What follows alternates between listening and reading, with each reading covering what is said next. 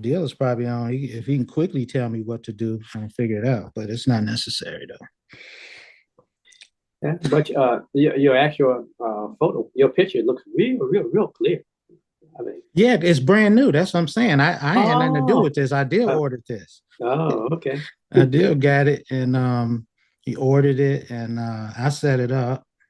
He helped me. He walked me through the setup, and I set it up, and it's good to go. Uh, this was about. We've had it for a couple of months now.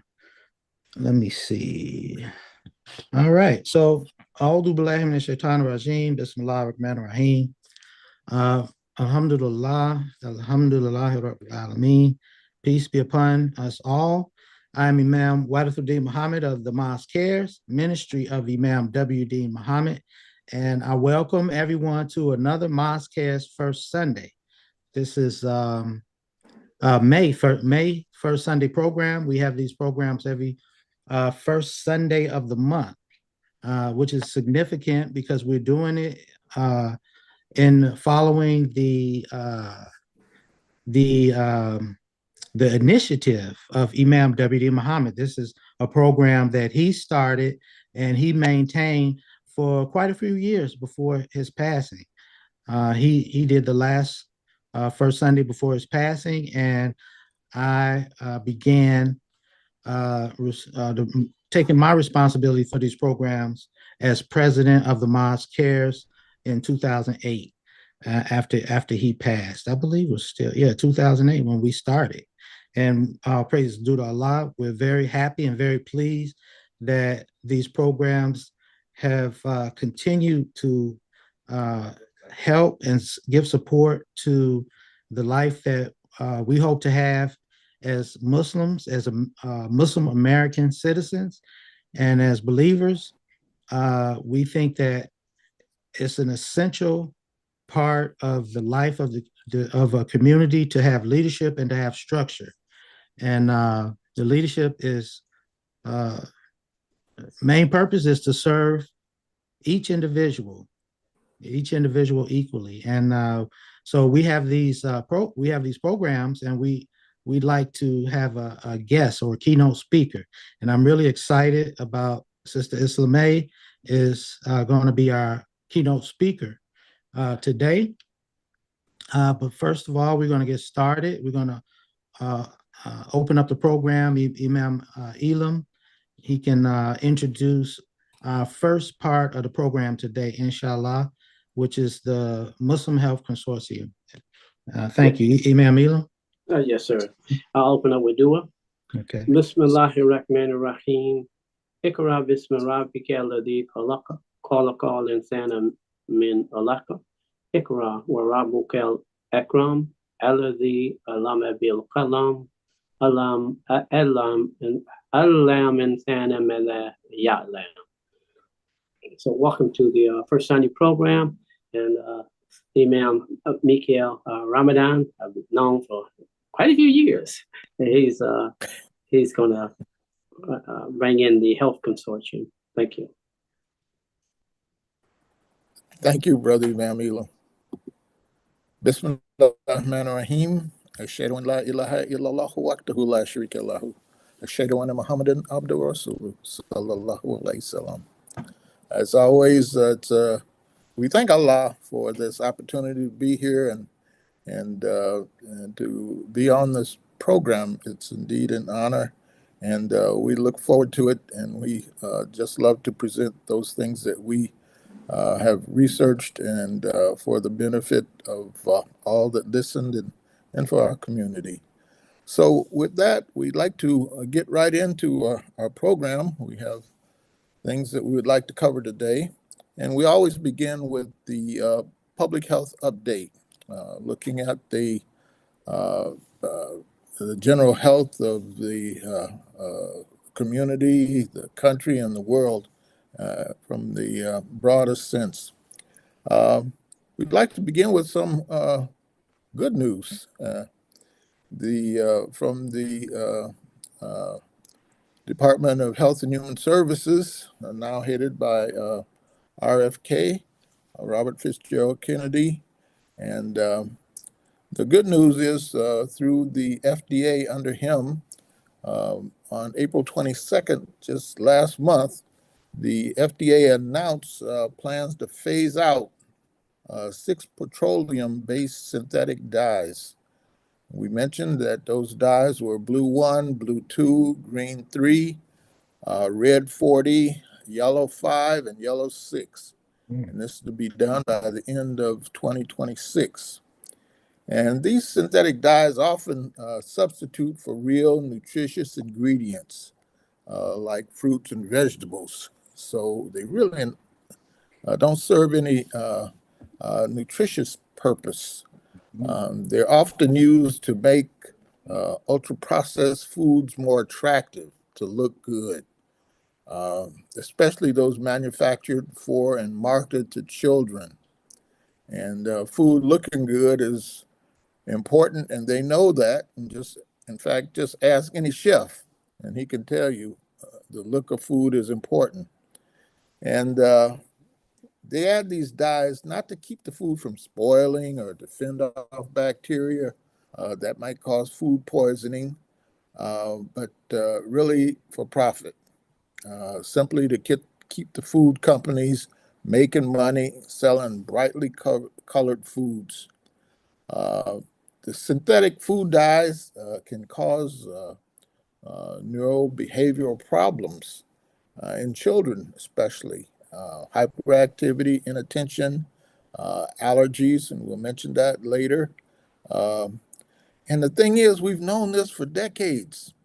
Um, the secret was a loophole that was put in the legislation. It was like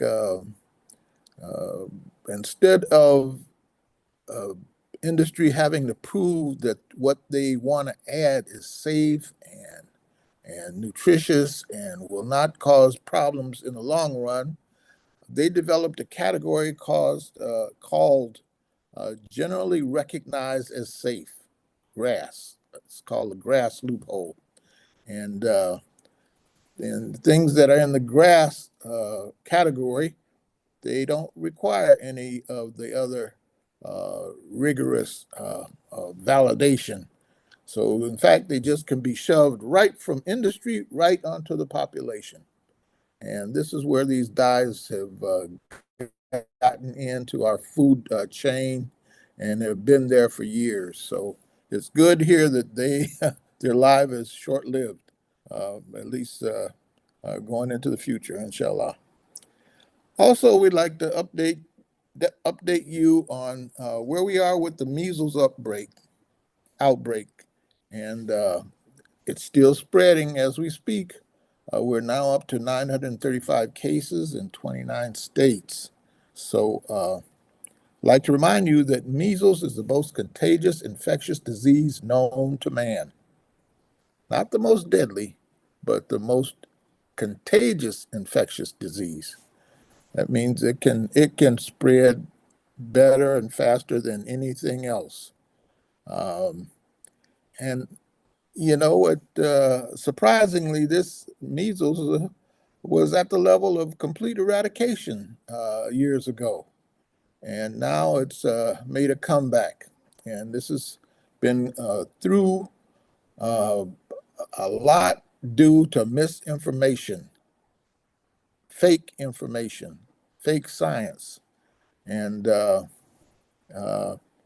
now we see that 96% of the people who have contracted measles are unvaccinated. We've had something that could deal with it and take it out. But the information has been spread that, no, vaccines aren't good, vaccines aren't needed. And now 96% of the people who have contracted it are unvaccinated.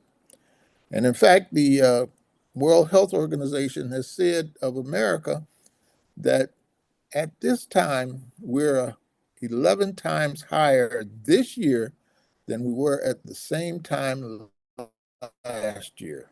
And that's something in terms of the cases that we're encountering. So remember, measles, mumps, rubella vaccine is important for your children. The first dose is given at ages 12 to 15 months, and the second dose is given at 4 to 6 years. And if necessary, like it is now, the second dose can be given as early as 28 days after the first dose. So if your children or grandparents are discussing this matter with you, do advise it. It is good because there are complications from measles, and pneumonia and encephalitis can occur.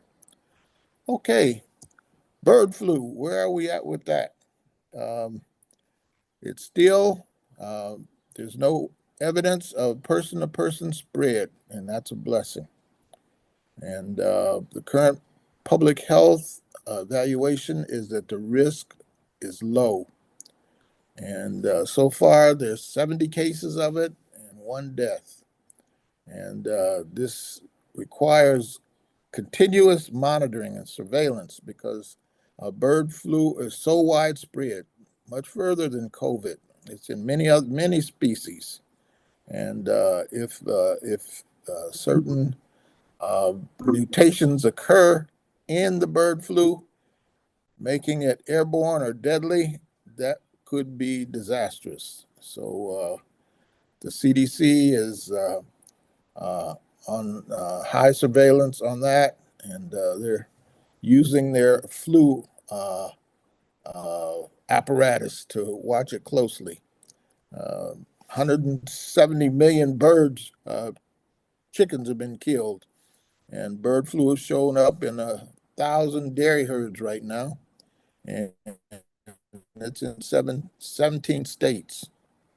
And also, what has showed up recently is the fluoride controversy.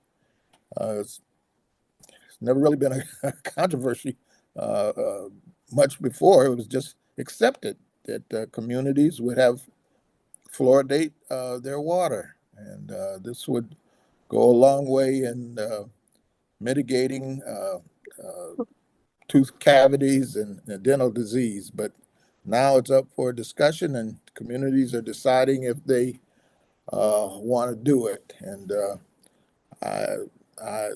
again, that's something that's hard to understand, how this came up when it's been so well established that it's a benefit.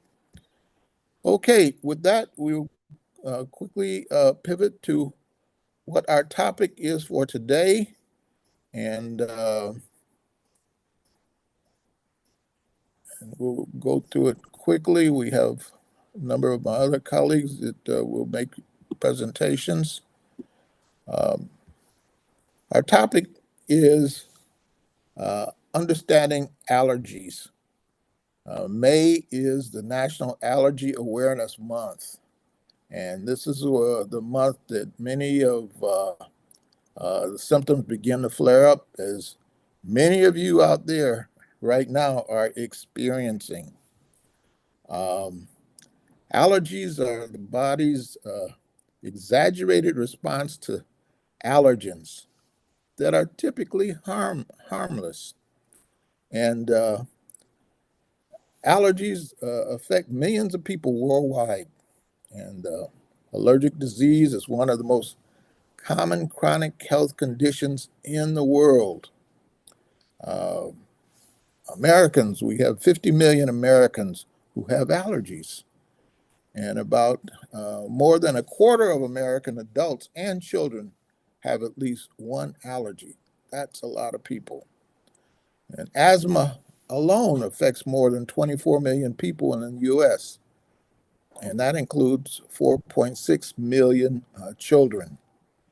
And that accounts for annual number of office visits for asthma alone is 4.9 million. So how do allergies work? We'll touch on that for just a moment. When a person comes in and encounters an allergen, their immune system identifies it as a threat, and it initiates a series of immune responses. So your body, when it encounters something, it has determined your immune system. Is this friend or foe? Should I let it in or not?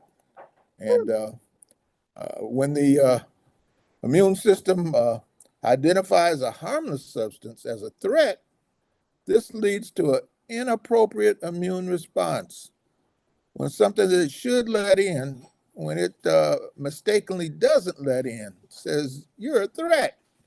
So then it sets up the alarm system goes off, and you get this exaggerated reaction in the immune system to a harmless substance like pollen, dust, certain foods. That individual's body reacts. And the first reaction is the production of immunoglobulin IgE production. And this is like the circuit. The IgE antibodies get produced, and they bind to the surface of mast cells and basophils. So they get produced, and then they go out, and they go out through the body, and they attach to these mast cells and basophils. And when they do that, they trigger these cells to release chemicals. And these important chemicals are histamines and prostaglandins and leukotrienes. And so they go out, land on these cells, and cause those cells to release what they contain. And That's those how you substances okay, and those cells release these chemicals, and they cause this inflammation. And that's the allergy symptoms that you experience: the sneezing, the runny nose, the watery eyes, the skin rashes, and in severe cases, anaphylaxis. That's where the reaction is really hyper, and swelling occurs, airway swelling, and swell up like a balloon, and that's what happens. Now, when the lesser reaction occurs, the body still remains sensitized, so that when it's continually exposed to these allergens, that same reaction gets triggered, and that's the people with chronic allergies, hypersensitivity reactions. Now, some of the things that can common allergens that trigger these reactions: uh, pollen, and go into hay fever, and people get seasonal allergies like trees and grass and weed pollen, with the sneezing, runny nose, itchy eyes, and sometimes it's a condition, allergic rhinitis. And the treatment for that is avoid the situation, avoid the pollen exposure, being out when the pollen is high, and basically whatever it is that triggers your reaction, stay away from it. And medication and immunotherapies, those allergy shots. And basically, they consist of giving you small doses of what you're allergic to over time so that you get used to it. Okay? That's a technique we're going to mention a little later. Uh, then there's those individuals who have perennial allergic rhinitis. Those are the ones who have it year round. And they can be sensitive to house dust mites, animal dander, cockroaches, or mold spores. And these things can be also in hidden in food allergies. So it might not be the food; it might be these things inside the food that's causing it. So that's why allergies, or what a person is allergic to, can sometimes be very deceptive. And the shots help, and sometimes they can get to the cause. And a high percent of the people, like 85% of the people with allergic rhinitis, uh, they can identify with what it is with these patch testing. And then some people have food allergies. We mentioned these dyes. Some are allergic to the dye. And worldwide, the prevalence of food allergy is about 4% of children and about 1% of the adults. And I know you're aware of people who are allergic to peanuts. That can be a severe reaction, mild or severe, depending on the individual. Uh, small exposures can trigger that. And then there are people with seafood allergies, shellfish allergies. They can cause hives and anaphylaxis, the severe reaction.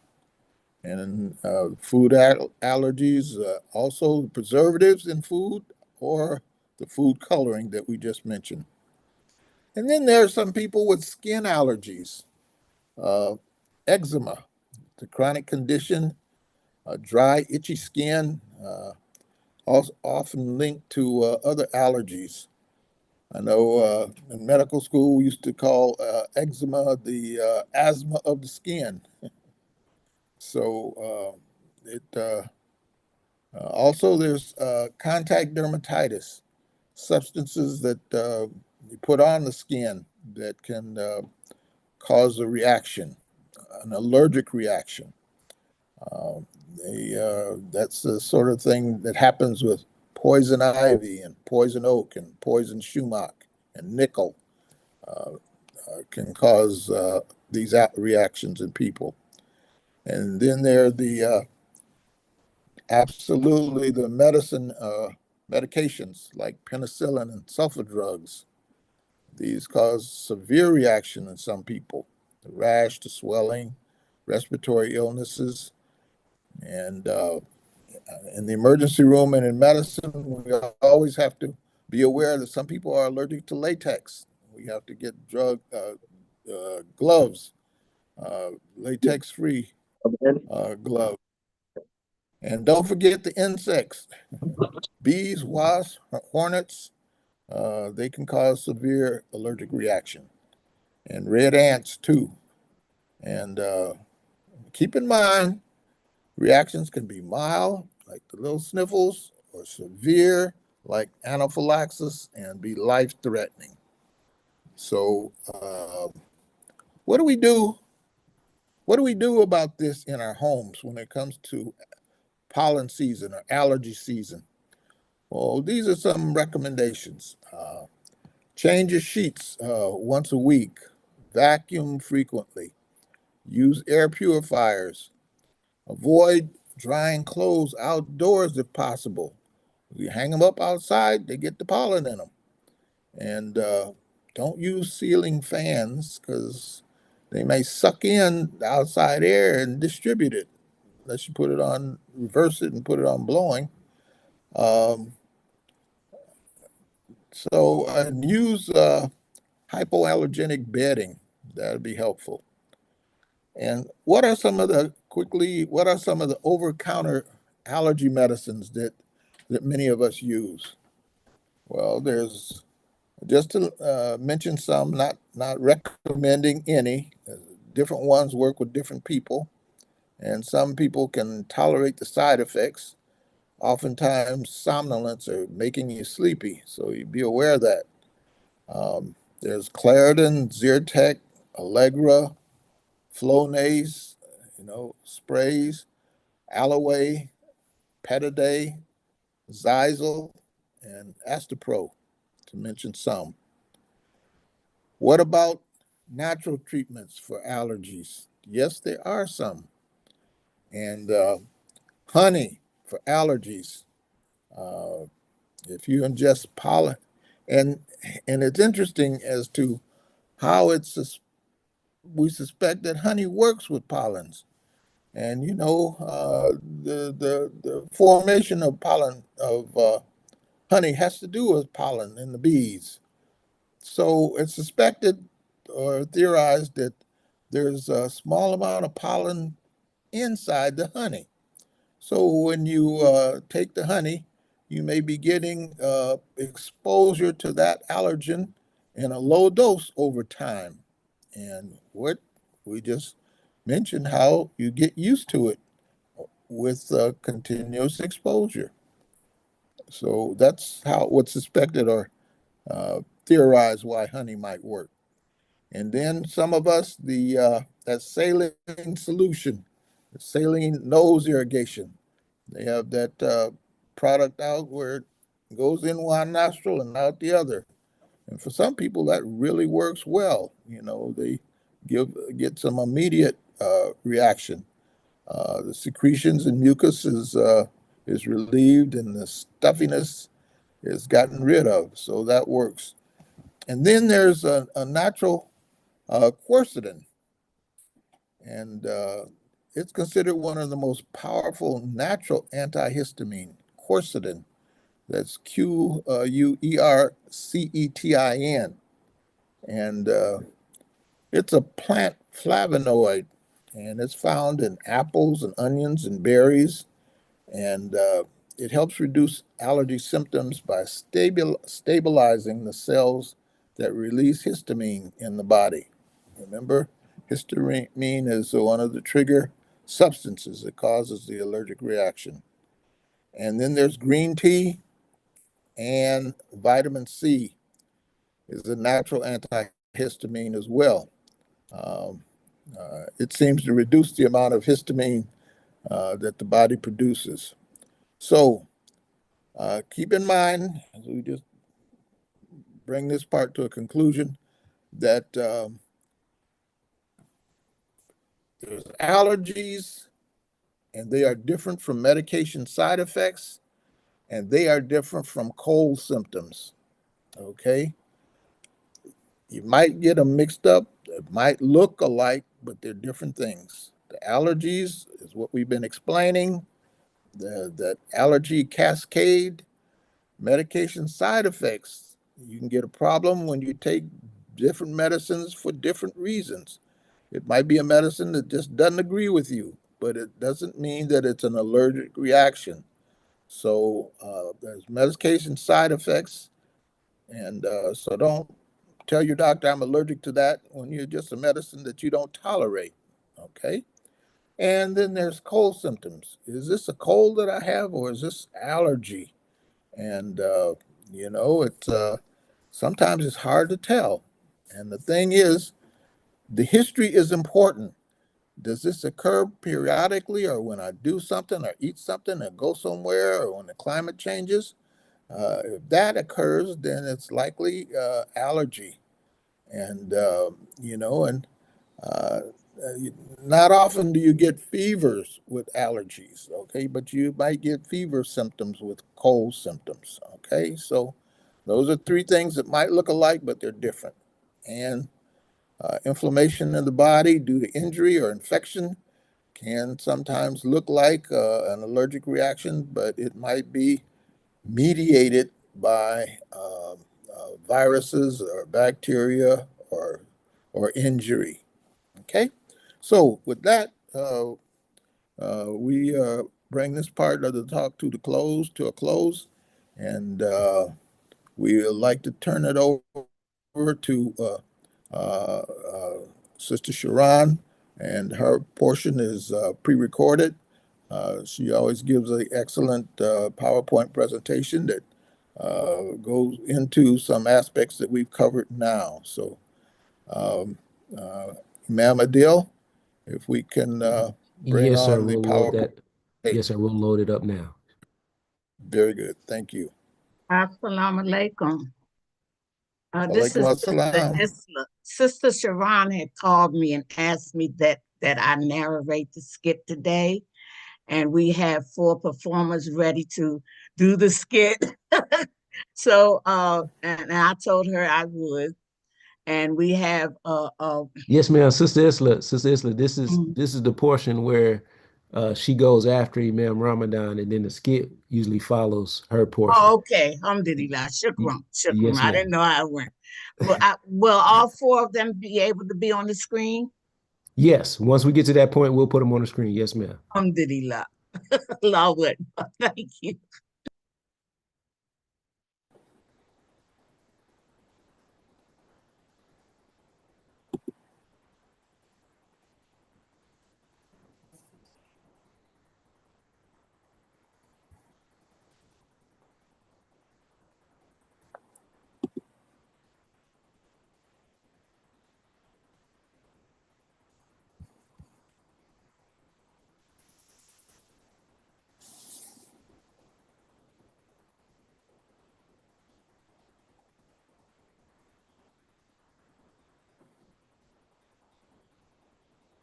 But assalamu alaikum.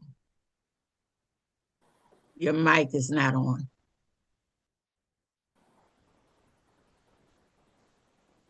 She's muted.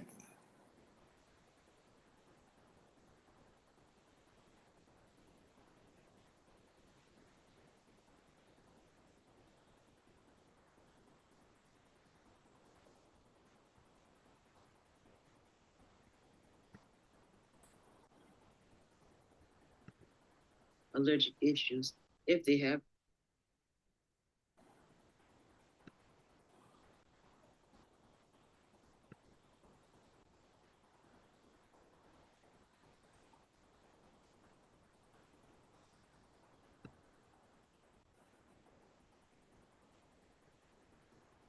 Bismillahirrahmanirrahim. To Imam David Muhammad II, President of Mosque Cares. To our technical support team, Imam Adil Muhammad and Imam Elam Muhammad, plus the listening and viewing Mosque Cares audience. Once again, my name is Sister Sharon Abdullah, and on behalf of the Muslim Health Consortium, with Dr. Ramadan as our convener, inshallah, I want to present to you a pre-recorded presentation entitled May is National Asthma and Allergy Awareness Month. So inshallah, I am going to share my screen.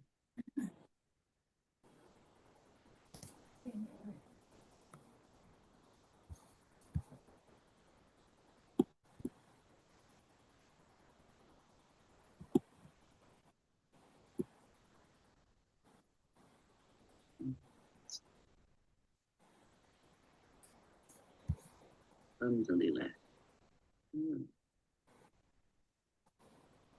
Okay, we're gonna put this in the slideshow mode. All right, alhamdulillah. So just to reiterate, May is National Asthma, Allergy, and Awareness Month. So what is an allergy?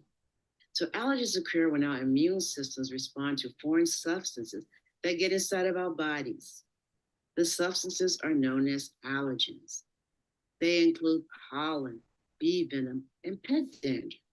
They can also happen due to certain foods and medications that don't cause reactions in most people. So our immune systems make protective proteins known as antibodies, and these antibodies attack foreign substances that are perceived as germs. So when we have allergies, our immune systems mark a specific allergen. That's a substance that causes an allergic reaction as harmful, even though it isn't.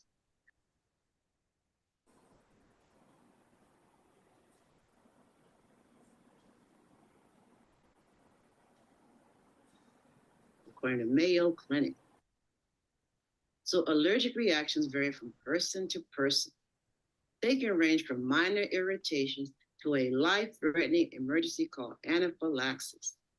Now, while most allergies can't be cured, treatments can help relieve our allergy symptoms, again, according to Mayo Clinic. So what are some of the allergy symptoms? It depends on what allergen is involved.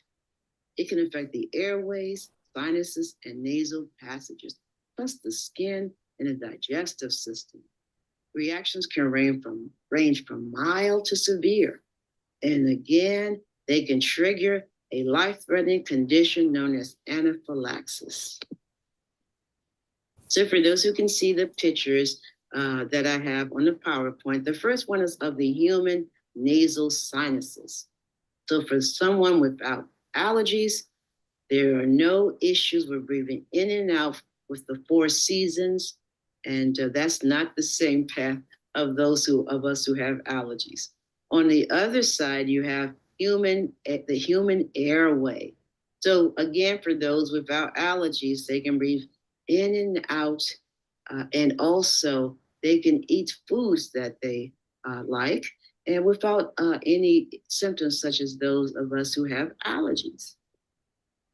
The next pictures are of the human digestive system. Again, if you have allergies, there are some foods and medications that you cannot ingest without various complications. On the other side, you have the human skin. And again, for those with allergies, you may ingest something, whether it's food or medications, and you can develop hives and red skin, skin, and things of that nature. So what are some of the common triggers? So let's talk about airborne allergens. Again, that pollen, animal dander, dust mites, and mold. Just to share, I'm living in the DMV. They call it Washington, D.C., Maryland, and Virginia. And we just finished a shower of pollen on the cars, and you name it, the pollen was everywhere. So alhamdulillah, it's subsiding a bit. And inshallah, we can breathe better. Certain foods, especially peanuts, tree nuts, wheat, soy, fish, shellfish, eggs, and milk. Insect stings, such as from a bee or wasp. So summer's approaching, and we want to get outside. Just be mindful, especially if we have allergies, of the insects out there that can sting us, and the outcomes are, really concerning. You're going to have to seek medical assistance. Medicines, especially penicillin or penicillin-based antibiotics, we can be allergic to those. Latex or other substances that we touch, which can cause allergic reactions. Risk factors for allergies include simply having a family history of asthma or allergies such as hay fever, hives, or eczema, and being a child and having asthma or another allergic condition. All right, complications. So having an allergy raises the risk of certain other complications. Again, that word again, anaphylaxis. So if we have severe allergies, that raises our risk of these serious allergic reactions. So again, the foods, the medicine, the latex, and the insect stings are the most common triggers for anaphylaxis. Asthma. If we have an allergy, we're more likely to have asthma or infections of the sinuses, the ears, or the lung. Asthma that is triggered by exposure to environmental allergens is called allergy-induced asthma. Our risk of getting these conditions is higher if we have hay fever or asthma, according to the Mayo Clinic. So prevention, let's talk about prevention. It depends on the type of allergies we have. So we should stay away from known triggers. If we know ourselves, we know our triggers. If, for instance, we're allergic to pollen, we should stay inside. It can be hard sometimes with the windows and doors closed when the pollen count is high. Another important factor is early in the morning, if the news is on, basically take note of what the pollen count is. Also the air quality index for the day. If we're allergic to dust mites or dust, we should vacuum and wash our bedding often. And we can also use mite-proof covers for items such as our pillows, comforters, mattresses, and box springs. We should keep a diary. This may help us and our healthcare providers find our triggers. If we have severe allergies, we should be wearing a medical alert bracelet, just like those who have heart issues and other serious health-related issues. We need to have a medical alert bracelet. Why? It can speak for us when we can't speak for ourselves. So let's talk a bit about those nasal allergies, or what is called rhinitis. The word rhinitis means inflammation of the nose. Now, the nose produces fluid called mucus, and this fluid is normally thin and clear. It helps to keep dust, debris, and allergens out of the lungs. Mucus traps particles like dust and pollen, as well as bacteria and viruses. Let's talk briefly about types of rhinitis. And for the sake of time, inshallah, there are references in the back of this PowerPoint presentation where you can review more about rhinitis. So you have allergic rhinitis, perennial, seasonal, non-allergic, and infectious rhinitis. So let's talk hay fever, also known as allergic rhinitis. It can cause sneezing, itching of the skin, nose, eyes, or roof of the mouth, runny, stuffy nose, tiredness, also called fatigue, watery, red, or swollen eyes, also called allergic conjunctivitis.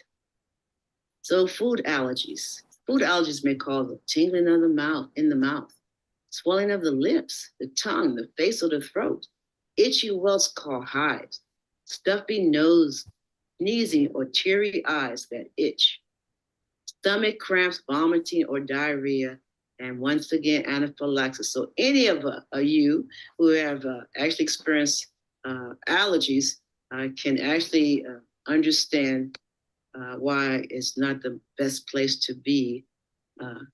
So let's talk about the food that also causes allergies. So the first picture is nuts. Nuts can, if you have allergies, you can be allergic to nuts. Vegetables, some vegetables that you see here in this screen, you see tomatoes. Some people are allergic to tomatoes or garlic and other types of vegetables. Some people are allergic to eggs, and some are allergic to milk, either in infancy or later on in adult. You have lactose intolerance. And so with our babies who can't take the milk from the mother, basically they're put on initially on formulas, and even those formulas may also cause them issues, allergic issues, if they have allergies. So insect allergies, just to revisit, because we are going into the warm months. So insect allergies. So they can cause pain and a large area of swelling called edema at the sting site, itching or hives all over our body, skin warmth and a change in skin color, also called flushing. They can cause coughing, chest tightness, wheezing, or shortness of breath, and if severe enough, anaphylaxis. So medicine allergies. Again, many of us, as we age, we are taking more medications. The children are also taking medications. But for those with allergies, it's very important to listen to your body's signals. So these allergies can cause, again, hives, facial swelling, wheezing, shortness of breath, vomiting or diarrhea, feeling dizzy, and once again, anaphylaxis.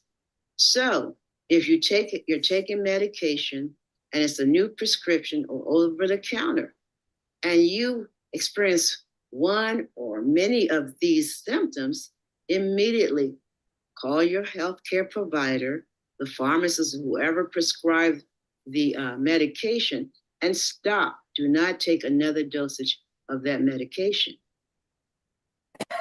So again, anaphylaxis is a medical emergency. It can cause passing out, a drop in blood pressure, severe shortness of breath and throat tightness, skin rash with hives or welts, dizziness, a rapid weak pulse, upset stomach, vomiting or diarrhea, plus a feeling of a sense of doom. So when should we see our doctor or healthcare providers? We should see them when the symptoms that we think we have. Bring up that dishwashing liquid. I can bring it up. Oh, Okay. Hold Allergy on. medicines that are sold without prescriptions don't give us enough relief. If we have symptoms after starting a new medicine, again, for a health condition, immediately we should call our healthcare providers who prescribed it and discontinue until further notice.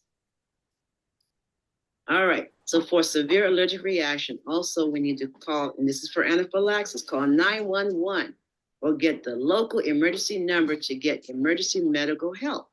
An injection shot of prescription medication, you've seen that, called epinephrine. So for any of you who have taken CPR or first aid, you will know that this is in the protocol for anaphylaxis or bee stings, to have an EpiPen available if you see a sign of severe allergic reactions. So if we carry an epinephrine auto injector, some of the trade names, RVQ EpiPens, you need to administer a shot right away and be looking towards going to receive some medical attention and treatment. So let's talk about some of the current medications, allergy medications. So at the top of the list, corticosteroid nasal sprays, such as Flonase, Nasal-Cord, and Nasonex. Antihistamines or non-steroidal antihistamine nasal sprays, which may cause drowsiness. Please listen and to the pharmacist when they actually prescribe these medications. Avoid driving and also operating heavy machinery. So you have out there on the market Astelin, Astepro, and Patanase. Oral antihistamine that may cause drowsiness in some individuals. Xyzal, you've heard of Xyzal, Zyrtec, and Claritin. Also read about some of their side effects as well. So current allergy medications, they can be eye drops. So allergy eye drops can relieve that burning, that itchiness, that redness, the increased tearing and swelling.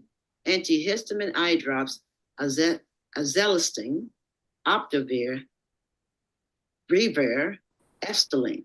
Decongestants, they help to shrink it. They help to shrink the lining of the nasal passages and relieve nasal stuffiness. So nasal spray decongestants, some of them on the market, you may have heard of Afrin or Vicks-Sinex. Oral decongestants, Sudafed, and Sudafed will definitely make you drowsy. So you have to be careful if you have to use Sudafed. Bromelain sodium, that's the mast cell stabilizer obtained from Keelan, a natural extract from the herb, a particular herb, and Amnivisnaga, first introduced as an inhaled treatment for asthma in 1969. So to share, as a respiratory therapist for 32 years, we were often nebulizing bromelain sodium as a medication for those who came with allergies. Bromelain sodium now is in a nasal spray called Nasal Crom. So natural remedies for treating allergies. We have those home remedies. That saline nasal irrigation works. Its main function is to reduce allergy-related inflammation and nasal symptoms, such as a runny nose, a runny or stuffy nose, and sneezing. Air filters. Air filters trap airborne irritants such as pollen, dust, and pet dander. So these HEPA filters are good because basically they help reduce the allergens in our homes. Just a tip, remember that each grade of filters makes them more effective. They cost more as the grades and numbers go up. They trap more allergens. Also, when you get the filter, before you put the filter into the furnace, put the start date and note when you're supposed to change that filter out. Then we have bromelain. That's a digestive enzyme found in papaya and pineapple. So natural healers consider it effective at improving breathing by reducing inflammation and swelling. So to continue with our natural remedies, we have acupuncture, probiotics, honey, air conditioners and dehumidifiers, stinging nettle, quercetin, vitamin C, mentha papyrita, leaf essential oils, they're from peppermint, eucalyptus essential oils, frankincense essential oils. Now, we have to have some precautions here, natural remedies. So you don't want to use these home remedies to treat severe allergic reactions.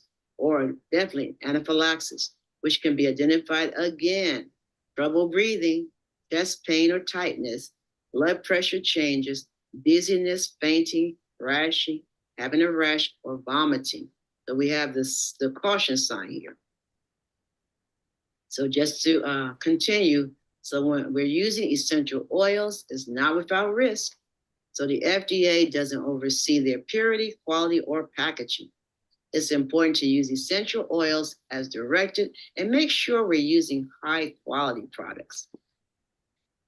So inshallah, we're coming down to our conclusion, and we want to share with you Holy Quran, Surah 34, Ayat 2, entitled Sheba, Bismillahir Rahmanir Rahim. He knows all that goes into the earth and all that comes out thereof, all that comes down from the sky and all that ascends thereto. And he is the most merciful, the oft-forgiving. Alhamdulillah. So as usual, the slide has references for you to go back and review the material. And inshallah, if you have any questions, you can contact your mhc@gmail.com. And inshallah, we'll make this slide available to the technical team as well. So inshallah, once again, I want to thank Imam W.D. Muhammad II, the technical team, Imam Adil and Imam Ilin Muhammad, you, the listening and viewing Mosque Cares audience, and plus the Muslim Health Consortium team with Dr. Ramadan as a convener. And inshallah, have a wonderful day. Assalamu alaikum. Wa alaikum assalam. Oh, I love her. Yes, sir. We can now go to our skit. Okay. Alhamdulillah, Yes.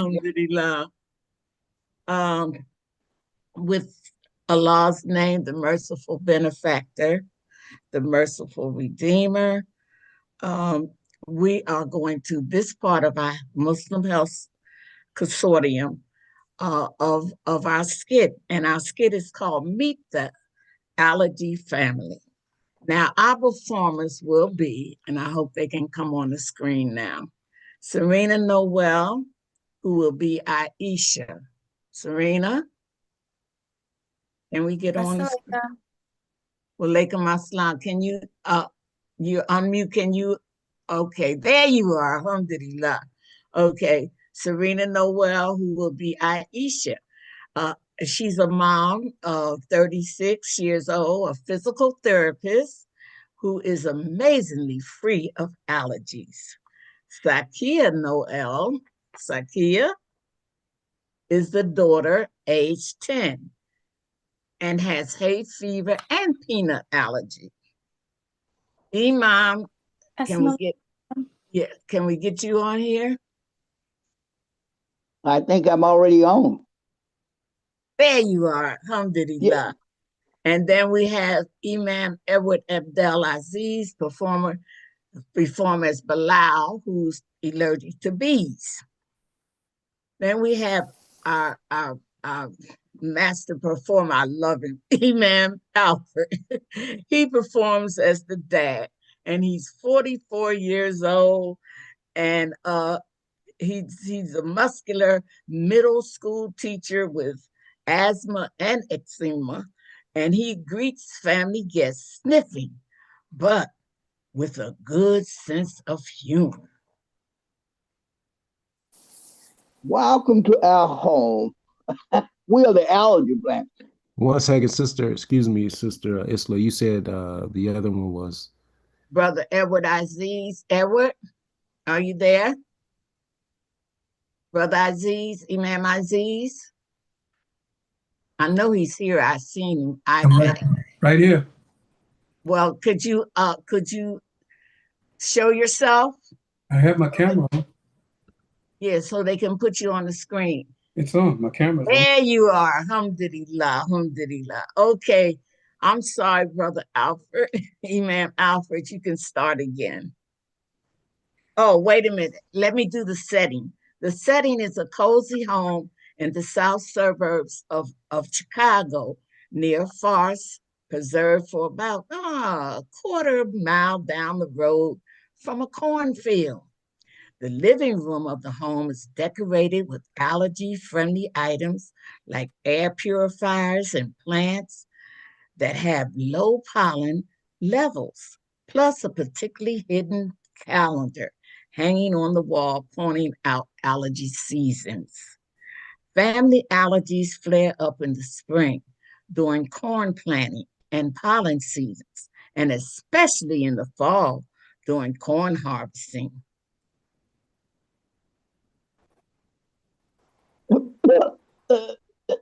Welcome to our home. We are the allergy family. This is the place where allergies are not just a family tradition, they're a lifestyle.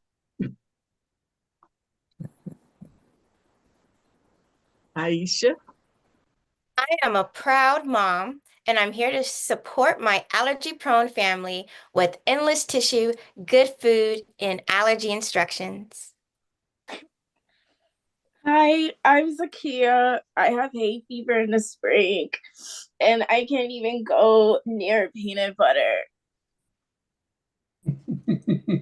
I'm allergic to bee stings and penicillin. I have a special EpiPen. Like to think of it as my secret weapon. It's mostly stuffy nose and itchy eyes. Seasonal allergies are my worst enemy. I'm always sneezing when the flowers bloom. I just want to smell them, but they make me feel like a walking sneeze machine. At least you don't have to worry about bees. The first time I got stung by a bee, I swelled up big as a balloon, and they rushed me to the emergency room. They said I went into anaphylexia and almost died. That's why we always have our EpiPen handy. Just in case, it's important to recognize the symptoms, hives, swelling, and trouble breathing can escalate quickly. You notice that response may also occur with penicillin. All right, everybody. Once again, we're going to go through the old allergy drills so you all know you'll all know them even in your sleep. I take antihistamines before going outside during pollen season. It helps me enjoy the park without feeling like a sneeze factory. Rashad? So there you have it, folks. Living with allergies. And mom keeps our house clean and dust free. So there you have it, folks. No, Living and with Brother Rashad, go back to where Sakia says sneeze factory. Right under that, you say, and mom keeps our house clean and dust free. Hey, all right. The EpiPen, let's see. That's okay. We're off character, but we're going to come back in. Sneezing. Okay. All right. Let's see, I don't think I have it. And what you say, and mom keeps our house clean and dust free to help with Mom keeps the house clean and dust free, and I don't have to sneeze. Okay. Aisha. All right. Remember, we stick to fruits and vegetables that are allergy friendly. And I love dates. They're super nutritious and safe for me. I'm making a smoothie. Ooh, yeah. And we always check for hidden ingredients. It's like treasure hunt for safe snacks.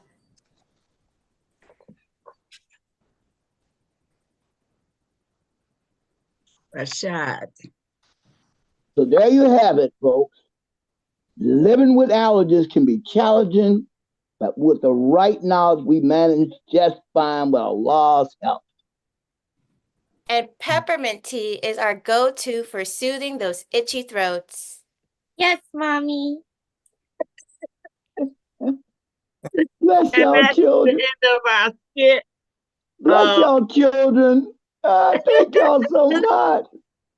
Okay, I would like to, because they can't stay on, but I would like to give you a little, because this is their first time with us, Serena and Sabrina Noel. They are of a triplet group. They're triplets. Well, if any of you have my DVD of Sister Clara Muhammad's story, Serena played, at 7 years old, played Sister Clara Muhammad, and Sabrina played Sister Clara Muhammad's spirit and did the Negro mother. And then when I taught at Sister Clara Muhammad's school for 5 years, they was just 7 years old. Okay, and then after that, I done a production called, let me see, it was oh my goodness, I'm messing up. I'm sorry. It's all good. Okay, Dr. Nasser and Dr. Ahmed on the Sister Clara Muhammad story. It was Dr. Nasser Ahmed. He welcomed all the alumni from Sister Clara Muhammad School, including Dr. Lynn. And it opened with the Melton Mustafa Band. The teens from the alumni that had went to college, served all the food. You remember that, girls? Remember that, little sisters? Yeah. They served all the food. And our guest speaker was, at that time, she was Commissioner Barbara Sharif. Later on, she became Mayor Barbara Sharif. And right now, she's Senator Barbara Sharif. And our next production that Serena and Sabrina were in was called Comedy at Masjid Al-Ansar for our convention. And you'll see Khalil Ali and Muhammad Ali in that performance. And Khalil introduced them, and they did a beautiful poem. I mean, it was spectacular. That was the convention attended by Imam Nasser Ahmed, Imam Noordin, and Imam Kazim Ahmed. Then they graduated from Sister Clara Muhammad School, and they went on to attend college. And they are now, they have came back to Sister Clara Muhammad School, and they are now teachers at Sister Clara Muhammad School at Masjid Al-Ansar in Miami. And now I just want y'all to say what you do now. Sabrina. Yes, assalamu alaikum wa rahmatullahi to everyone wa barakatuhu. I am Sabrina Noel. I am the oldest of the triplets. I am currently a per diem teacher, elementary teacher at Sister Clara Muhammad School, while working as a clinical coordinator for a federally qualified clinic in Miami, Florida, working in the school clinic, qualifying for school-based health. My sister, Serena Noel. Assalamu alaikum, everyone. My name is Serena Noel, and I am currently a middle school teacher at Sister Clara Muhammad School, located in Masjid Al-Ansar. Now I am also a master's student at the University of Florida, studying microbiology and computational genomics. Thank you so much. I want to thank Sister Saran very much for inviting us to do this. Brother Imam Ramadan, Dr. Ramadan, Brother Adil, and our beloved Imam Wardeen Muhammad II. I want to thank all of you for coming, and we're going to turn the program back over now. Thank you so much for having us. Assalamu alaikum. Alaikum assalam. Oh my goodness, sisters! We want to thank all of you, actors and actresses, to see what was just on pen and paper to come to life, and and to transmit the information. It's such a blessing, and we want to thank all of you for excellent efforts. Alhamdulillah. Thank you, Sister Islam. Imam Adil? Yes, sir. Imam Ramadan, did you want to open up for questions or quick comments or? Yes, we can. Please. Okay. All right, we'll start with the Imam. He's on the screen. Yeah. Okay, alhamdulillah. I saw the unmute. Now I want to unmute and I don't see it. Let me get to it. I appreciate that. I did be on the top of it, man. Y'all can hear me? I'm unmuted. You did it for me, didn't you? No, we can hear you. You did it. We can hear you very clear. No, loud and clear. Well, I didn't know. I'm glad I wasn't running my mouth. Yeah, all praise to Allah. I did have some questions that had entered my mind throughout the course. One of my main ones, man, the main one is all praise to Allah. Thank Allah that I'm blessed because I do know people that have allergies, and I've seen them. We never had a really bad allergies in our home, and I was 30 before I had any clue that my father had was allergic to fish or had gum. I think he developed it.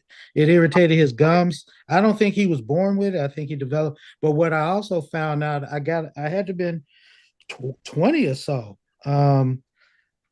If I go back, my father mentioned one time that he was allergic to penicillin. And that's another bullet I dodged because I could be allergic to all kind of stuff. But I'm not. And I don't know if that was due to when I was young, maybe. I don't know. You say you build your immune. Maybe I was exposed to a lot of stuff. I was one of them alley kids. I played in wherever all the dust was. I played in the dirtiest, dustiest field, and I love to climb trees. So that y'all might not see me in this image, but yeah, I was an outdoors child. And thanks to Allah, me and none of my children, we don't have allergies. But I do have a question that EpiPen. So I'm like, I don't own an EpiPen. I'm a pack rat. I own everything, so I don't own an EpiPen. Would you advise us to keep one in the medicine cabinet just in case some child visits, or should we just dial 911?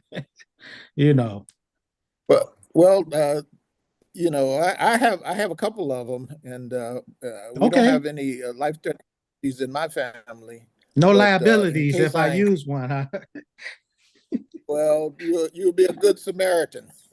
Okay. You'll be a good Samaritan. Okay. I'll put it in the cabinet. Yeah, it will be a good idea. And, okay. Because it could save a life. Okay. If someone is, acutely allergic and they're swelling up and their airway is swelling up and they're looking pale and feel like they're about to die and choking. Right. So there's not a whole lot else to do at that moment except call 911 or give them the EpiPen. And and if you're wrong, it won't hurt that much. But if you're right, it will make a big difference. Right. And I'm pretty sure if a person has allergies that bad, and if someone will probably say, "Hey, do you have an EpiPen?" So I'm I already got one in my basket. I plan on ordering one. Yeah, inshallah. And that's also why those bracelets are important that Sister Sharon mentioned. If you are that prone to severe allergies, you should have a medical alert bracelet. So if you can't talk, we see that that has helped us a lot of times in the emergency room. People can't talk and they don't know what might be going on. It's pretty obvious though. We can see allergic reaction. Different reasons, medical alert bracelets are important. Yeah, I've seen the panic that it can cause. I've had family members over, and I'm trying to share food, or not just family members. I'm busting myself out. Let's say we have people over, and you have a pot of food or stew or soup on the stove, and you want to give everybody a bowl, And I remember people having a person saying, "What's in there? You don't have shellfish in there, do you?" And it scared me because I said, "Oh wow, I served him a bowl. I hope he didn't, try." So things like that. But I did have one question about the things like the poison oak and poison ivy. Is that something that affects certain people, or can you go through a patch of poison oak or whatever and rub all up against it, and if you're not have a reaction, or but you expect most people, what percentage of people, that's my question, should be affected by those? Everybody? Everybody should to some extent. Okay. How You should much know they it. are is different. Those reactions, the contact dermatitis that's Okay. caused by ivy and oak and sumac, will affect all people really. Right, But right. not to. I don't know the percentages Yeah, offhand. yeah. But It's like you can't lay down and take a nap in it. If you're in a park and you lay on a patch of it, it'll probably affect you, no matter who you are. Oh Okay. yes. Yeah. If you rub up against it and all, Oh it yeah. should affect you. Okay. Yeah. Okay. Yeah. I haven't, I like to stray off into patches of stuff. Well, not now. I'm thinking them over the years.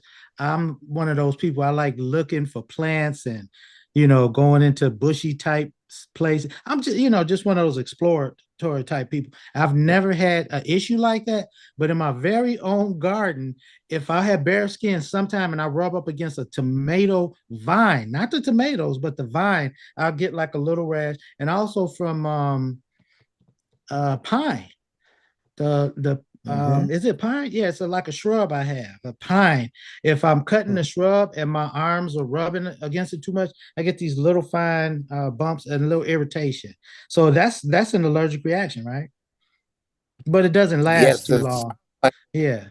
No, it sounds like a sort of a contact dermatitis. A contact dermatitis. Okay. Irritate. Just for a little while, and if I ignore it, by the time I forget about it, it's gone. Yeah. Right. Yeah. So that Benadryl ointment or something. Oh, ointment. Okay. Yeah. Ointment or corticoid. Okay. And what comes to mind? I have to ask her. My sister Ingina, she is allergic to tomatoes. I know I was in my 20s because I think I was married by the time I knew she was allergic to tomatoes. I'm like, how's she allergic to tomatoes? And I'm trying to think back. I'm like, didn't she eat pizza and spaghetti and everything? But I was too busy feeding my face to pay attention to, I guess, what she was doing. Yeah, but that's what I was told. She's allergic to tomatoes. Yeah. Yeah. So we can develop allergies too. yeah, that's possible. If you weren't allergic to something and later in life you develop an allergy to something. That's what I'm thinking. Yep, you can do that. So yes, good info. Good, excellent. Yeah. And I really enjoy these skits. I was comparing, see, I always compare and think about what can we do, or how can this evolve in our community? Because they have programs that are educational like this, but they can't hold a match to this program, because it's us, and it's far more entertaining, it's far more informative, and it's something to be said about this the Satan that tells us as a people that we don't need to do certain things because they're already established by the culture or by society. And when we say that, we have to acknowledge that it's other people. It's not us doing it. It's Caucasians, Greek, Italian, German, whoever, Asian, Latinos. It's everybody but us. So and then I can say this. I think I'm in a position where I can say these type of things that I like to say. The African American church, that don't count. That's the church. We didn't get to the church on our own, the church landed on I believe it should come from independent groups, which the culture always rises up from the poor communities, and it evolves, and then the culture, the Hollywood or the pop culture gets a hold of it and corrupts it. So this is what we have to protect and defend ourselves from. And I give a warning out to any groups in society. Just look at your new generations. Do your new generations follow the previous generation or no? And I have to warn the Muslims that are coming from war-torn countries, and countries where you see a great number of individuals that are displaced. And where do you think they're going to end up? they might not remember you.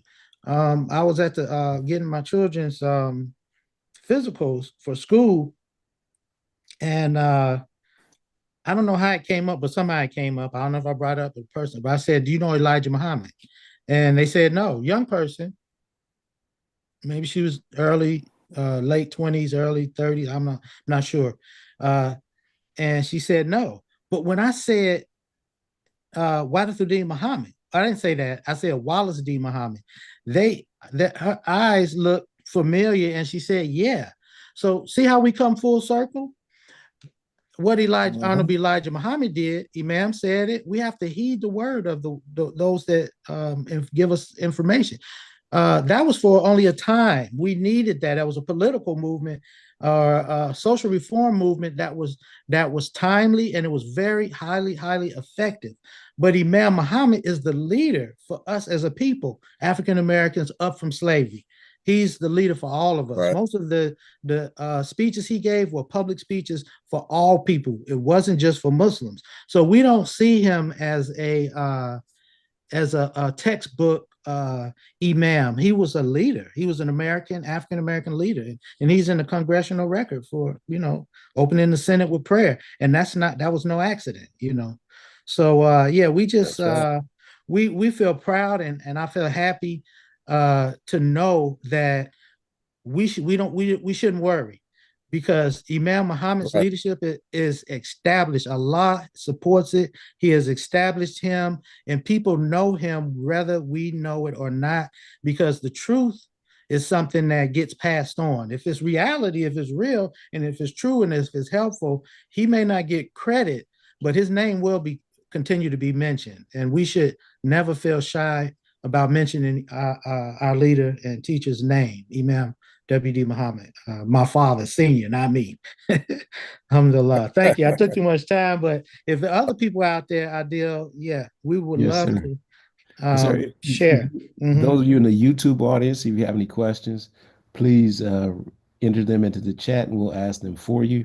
Those in the YouTube audience, raise your hand, and we'll allow you to ask the question for the Muslim Health Consortium. And we will be placing the link now in the slide for the presentation, the Muslim Health Consortium presentation regarding the presentation Sister Sharon presented today. We'll go with the question that I think that's Sister Najma. Go ahead, Sister Najma. Yes, assalamu alaikum. Alaikum assalam. Just want to say, Brother Warren, I don't know what's going on with you, but you look like you're getting younger by the month. Boy, I don't tell what you're doing. Let us know. It's a secret. I can't. Oh, you said let us know. Yeah, I don't know. People. Somebody earlier. See, I'm a scientist in my head. Somebody earlier. I got a haircut yesterday, and I looked in the mirror this morning, and I did something I hadn't done in a while. I used that little buzzy thing, and I cleaned the nose and the ears. So I don't know. It could be, or it could be this new camera on here or something. But I feel great, and I appreciate that. You look wonderful. You're doing well with yourself, Brother Warren. Allahu Akbar. Thank you. Yeah, and I try to keep my peace. I try to keep the peace. I think Allah has blessed me to understand the value of peace in my life and my environment. And it starts with what the program talk about. I vacuum my floor every day. I clean my countertops every day. I dust. I have a stick with a little duster thing on the end. And I think it's called a Swiffer. I was dusting yesterday. So, I mean, this morning. Yeah. So it could be that I try to stay healthy and well. I'm not one to catch colds and get sick, but I learned that if you're not around a bunch of sick folks, you generally don't get sick. So I stay on top of my teenage children, make sure they wash their hands and they shower every day, both of them. Make sure they shower and keep their hands clean. Yeah, inshallah. That's wonderful. Alhamdulillah. I think the peace of mind is what really gets it, because if we're not peaceful, we age quick, inshallah. Yeah, I dodged a bullet. I thought when Robin passed, I was like, I don't know how to do this. I need a woman. I got babies 8 and 10. They need a female in here. And I didn't have nobody to turn to. So I was like, I'm looking left and right, but I thank Allah I didn't bring anybody in this house. Maybe after my children are grown, but right now I got to stay on post. Smart move. And They charge you a post and all I- property in view. Allahu Akbar. Amen. Ameen. Uh-huh. Ameen. Ameen. Assalamu alaikum, Dr. Ramadan. Alaikum I love that you brought Yes, this ma'am. topic back up again from yesterday on the Lifeline, because I remember when I was younger, and I said yesterday, I don't know how they figured this stuff out. When I would eat a sandwich with Welch's grape jelly, if I didn't eat butter on one slice and jelly on the other, I would get this thick ooze of blood coming out my nose every time. Every time. I would have to eat Welch's grape jelly with butter. Otherwise, I get this thickness. The other thing they found out is I love pink salmon. My dad would make the excellent pink salmon cakes. But I would get hives, like within 5 minutes, I'm breaking out all over my face and arms. And they figured out it was pink salmon. But I can eat red salmon.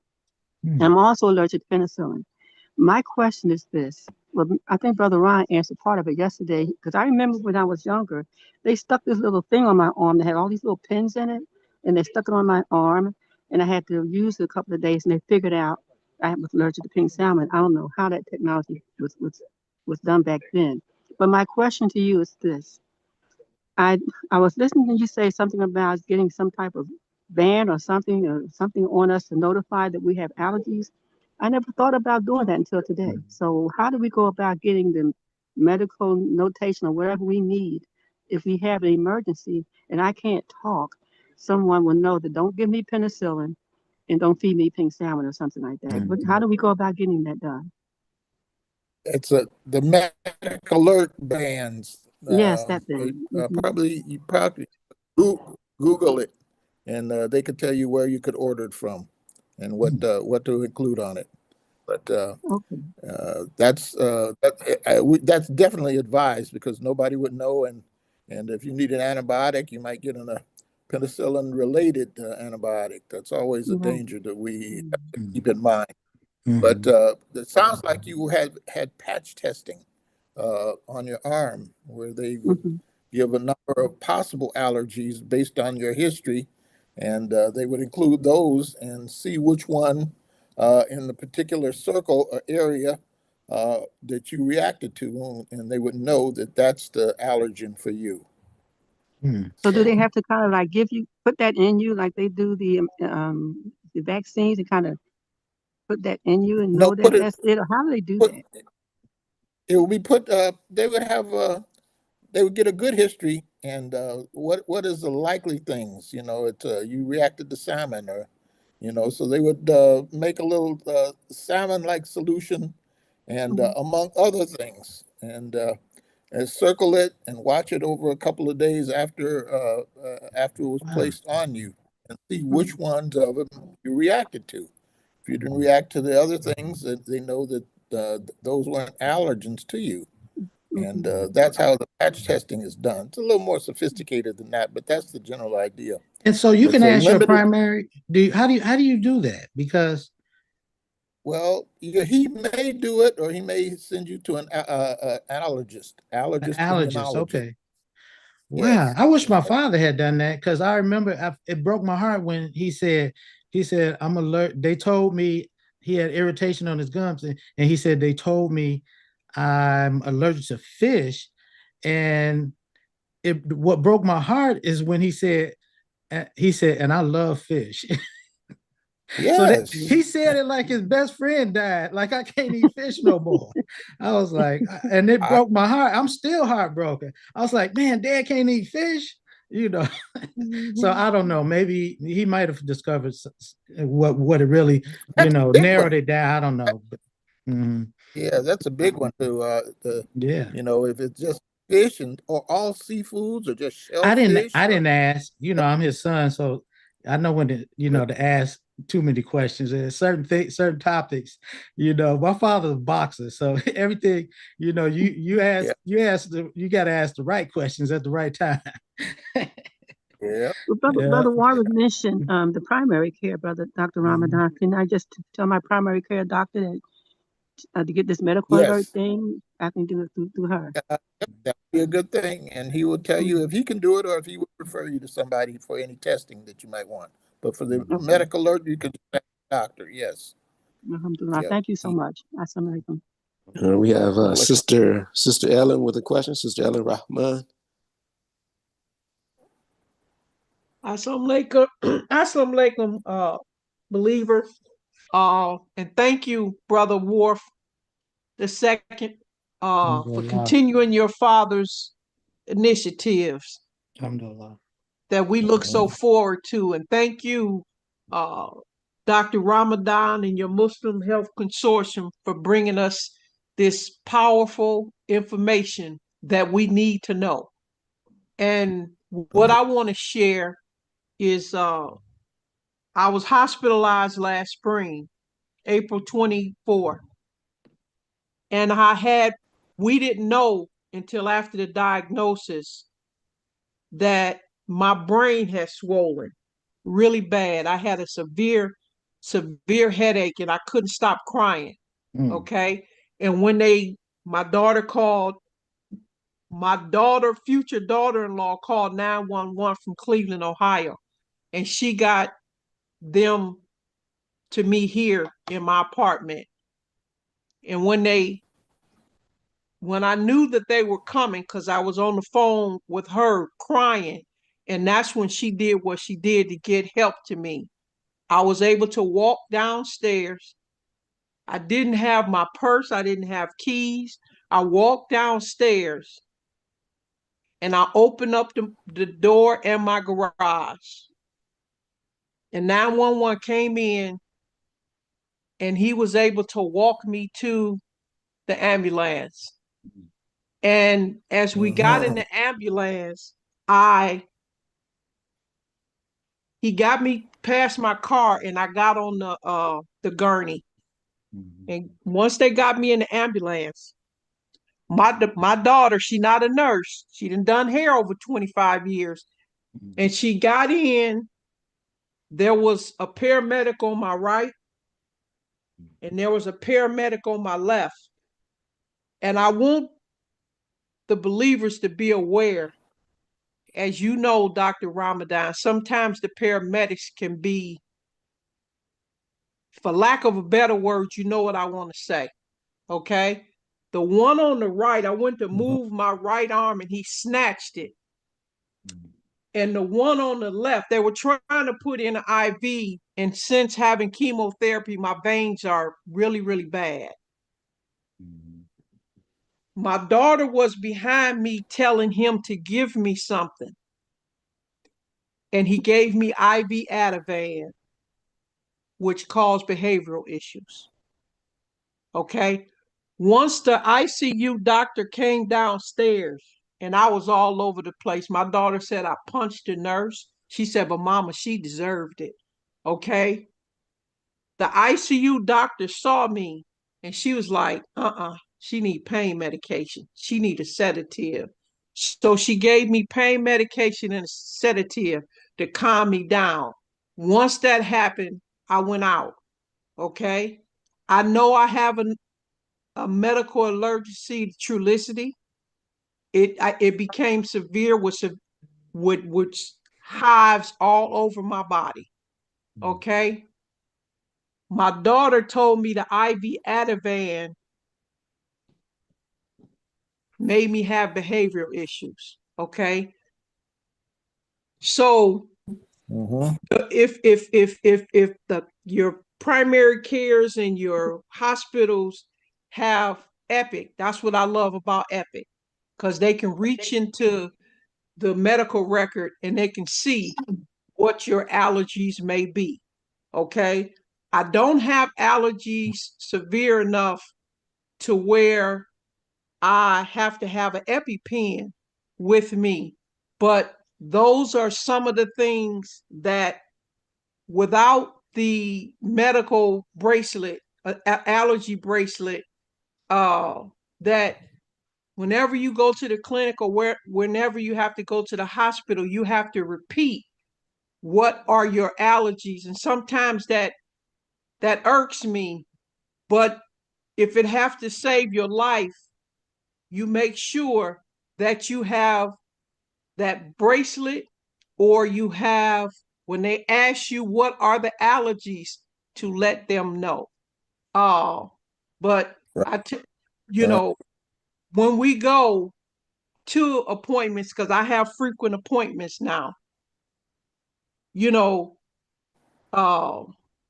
that is significance because every appointment I go to, I'm having to go over the allergies. So thank you Yes. for bringing forth this powerful, powerful presentation this day. Alhamdulillah. Alhamdulillah. Thank you for your comments, sister. And I would just say that I wouldn't be so hard with the paramedics, uh, uh, given the condition that you were in at the time, and I've been there many times. Patients don't realize how much they're fighting us and how difficult those IVs are to get started, especially when you having been in chemotherapy and didn't have good veins, and uh, you know, sometimes it's almost a battle. The patients are fighting, and they're not in control themselves. So, but you still have to, nonetheless, control of the situation and get treatment to them. So, I would sort of give them possibly the benefit of the doubt. You know, I wouldn't be so hard on them, given that. Uh, you know, you get uncooperative and combative patients and patients that are delirious. Not saying that you were any of those, but At that that time, I comes. wasn't. At that, excuse me, Dr. Ramadan. At that time, I wasn't. I was compliant. You know, I walked down the stairs. You Mhm. know, I opened up the door. I opened up the garage, and when they looked in, I was looking at them. Okay, and then he was able to get me up, walk me out of my garage, and walk me to the gurney. Okay, at Okay. no time having a nursing background, at no time am I going to ever be combative. And all I was trying to do in that ambulance was reposition myself on the gurney. But when that one paramedic on my right snatched my hand, Mhm. at that point I was ready to fight because I'm already in pain. I'm already aggravated. And that's why I don't tell people that I'm a nurse because I got to see what your behavior is going to be towards me. Okay. But once that ICU doctor saw him, she said, no, she in pain. And once she gave me the sedative and the pain medication, she knocked me out and I woke up the next day. It was during the Ramadan sessions last year. I woke up the next day looking around. My daughter she spent the night with me. She stayed with me. Her and my oldest daughter stayed on the phone all night, all through the night. Me knocked out. They stayed on the phone. And when I snapped out of it, I looked at my daughter and I was like, well, what day is this? And she said, Mama, it's Saturday. And I realized I had missed the Ramadan sessions because I was out of it. I was out of it all day. And I think the next day I talked to Imam Ilham and I talked to Sister Najma. Okay. But Mhm. once the ICU doctor gave me the pain medication, the combination pain medication and sedative, I was okay.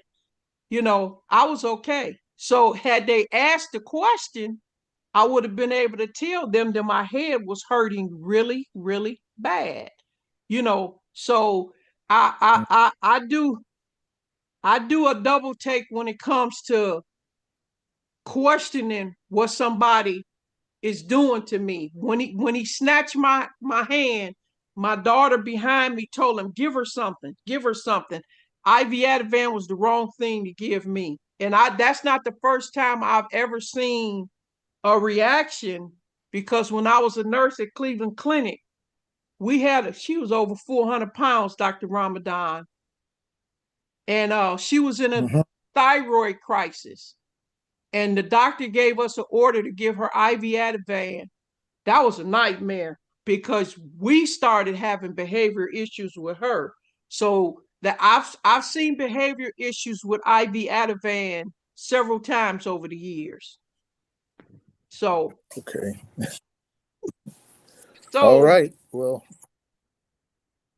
I, you know, that's your experience, but I know that times it's IV Ativan is an indicated drug to use. yeah. It's it's not with all people, and you can get different reactions that people have. That he would have only known that if you'd explain. I can't take IV Ativan. I can't take Ativan. If that's not stated, then IV Ativan, Well, and it's stated on my records now because I had okay, never been in a situation requiring me to have Ativan all right, or IV Ativan. So, and I be very specific when they ask me. I said, because they'll just blurt out Ativan. I said, no, you have to correct that and say IV Ativan. It's a difference. medical alert. That's why medical alert bracelets are good. Okay. Anything you can't have a bad reaction to, and and that you're not able to give it, or whatever, it speaks for you, and you can't make that information known. And then they're at fault if they give you something that's posted. So that's what I would say to that. Okay. I Okay, have to see my primary in a few weeks, so I'll put that into works. very good. Yes, sir. Okay, Thank you, Thank you sir. so much. Imam, Yes, sir. alhamdulillah. Thank you. Yes, Is sir. there Thank anything? Uh, we had, was there any Yeah. more questions? I don't see any. We'll allow Okay, if there's one more question on the phone lines. We didn't get anyone from the phone line, so if we'll allow the opportunity from the phone line, if you had a question, if so, remember, Ramadan will allow you to answer that question, then you could close in with your closing remarks. okay. Yeah, If there are none, we can. I wanted to make a quick comment. I'm raising my children and they're teenagers, and especially male teenagers, that they don't have the maturity, the social maturity a lot of times. And what I discovered that helped me with my son, because I'm trying to figure out what's going on with him. So I told him, I said, yeah, you shouldn't feel intimidated. You're at home. With me. I said, the best thing to do so that I understand what's going on is to look me in the eye so that I can see that you're okay. I can see that you're at peace because from an angle, because I used to wonder why people used to judge me sometimes. And because from a distance, we have a habit of having, being tense. And so my face may look like I'm frowning, but because I'm frowning, that doesn't mean I'm unhappy or dissatisfied or anything. So I always make a point to look people in the eye and tell them what I want. And if I have a headache, I look them in the eye, make sure they hear me, and I say, I got a bad headache. So a lot of times you look people in the eye and tell them what you want. Otherwise, they're going to have to resort to their position of authority. And that's what I tell my children. I say, hey, if you don't communicate with me and let me know what's going on, I said, the next thing I'm going to become the bully in the house. And I'm going to start telling people, bossing people around and fussing and I'm going to get rough if I have to. So my son has figured that out. He looked me and I told him, I said, that's creepy when you stare. I said, no, you don't have to stare, just make a little eye contact. And I said, do the same thing when you're in school. I said, make a little eye contact so that people know you come in peace, that you wish them peace, and that you're a peaceful person.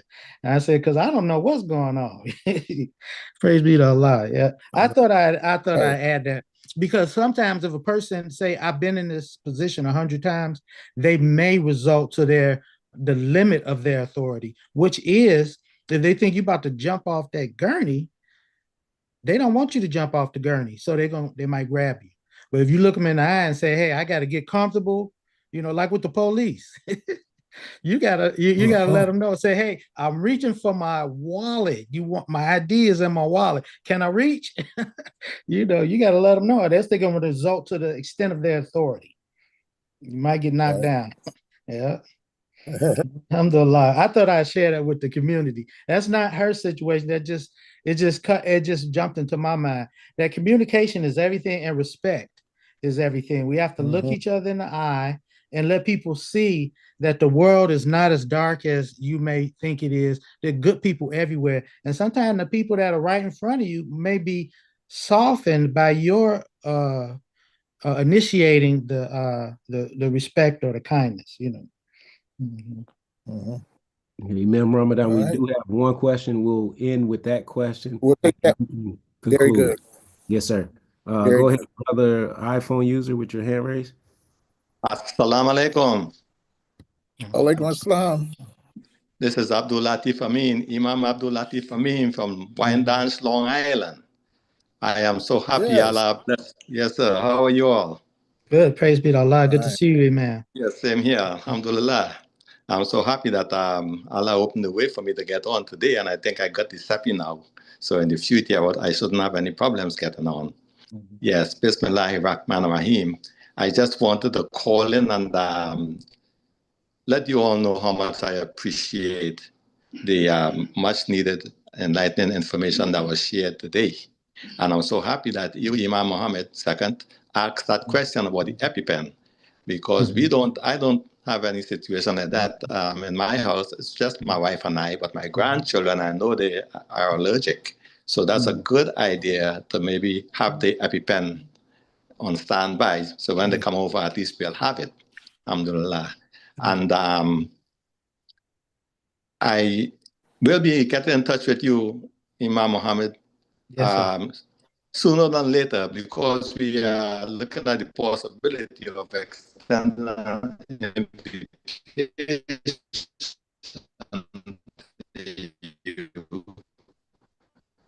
Yeah, so your connection is breaking up a little bit. Alhamdulillah. Just reach out to me, brother, and I'm available inshallah, whenever you need me. And spend some time with us. Yes, sir. So inshallah. I was saying, yes, sir.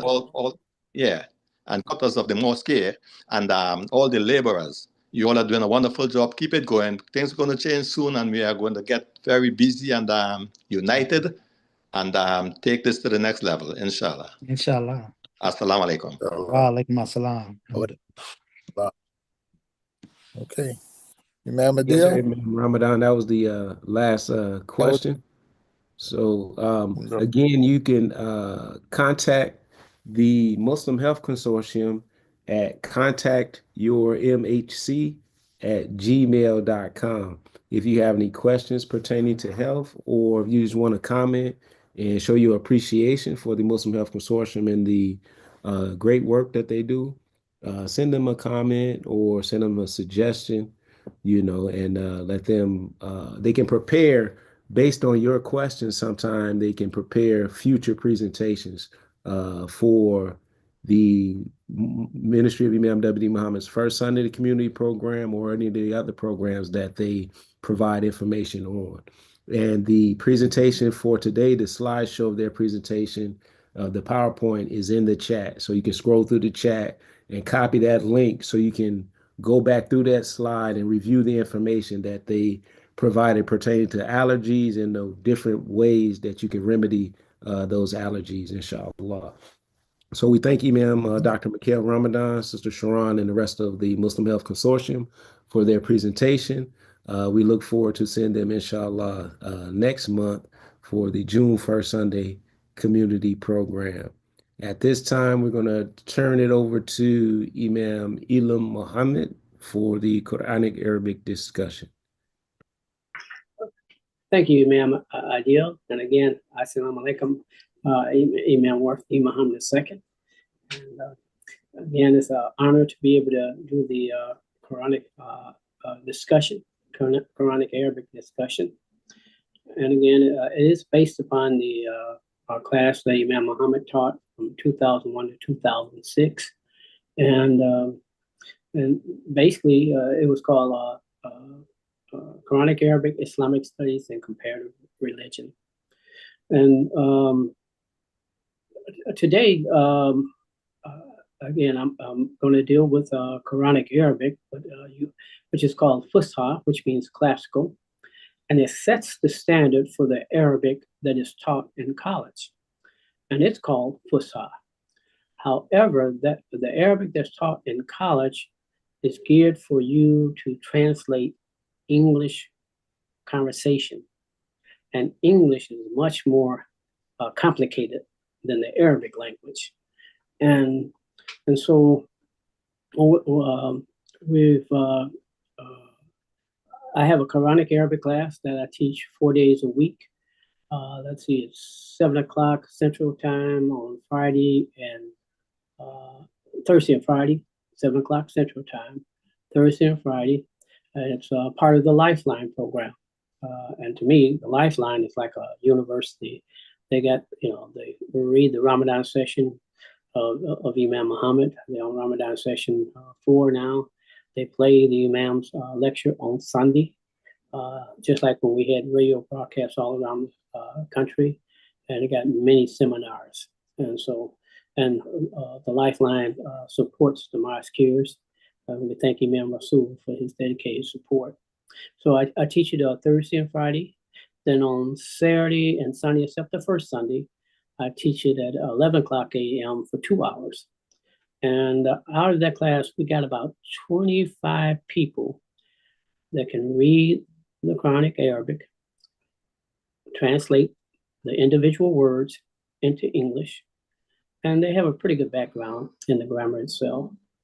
So the class that we left out with on Saturday was most of the students, like I said, they read real well. Now to the level that they have to be able to deal with what is called sun letters and moon letters. And the other is the tajweed of the Quran. That is how it blends and connects so that it flows sort of musical. And so one step toward that process is recognize the sun letters and the moon letters. So first thing, in order for you to learn Quranic Arabic, just like any language, is the alphabet. It's the key. If you don't know the alphabet, you won't get into the door. And usually I tell the students that join the class, if you can write down, memorize maybe a third of it or half of it, as we teach the class, the alphabet will unfold. But like I said, the main one that's the sticking point is right now is sun letters and moon letters. And I'm gonna try to, let's see if I can, I left my mechanical pen at home. I'm gonna see if I can use this one. Let's see, to use classic whiteboard. Adil, you did miracles with the Zoom.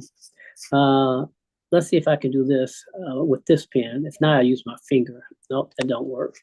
See how my finger works. Yeah, it'll work. So I'm writing with my finger.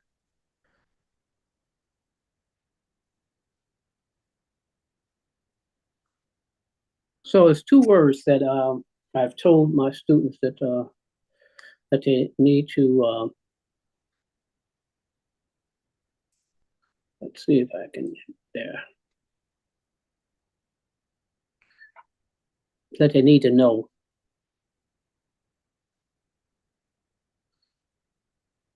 One is this one right here. Al-Qamaru. Al-Qamaru. Okay, thank you. Al-Qamaru. It means the moon. Yeah, and you have a chapter called Al-Qamaru. And it means the moon. And because you use the word sun letter and moon letter, I see it's appropriate to put on the board the other word.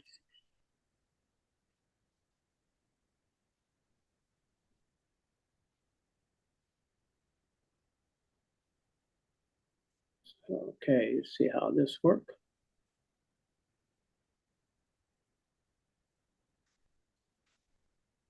Oh, that's not bad with my finger. Okay, the next one is Ash Shamsu. These, when you learn the alphabet, the next step is to put the letters together to make words. And great source of words that you should learn is the nouns. You can find the noun, the 99 attributes of Allah, and then Allah itself is a noun. And nouns are definite and indefinite. Definite means they have aleph lam, means the, and the last letter has a dhamma. And as you look at these two, you see the aleph lam, al, attached to el kamaru, and you see the dhamma. Shamsu, and I got to change something here. And somebody could have texted me if they could. It would been appreciated. Or, okay, there we are. Okay, the next one is Shamsu. El Kamaru Shamsu. So they are definite now. If they were indefinite, they would not have al or the, and the last letter would have a double dhamma. So al Kamaru, you will have Kamarun. Shamsu, you will have Shamsu. To learn about moon letters and sun letters, again, we're dealing with now. El Kamaru, you see the aleph has a fatha. The lam has a sukoon. It's al. And then the next letter, which starts the word, has a qaf with a fatha. There's nothing over it. So it's just literally just read like it is. Al, ka, ma, ru. The next word has what is called a sun letter. And sun letters are usually the S sounds, the T sounds, L, and a few more. I might have got it. So, for example, if you learn the alphabet, you know aleph, ba, ta, tha. Well, aleph is a moon letter. Ba is a moon letter, but ta is a sun letter, and tha is a sun letter also. So in this case, we have Shamsu, which is the S sound, the sheen, the seen, you have the sod, and you got the dod, and so forth.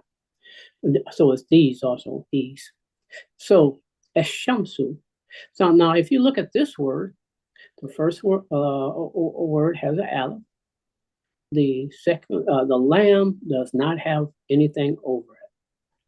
So it's basically saying, ignore that in your mind as though it's invisible. And you go to the next word, letter, which has a shedda over it. Shedda means that you have to see in your mind two letters. It has to be a sheen, two sheens. One would have the sukoon, the other one would have the vowel sound that's on it. So this is basically what you should see in your mind. So I can do that. Notice I'm not going to have the aleph.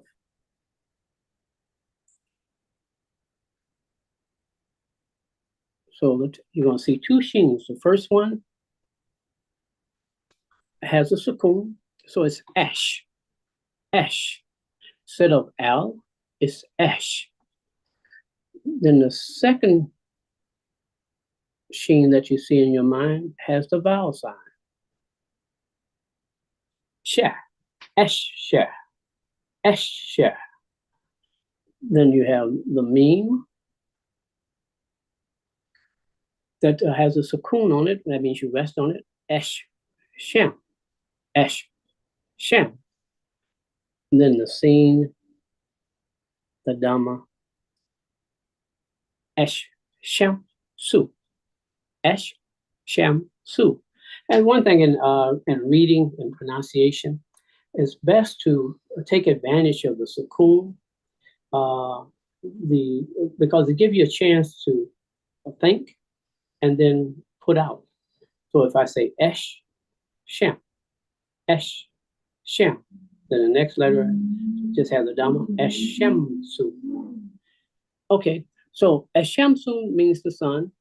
El Kamaru means the moon.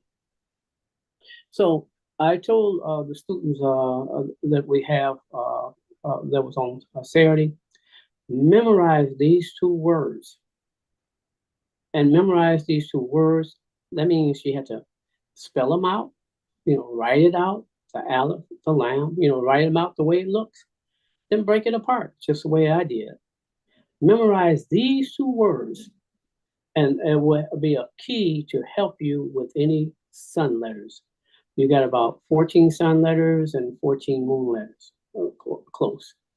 And so if you learn these two words, El Kamaru, Eshamsu. Why these two words?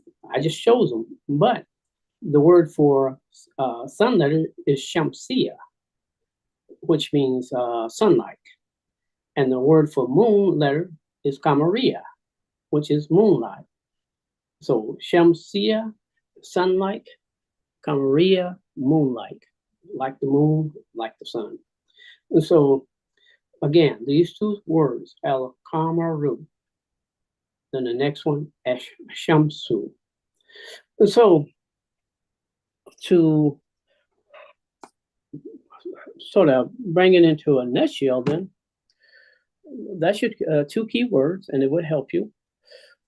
Next, if you have Quran, either on your phones or your apps or whatever, or the book is in front of you, I'm going to work with the chapter Ash-Shams. Ash-Shams.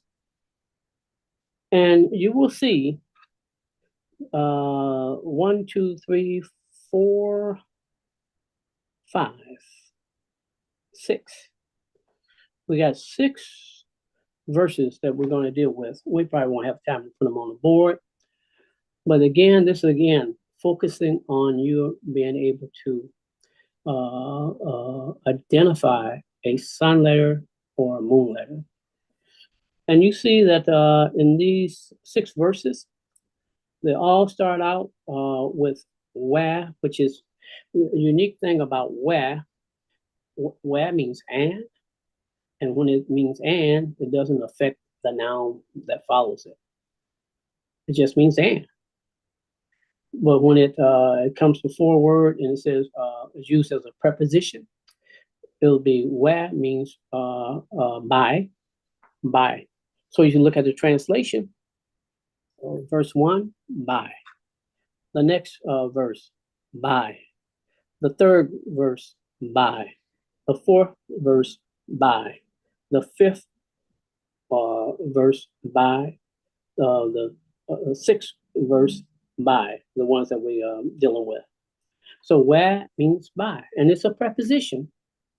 So preposition, I'm teaching other grammar too.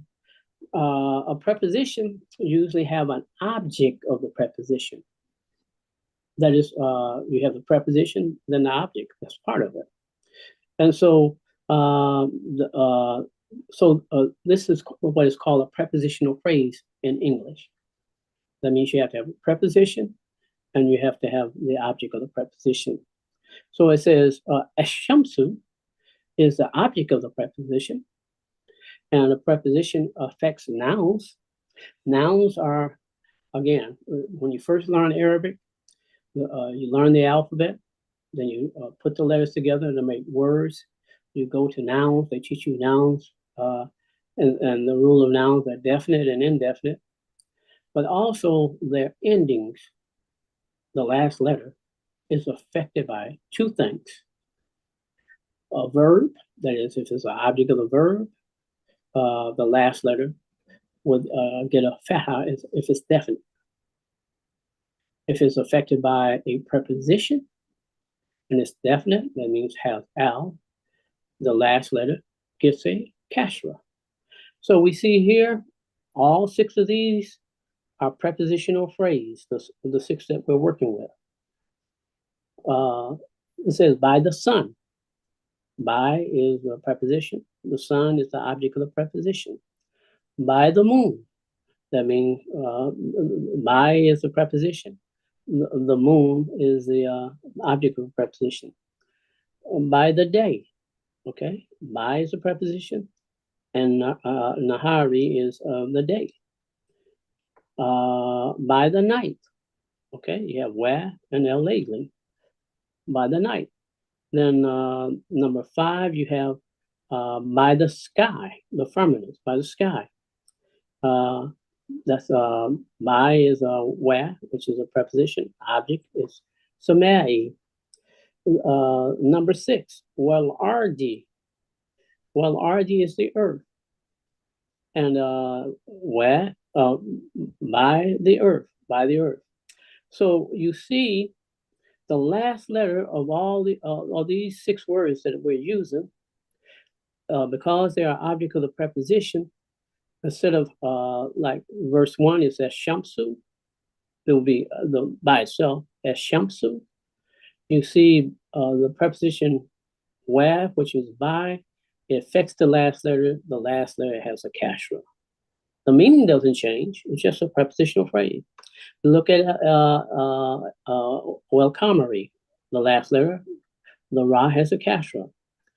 And nahari, instead of and naharu, because the preposition where, the last letter has a kasra. Well, lately, the night, and the last letter has a kasra instead of a dhamma. Wasamai, the last letter, the hamza has a kasra. Well, rd, the dot has a kasra because the preposition affects it. All right, now still dealing with sun letters and moon letters.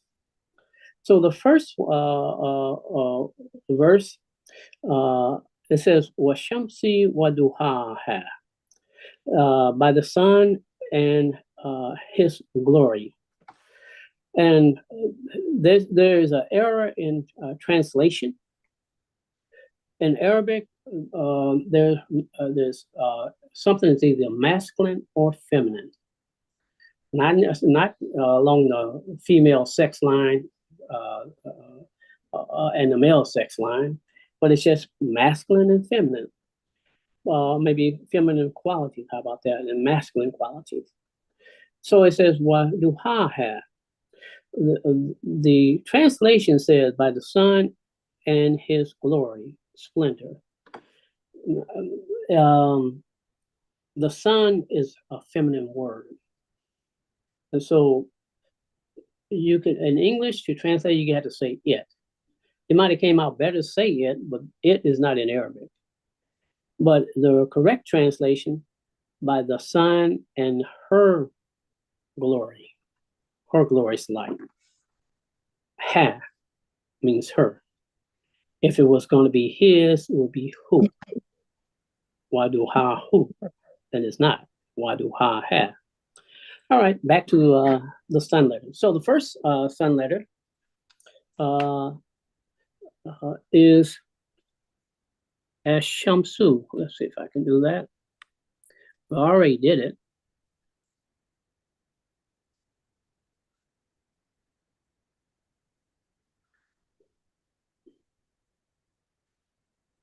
And I'll put the where there. So there's something else going on that I don't have time to go over.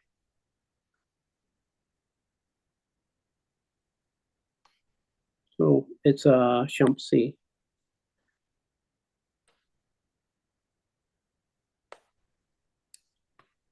Okay, so we did it before. So you look at it, you see the where. Then you the aleph has what's called a wasla. Again, it's another sign that tells you to ignore the aleph in this case. And the lam does not have anything over it, so you have to ignore that. So you go from the where, you go right to the sheen. And again, this is what you have to see in your mind.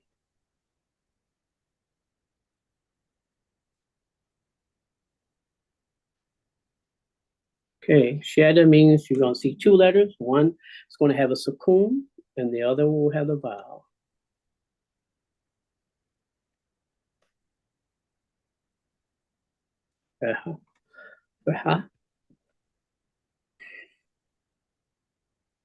Then see. Weshamsi. Weshamsi. That's how you pronounce what you see. If a person said Wa El Shamsi, and I will give them an A. Technically, I give them a B, but I give them an A because they're telling me what they see. They see the Al, they see the Sheen. So if they say Al Shamsi, I'll say, okay, good. But now this is what you're going to have to graduate to see Wesh Shem. Let me see what Wesh Shamsi. Wesh Shamsi. All right, then the next one. I think I got about 5 more minutes or so, 5 or 10 more minutes. And I'm not concentrating on the structure itself, the verse itself. I'm just dealing with the moon letters.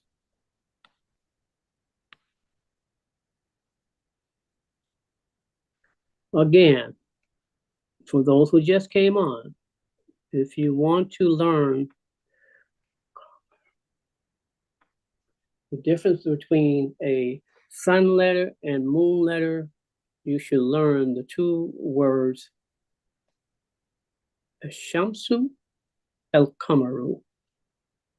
El-Kamaru means the moon. Shamsu means the sun. All right.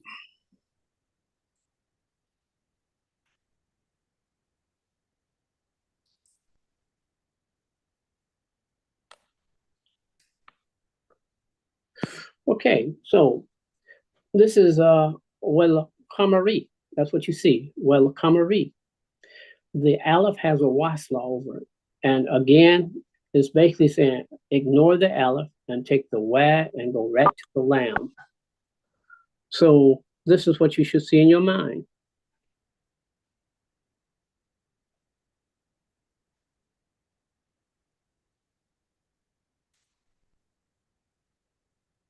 Oh, I was breaking it down, so let me do it that way.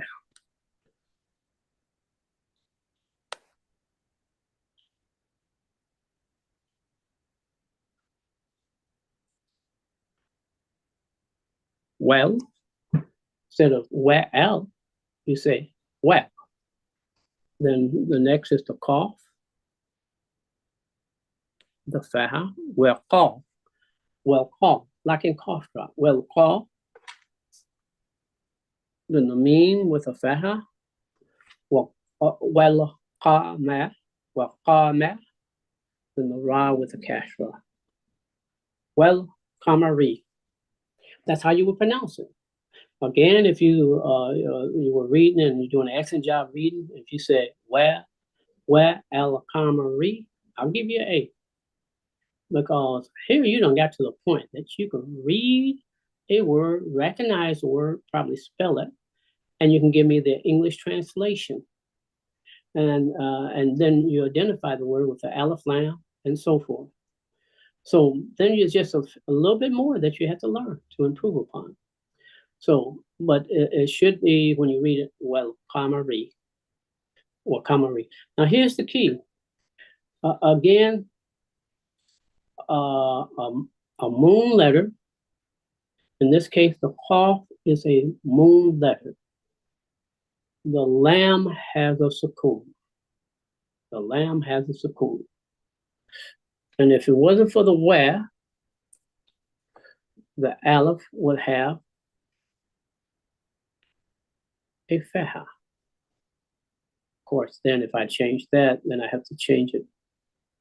That means nothing is affecting it, and I have to put that there. Al Kamaru. So you have al, that's the key. You see a sun letter, you pronounce al. And a lot of times when people are reading, and they only do it every now and then, they get a little lazy. They say or ah. No, pronounce al. Al. Always get the al. Al Kamaru. All right. So I just did, okay. So again, with the sheen, well, the first one, Shamsu, we're going to see other examples of it, so I can do it right here. Oh, let's see, get my, again, this class is about the sun letters and the moon letters. The next one,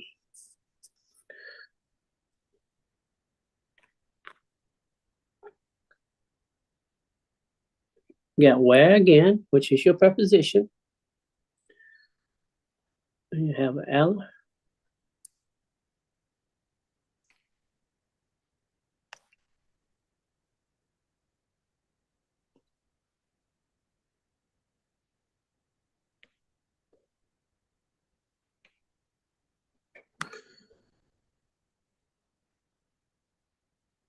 Okay, again, this is a moon letter.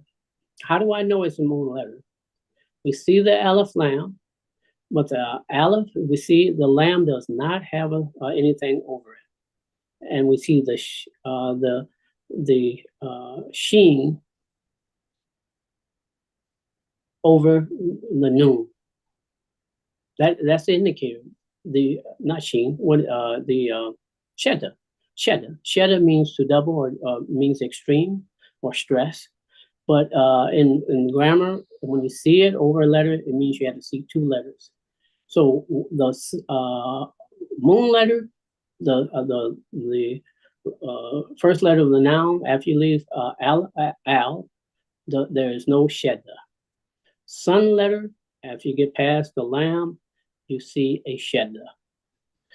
So if it wasn't for the wah, again, it would be like this.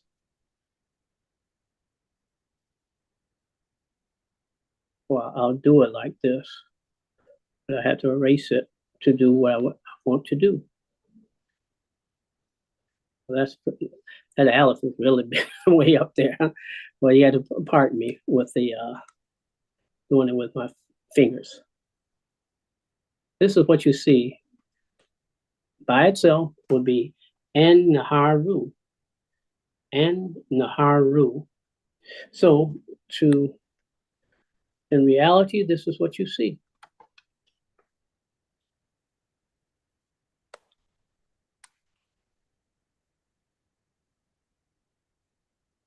Because of the shedda.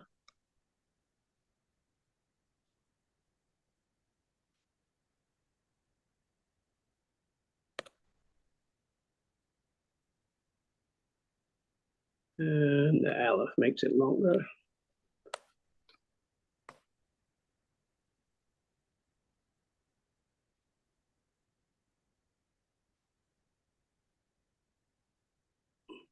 Because of the Fahad, I put that there. But it's N Nahari. N Nahari. Because of the wah, which is a preposition. This is exactly what you see.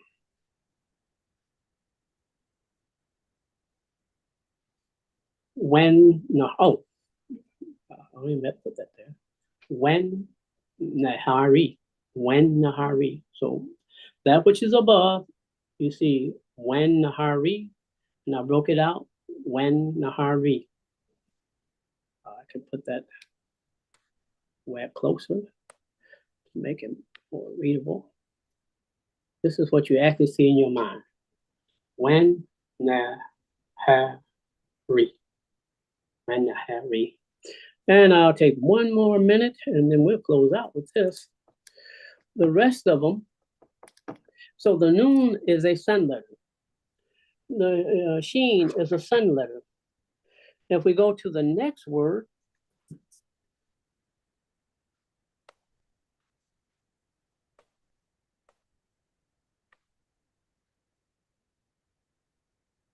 at where again, oh,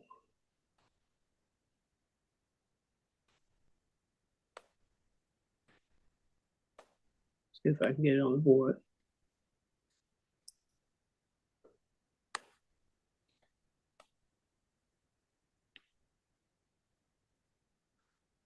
Yeah, where? Then you have the wasla or the aleph. Then you have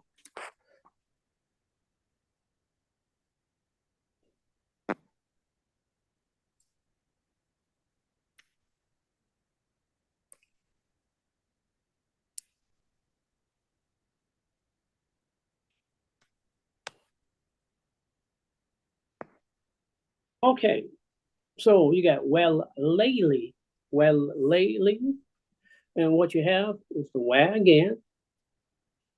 This is what you should see in your mind.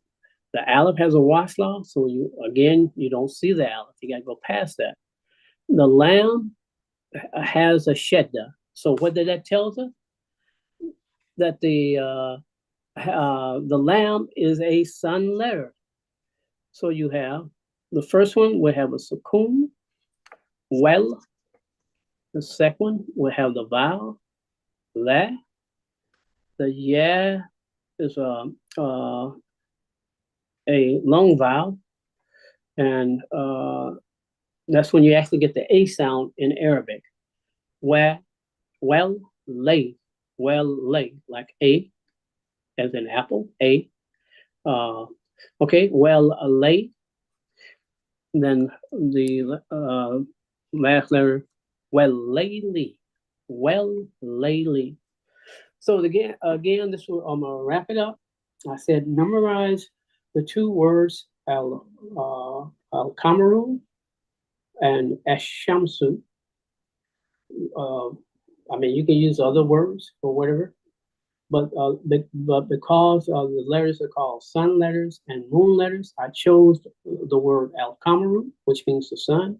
al-Kamaru means the moon. There's a chapter in the Quran called al-Kamaru. And then Shamsu, that's the chapter, we're dealing with that right now, the chapter in the Quran, the sun. So memorize those two words, and you will see that al-Kamaru, the Aleph Lam, you pronounce it as al. The Qaf is a moon letter. There's no shed over it.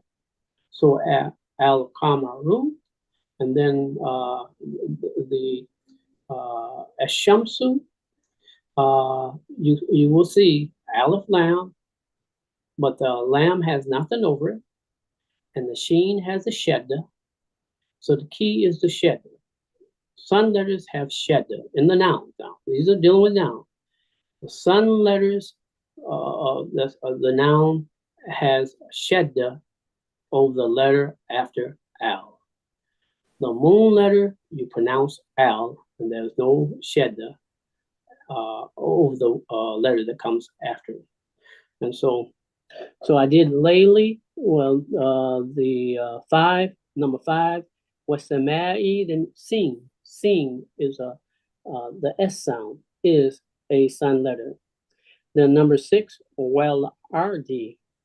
Well, Aleph Lam, you got a Lam Aleph, that's a Lam and an Aleph. The Aleph is a moon letter. Well, RD, the earth. So that concludes it. Again, dealing with sun letters and moon letters. And I think if you memorize those two words I mentioned and recognize the Shedda for the sun letters and for the moon letters, no Shedda after Aleph Lam. Assalamu alaikum. I hope it came across clear. Let's see. Stop share. And so that completes the class. I will put in the chat my information. We got about close to 25 people that Imam Warfdi Muhammad II had signed certificates for the first course that we had, where the students had completed. We should have certificates for the second level, the second level. And like I said, these they can teach anywhere, helping the imams in that particular area, wherever if they do not have an Arabic teacher, because they know how to read the Arabic word, look it up in the dictionary, translate it, and break it down to its 3-level root, which is a verb. Look it up in the dictionary. They're able to, and that's 2 main things that I said they get out of my class, is that when you read a verse of the Quran, you look for 5 things. I sent that sheet out, the 5 things that narrow your focus. So your mind just not searching all over the place trying to come up with a pattern of the verse of the Quran that you're reading. And the other is the taking one attribute of Allah. Technically, I take one at a time, but taking one attribute of Allah and go step by step and teaching almost a year of college grammar in an hour and a half if there's no questions. It's quite easy. Start out with a noun, Ar-Rahman and Ar-Rahim. Okay, they're three-letter root. It's Rahimah. Then you got to look it up in the dictionary. And then you have to, that three-letter root is a verb. You look it up in the dictionary. Then you should be able to conjugate Rahimah along the lines of fa'ala. So you got to be a past tense form of the verb. Then you go into the rules of nouns or how they're affected by two things, verbs and preposition. Then you go into making an adultful structure. Then you go into adjectives. Then you go into, that's not the order that I have listed out. Then you, a noun, you can attach an attached pronoun. Attached pronoun. A verb, you can have an attached pronoun. So you got to learn the attached pronoun. So that's so then step by step, you keep going to teach that grammar. I probably just taught maybe about a quarter of a year of class just with that what I just gave you. It's just that simple. You go to college, they stretch it out to make money. With that, I give everybody the greetings. Assalamu alaikum. Imam Adil, I am done. Thank you, Imam Elam, for that presentation. If you don't mind, just enter your information in the chat on how the believers can follow you and keep up with your class, the Quranic Arabic discussion. We still have to come. We still have the business and technology presentation presented by Imam Ismail and Eric Shamsuddin, which will then be followed by Imam W.D. Muhammad II for his comments for this first Sunday community program. And we'll conclude with our featured guest presenter, which will be Sister Isla May Abdulaziz. So at this time, we're going to turn it over to Brother Eric, Imam Eric, and Ismail Shamsuddin. Assalamu alaikum. Peace be on the listening audience. We first like to thank the Mosque Cares Ministry of Imam W.D. Muhammad once again for allowing us to be a part of this essential and noteworthy program established by Imam W.D. Muhammad. To Imam Adil, was nice to see you in Washington, D.C. And inshallah, we'll be able to meet and talk about our experiences. To Imam Elam, assalamu alaikum. Alaikum assalam. And thank you for the Arabic instructions. Today, we would like to, inshallah, talk about the business aspect of the Mosque Cares First Sunday program.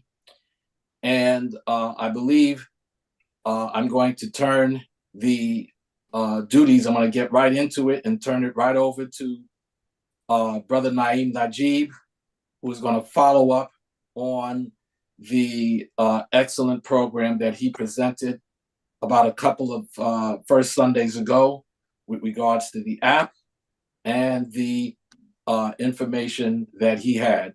So if Imam, there he is, Naeem, who was also with me, was also a pleasure to have him in Washington, D.C. to represent the Mosque Cares. Brother Naeem, take it away. Okay. Assalamu alaikum. Thank you for having me. Wa alaikum assalam. Yes, I have my computer set up over here. Let me just adjust this. Boom. Okay. So thank you all for having me. Assalamu alaikum. And I have a lot to share today, so I have my glasses here. Those of you who know me, I don't wear glasses except when it's serious business. So today is going to be, it's going to be serious business, but it's also going to be some fun. I also have, I'm a musician, I'm a pianist, so I actually have my piano right here. So I want to share some of that with you to distract from some of the serious and maybe disturbing information I have about health and wellness. It's actually very educational. It's just, you know, when you look at how fragile and complex the human body is, and we all own one at this time, that to care and maintain it in a way that is for the pleasure of Allah and the pleasure of our health is not easy. So I'm not going to lie and tell you, oh, it's easy to be healthy. It is not. It is actually very easy to be sick. In America, we focus on sick care here. You know, you have two things. You have lifespan and you have health span. And some of us can live to be 99 years old, but our health declines at around 60 something, and then you spend the last third of your life, 30 years, just in chronic illness, metabolic disease. Who wants to do that? Nobody. But it's so easy. What they say is what's easy to do is easy not to do. So, yes, let me put my glasses on. And thank you again for inviting me. I don't know why y'all allowed me to talk on my own for so long, because now I have a lot to say. Usually I just support in the background with the background stuff and pressing next slide. But now I'm gonna have somebody in the background to help me so that I can do this whole production. So the first thing, I don't need any slides. I actually need to remind you, I actually do need slides, of the Yucca app. Do you remember when we talked about that last time? We talked about, let me start my slide. I'm gonna share my screen with you in a moment. Give me one moment here. Let me know if y'all can see that. Okay, so yeah, we talked about how to see if the foods that you are eating and consuming are healthy or not. And there's a good app for that. It's a free app. It's called Yucca, Y-U-C-A, and it's free in the App Store. If y'all have it, please bring it up. I'm gonna be testing y'all, see, because it shows everything that you've scanned every time you scan something. So I hope y'all have some good history you scan. All right, so let's start with this presentation on technology, health, and wellness. Simple steps for a healthier you. And we're talking about eating to live, not living to eat. That's what I wanna talk about. So the first thing we're gonna do, what we're gonna cover, is a refresher on that app. And then next we're gonna talk about the importance of hydration. Then we're gonna talk about nutrition basics, and then how to avoid hidden sugars and read labels and stuff like that. So I promise you it's not gonna be boring. Actually, I shouldn't have promised you that. But anyway, let's move on. So the Yucca app. This is the app. And what it does is you can use it with your phone to scan a barcode, and it'll show you how healthy, or rate each item that you scan on the barcode. And so you see it here. You can download it. I'm going to come out of my share right now so I can just give you a brief demonstration. I have some things here. Now, do y'all know what this is? This is someone brought this to my house the other day. They thought it was like sparkling water. I'm like, no, it's not. This is vanilla cream soda. And I'm going to use the app here. Press scan. So see the scan thing? I'm going to put the label right here. So scan the label. You can see it. And now it says, oh, look at that. I don't know if you can see that. Oops. It says, oh, pour. All right, there we go. It says, pour 30. Wait a minute. This is I want you to see it. All right, this Oh, yeah. Okay. It's not giving us a good image, but anyway, it says too much sugar. There is about 3 days worth of sugar in this one, what is this? 20-ounce bottle. And some of us consume more than one of these a day. All right. So there's that. And since you can't really see the screen too well, I think I'm gonna just skip this part because it's not making it easy for me. All right, hold on. Can you see it now? A little better? No. All right, skip that. Let's move on. Download the app. It's good. It'll support you in your health journey. So that's the action step. So I'm going to break up each action step with a musical piece. So let's start there. We did that. Next, we're going to move on to hydration. But before we do, I have something for you. All right, let's close that. Have my assistant, the camera right here so you can see the, all right, there we go. Okay, so I'm a pianist. I played piano for about 23, 24 years. Played piano professionally, and I don't perform anymore. I retired from concert performances, but I love performing for family and friends. And so I want to bring you through a little musical journey in the middle of this presentation so that we don't get too depressed by the information. So take my glasses off of this. I'll play let's see. Play a classic. Let's see. Everybody would know.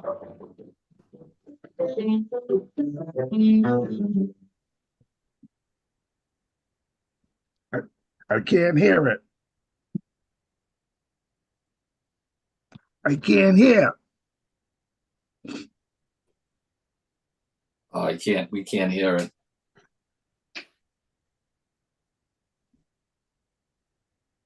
Assalamu alaikum. I can't hear him either. That is, yeah, we missed it. We missed it. We missed it, Naeem. We missed it. We did. Yeah, we did not hear the. We did not hear your piece. Didn't hear it. No. Well, can you hear me? We can hear you super clear, so you might want to switch your audio source. Yeah, let me switch my audio. And I played it well too. That's strange. Okay. I could visually tell you knew what you was doing, but we didn't hear a single key. We didn't hear a single note. Better now. What about this? No, not a single note. Your voice is very clear. So you might want to just take it out the air. Your voice is very clear, no interference or anything. Yeah. All right. How about now? No. That is very. Where's your mic? Can you put the? My mic is right there, and so the fact that it's not picking up piano is very strange. But what I'm going to do is I'm going to switch it over to. I'm gonna have to switch it over. You're a technology person, so you should be able to do it. No, that's the AI. That AI it do its own so thing. In the meantime, while I do that, Uncle Ismail, can you fill in for a little bit and tell us about your experience with the app, the Yuka app? Oh yes. I would like while you're setting up, I would like to interject that that when we go into the grocery store, my wife Phyllis and I, when we go in, we really read the label of how much you should be able to use and take. A lot of times we read the label, but then we don't follow it. The label will tell you should, if there's cookies, they say you should only have one or two, or even if it's a donut, maybe it says one, but sometimes we wind up eating 2 and 3, and then we don't really get the full essence of what that label says, that the fat contents, like they'll say the calories are 160. And if you eat 2 of them, then it becomes 320, because for each one, it's 160 calories. So this is what happens when we don't read the labels, or if we do read it, then we don't follow through on it. So it's important that when we go into the store and then we bring the product out, and now we have it on our shelves or in our closets, now when we start to use it, we should follow the guidelines based on the label that it says. If it talks about 2 slices of, or 1 slice of turkey, that you may have, you only can have 1, because then the ingredients on that label is for the quantity based on how you use it. So it is. So that's the essential part of what we have when we talk about buying products. It's not just buying the products and then reading the labels, but then we don't follow through on it. So when you, especially with that app that Naeem mentioned, because I know when we went in and we started putting the app against the product and saw how bad it was, or it was saying bad, poor, excellent, good, whatever. But even if it's say that what it is, if you use it in moderation, then it don't becomes bad. But it's when you overdo it. And that's what is happening to most of our people who are African Americans. We love to eat and we want to eat all the time. So we have to be able to scale back and be able to read these labels and make sure that we are. Now, give me a signal when you're ready. When you are engaged in your product, make sure that you follow the guidelines based on the label. Don't just read the label and that's it. No, you have to follow through on the label. That's important. Naeem, are you ready? I can't hear you. I still can't hear you. No. Okay. Yes, I'm ready. I'm ready. Okay, go ahead. All right. He's in production, so I'm sorry. Now, I still don't hear you. I don't hear you. No, that's not clear. We're good. We're good on the piano. You may want to leave it like this for now, unless you wanted to talk through it. Okay. Bring it a little closer. That's smart. Yep. I played it.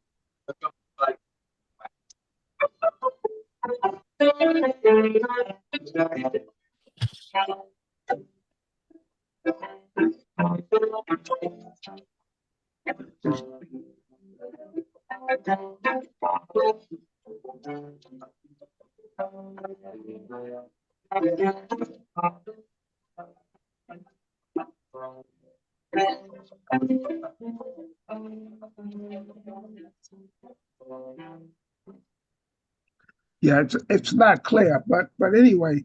We got the essence of what you were playing.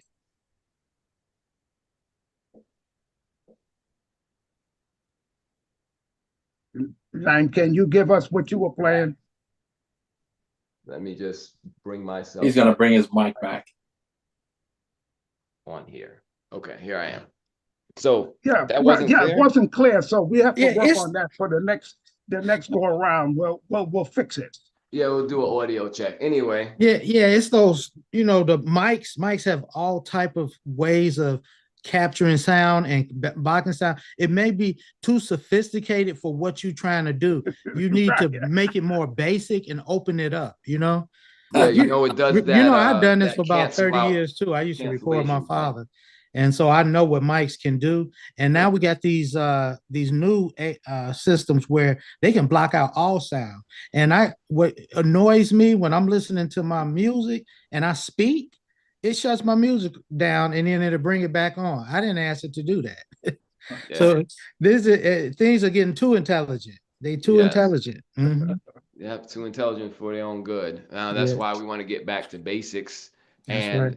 I want to, since I have the glasses back on, actually bring back to technology. I did a couple of sessions on AI and technology. And the beginning slides, I was talking about what is technology. And a lot of times we think it's just these cameras and microphones and computers, but actually the most fundamental meaning of technology is anything that makes your life easier, right? Shoes are technology because it makes it easier for you to not scrape up your feet in the street. What did we have before we had shoes? We would have, we would make stuff up. We would put leaves or whatever we could find in so that we could protect our feet. Clothing is technology. Our vehicles, bikes, all of this is technology. The language we're speaking is technology. The alphabet, the words, you know, as the Imam was teaching us Arabic before, it's technology, and each culture has a different expression of that technology, which could be called, you know, a language. Language is an expression of culture.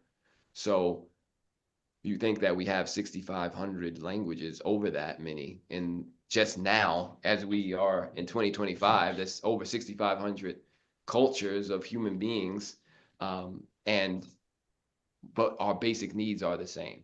And that's what this presentation is about, our basic physical needs, getting back to basics. And you don't even need to take notes for this. If y'all want the presentation, you can email me or the Mosque Cares. I'll provide it. You can have it.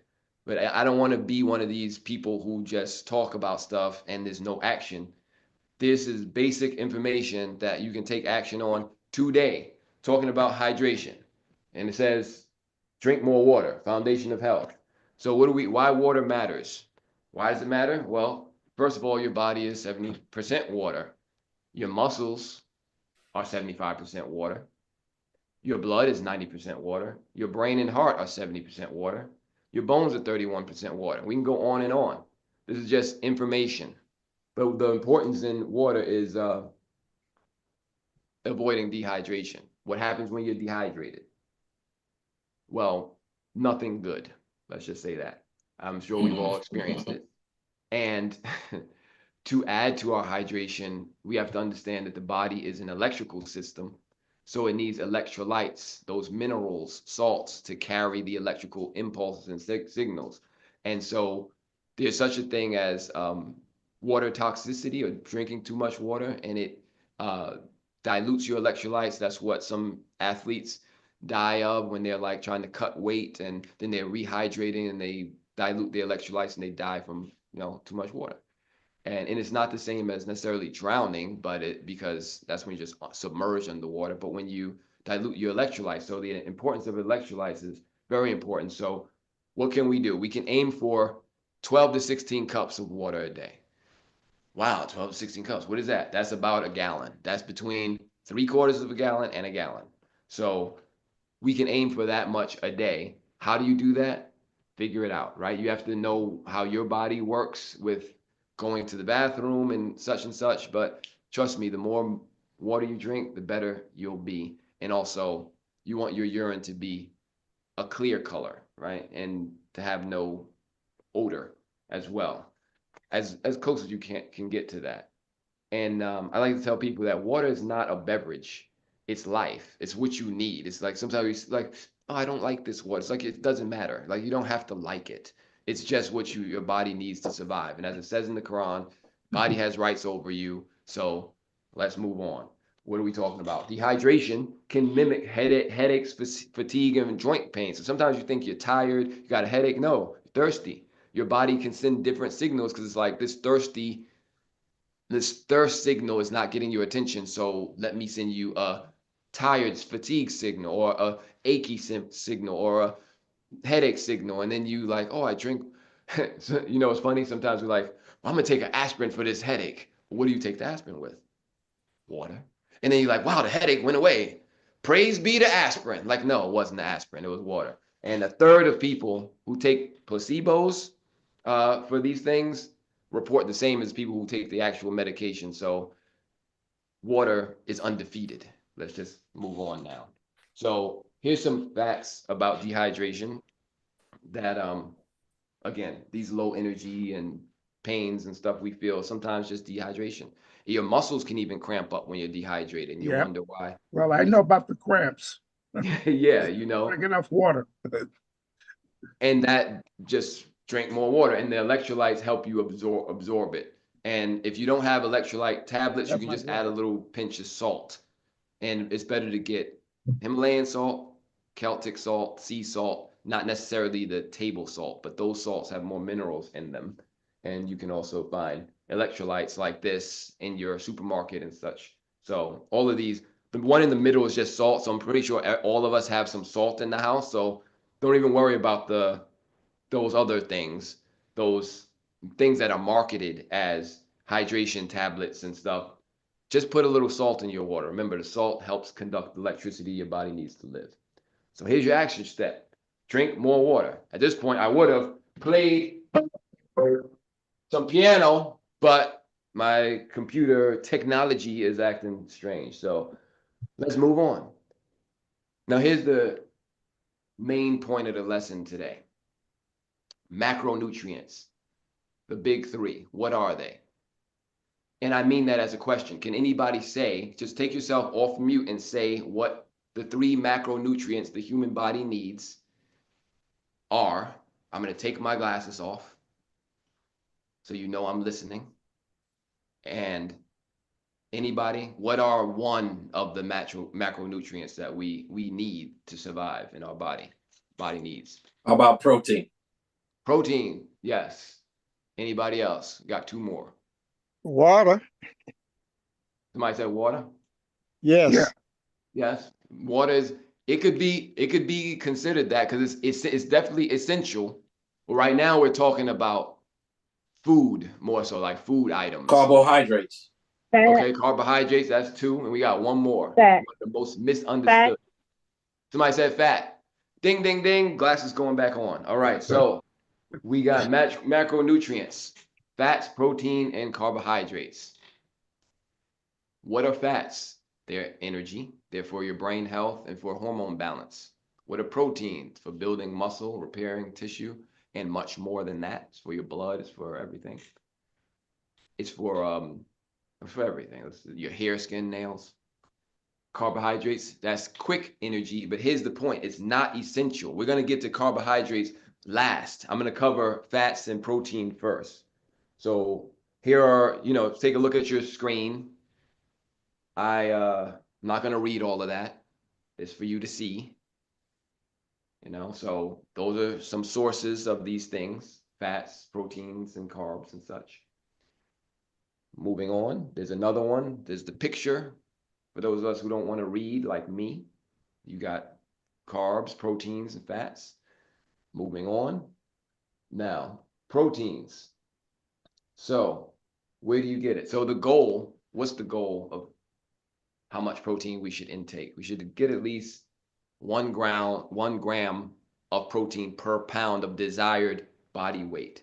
So that example says 120 pounds. You want to go for 120 grams of protein. We're going to go into reading labels as well. But let's say, for example, you're 200 pounds, but you want to be 175 pounds. That's your desired body weight. You want to consume 175 grams of protein, not 200, if that's your desired body weight. Also, when we lose weight, not losing weight is not necessarily, it's the type of weight, right? When you gain and lose weight, because you can gain and lose muscle, you can gain and lose fat, you can gain and lose water. That's what boxers and athletes do. They drop their water weight, and then they rehydrate. They go from like a raisin to a grape overnight. And very dangerous without supervision, medical supervision. Hopefully none of us are still, trying to do that. But yeah, so here's some sources. Chicken, eggs. Eggs are a complete macronutrient. They have everything. Fish and grass-fed beef. Let me say something about the grass-fed part. Grass-fed, grass-finished, not just grass-fed, okay? Because in our capitalistic environment, it's all about literally fattening up the animals for slaughter as quickly as possible. So they will just give them whatever makes them grow the quickest, and it's not necessarily the healthiest. So what are some facts about protein? Protein keeps your muscles strong and helps you feel full longer. Protein, have you ever tried to eat, how they have steak eating contests and not potato chip eating contests? Or French fry eating contests? Because what are steaks out of protein, fats, and carbs? Anybody? A steak is? Protein. Thank you, protein. And French fries and potato chips are what? Carb. Carbs. Can anybody here eat just one potato chip or one French fry? No. No, it's not possible. It's not. It's designed that way. And it's designed carbs are designed by nature for you to continue to eat. Because in the season, before you need to get fat, before the lean times, you see the carbs out there, you know, the fruits, the berries, the bananas, the plantains, like these things grow so that the animals, humans included, can fatten up on that because carbs turn to fat, which you'll need in the lean times, the winter times, and then you live off of that fat store. But for us now, we have unlimited supply of all kind of food, seasonal or unseasonal. So we trick our bodies, and we're very spoiled, and so we don't have to fast, we don't have to cut back. Things are always available, so we're going to eat what tastes good, and usually carbs taste good, they're savory. There's this flavor called umami, you might have heard of it. It's designed scientifically to make you eat more. That's what ketchup is.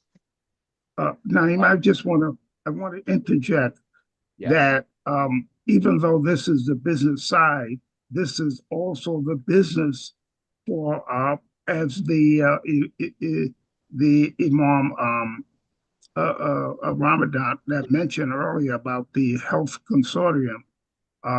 This is an extension of the business of health related to the business and technology. So we're not overlapping. We're complementing each other with regard to the actual byproduct of the food that we're eating, which is part of our business day-to-day activity. It's not just having business of finance, but it's business with health, business with finance, business with just keeping yourself up the swamp. So that's what it is. Yes. The business of your bodily vessel, right? That the business of health.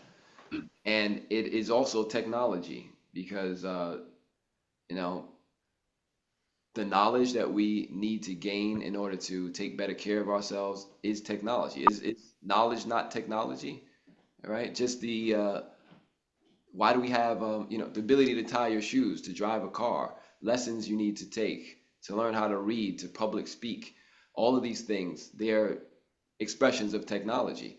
It's not often called that, but it is in its most fundamental form. And so I am going to continue with this basic knowledge that a lot of us don't necessarily know and have, because it's not necessarily telling you what to do, what not to do, as far as you need to eat this many carrots and this many. It's telling you the foundation of how these things come out of the earth, and since our body is also from the earth, then how it exchanges energy, so it can either make us healthier or make us more sick. So there's something called sarcopenia, which is called muscle loss. So after about 40 years old, your body is going to naturally lose 2 to 3% muscle a year if you just do nothing different. If you do everything the same, you'll lose 2 to 3 muscle a year. So it's kind of like inflation on your muscles. You know, it's like a tax. And so what happens is, in order to slow and prevent that, you either need to have a surplus of muscle or you need to continue to eat enough protein and exercise intelligently so that you have enough muscle to take care of yourself. You know, go up flights of steps, take walks, lift up your grandchildren, put luggage in the overhead bin. Practical life thing. Nobody has to deadlift 400 pounds. That's not necessarily practical. What we need to do is be able to get on the floor and get back up off the floor. That's something that everybody over 60 needs to practice. Getting on the floor and then unassisted getting back up to standing or seated position. Because a lot of people are not able to do that, and then they're not able to call for help, and it takes them a while, and that it's not the fall that necessarily kills people who are older. It's the recovery or the lack of recovery that happens, and because of the breaking and stuff. When you're strong enough, though, you can break your fall with your hands, with your ability to lower yourself without just, you know how people who are really stiff fall, they're like, oh, hold on, you gotta see this. I have to reenact something real quick. Not making fun of anybody. This is like everybody who is stiff. They're like, they trip and they're like, oh, you know. It takes like 5 minutes for them to fall. But when they hit the ground, it's over. So instead, like, you know, if you see yourself falling, like, oh, I'm falling, okay, let me lower myself down and hit the ground with my butt. That's what it's there for. That's why there's so much muscle and fatty tissue there to absorb that, and you're safe. Practice getting down on the floor and standing back up without help, and without grabbing anything too. It's a good practice. It's a good everyday practice to do. And for those of us who makes a lot, it's kind of intuitive, right? Moving on. So this is some facts about protein too, about how much of your body is made of it.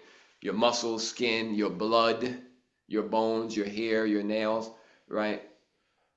Also collagen, I must say, is a very important protein because that's the connective tissue. So if you're not supplementing with collagen, you should get some collagen peptides and add it 20, 30 grams a day. Add it to your coffee, your smoothie, your water, your milk, whatever it is. And just use that because it helps you recover faster, and it helps your connective tissues. Also bone broth. Bone broth is good for that as well. So here's your action step. Eat more protein. Very simple. And I would have played the piano, but y'all can't hear, so moving on. So fats, the good, the bad, and the essential. So what are fats? They are your brain's best friend. Here are some good fats: avocados, olive oil, nuts, salmon. The ones you want to avoid are vegetable oils and such. Want to get a little bit in each meal. Guacamole, I take these sometimes. No, can't see it, but it's a little serving of guacamole. You can just, it's because you know how finicky avocados are? It's like they are hard and unripe day 1, day 2, day 3, day 4, and then like you turn around and turn back and then they're overripe. So just get the guacamole that's already made. So here's some facts and myths about fat. So fat doesn't make you fat. That's what carbs do, and we're going to get to that. Your brain is 60% fat. Your skin and joints need fat. So you got a lot of dry skin and stuff going on, might need to consume a little bit more fat. Oil, olive oil, avocado, etc. Your hormones are made from fat, the testosterone, estrogen, etc. And some more myths that fat causes heart attacks. Saturated fat does not clog your arteries. What it is the canola oil and the sugar that causes inflammation and heart disease. And people eating butter, eggs, red meat have actually lower heart disease risks than the low fat eaters. So all that stuff says low fat on it.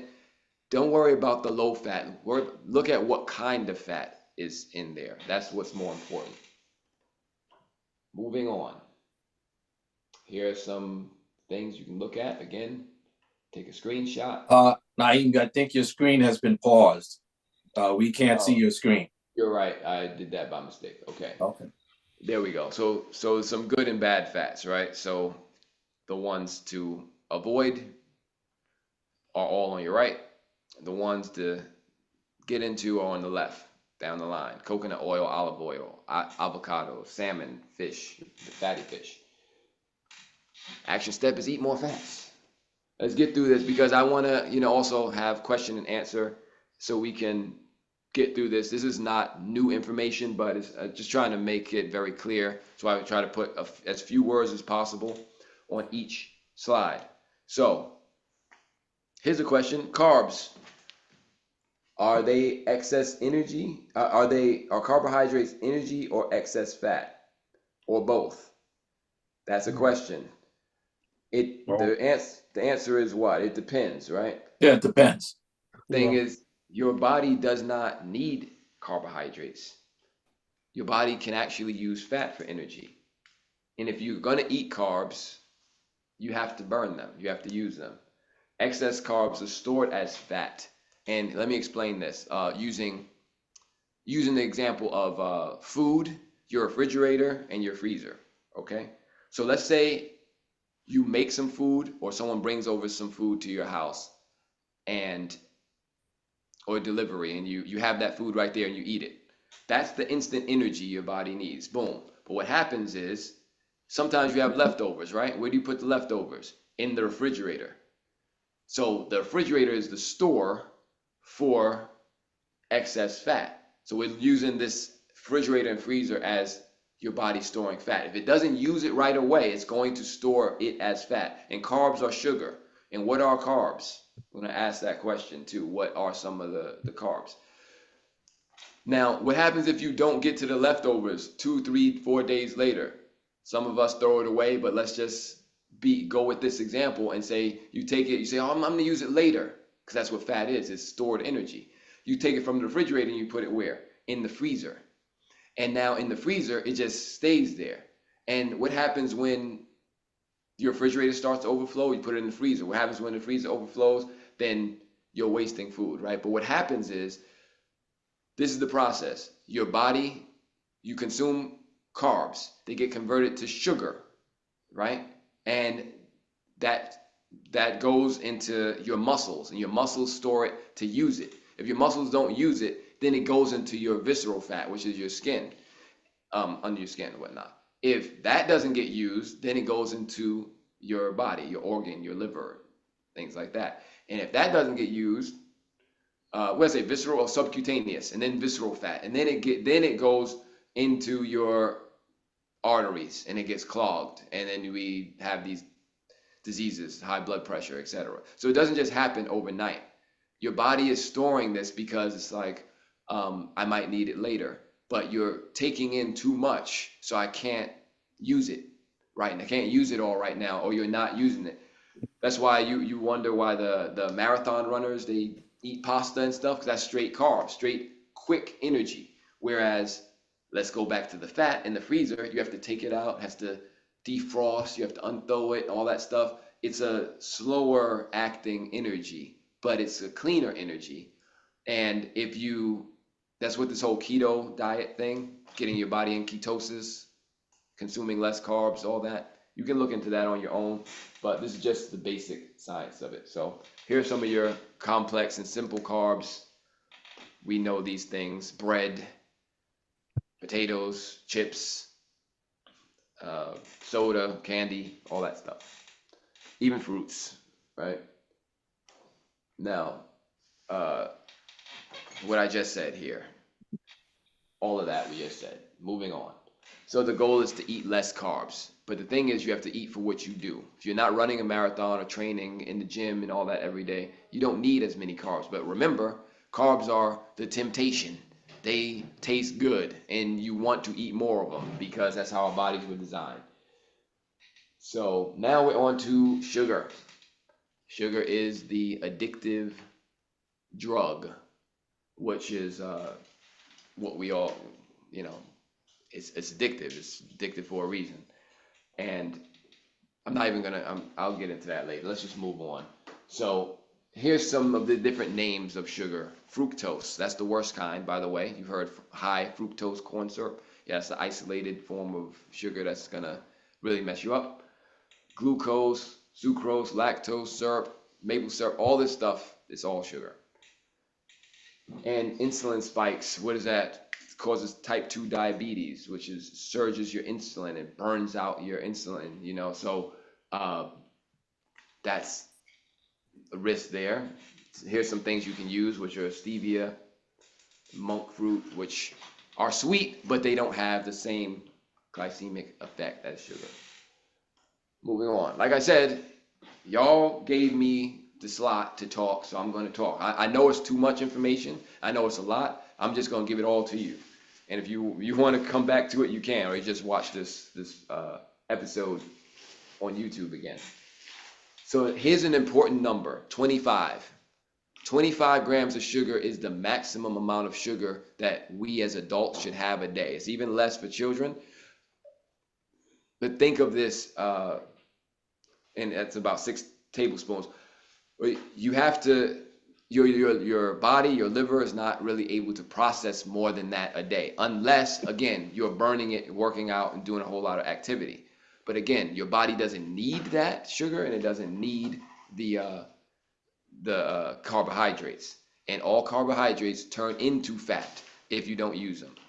So it's not the butter and the eggs that's making you fat. It's the potato chips and the French fries and the Coca-Cola and the juice. All those things are super sweet and they turn into fat. So let's look out for hidden sugars, all that stuff. Fructose, maltodextrin, dextrose is another sugar, so watch out for that. Moving on. So here's how to read labels. I want to see if I can zoom in. No, I can't zoom in. But if you look on the left, you see this Coca-Cola bottle. Do you see where it says total sugars? And can anybody say that can anyone see that number and read it off, what the total sugar is in that bottle? 65 grams. And what was the number we supposed to be aiming for per day? 25. 25, which means you're over the limit.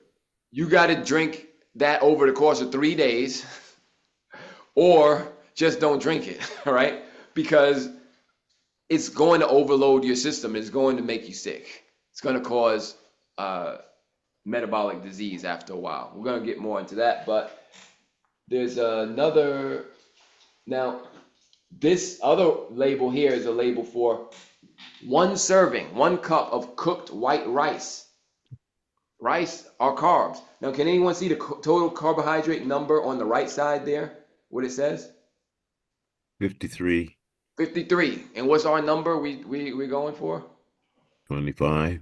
25. So unless you're eating 1 spoonful of rice a day, you're eating too much, unless you're also running a marathon or working out. And again, like I said, this is the part of the presentation that is depressing because we all do this. And rice tastes good, especially jollof rice. I actually tried to get some last night at the Senegalese place, but they were ran out. So I guess it saved me from myself. But this is the same thing, right? It's the same thing. I was going to do some push-ups afterwards though. So, moving on. We only got a couple of more minutes. Yeah, okay, I'm almost there. So there is how much sugar is in just rice and more labels about how much sugar is in common things. Bread, you have about as much sugar in 2 slices of bread as you do in a Snickers bar, right? Or a bowl of Frosted Flakes. So let's just move on. The action step is try to go for 25 grams of sugar a day or less. And now at last, here's the last part, is exercise every day. Is walk for 30 minutes, strength train at least twice a week, work on your flexibility. These things are important. Movement is medicine. And the most important thing is what? Sleep. 7 to 9 hours a day. Less than 6 hours doubles your risk for heart disease. Deep sleep cleanses your brain. Turn off your screens before bed. And here's the kind of a review. You got your hydration, your electrolytes. You got swapping out your carbs for protein and vegetables, which are fiber, and prioritizing sleep and walks.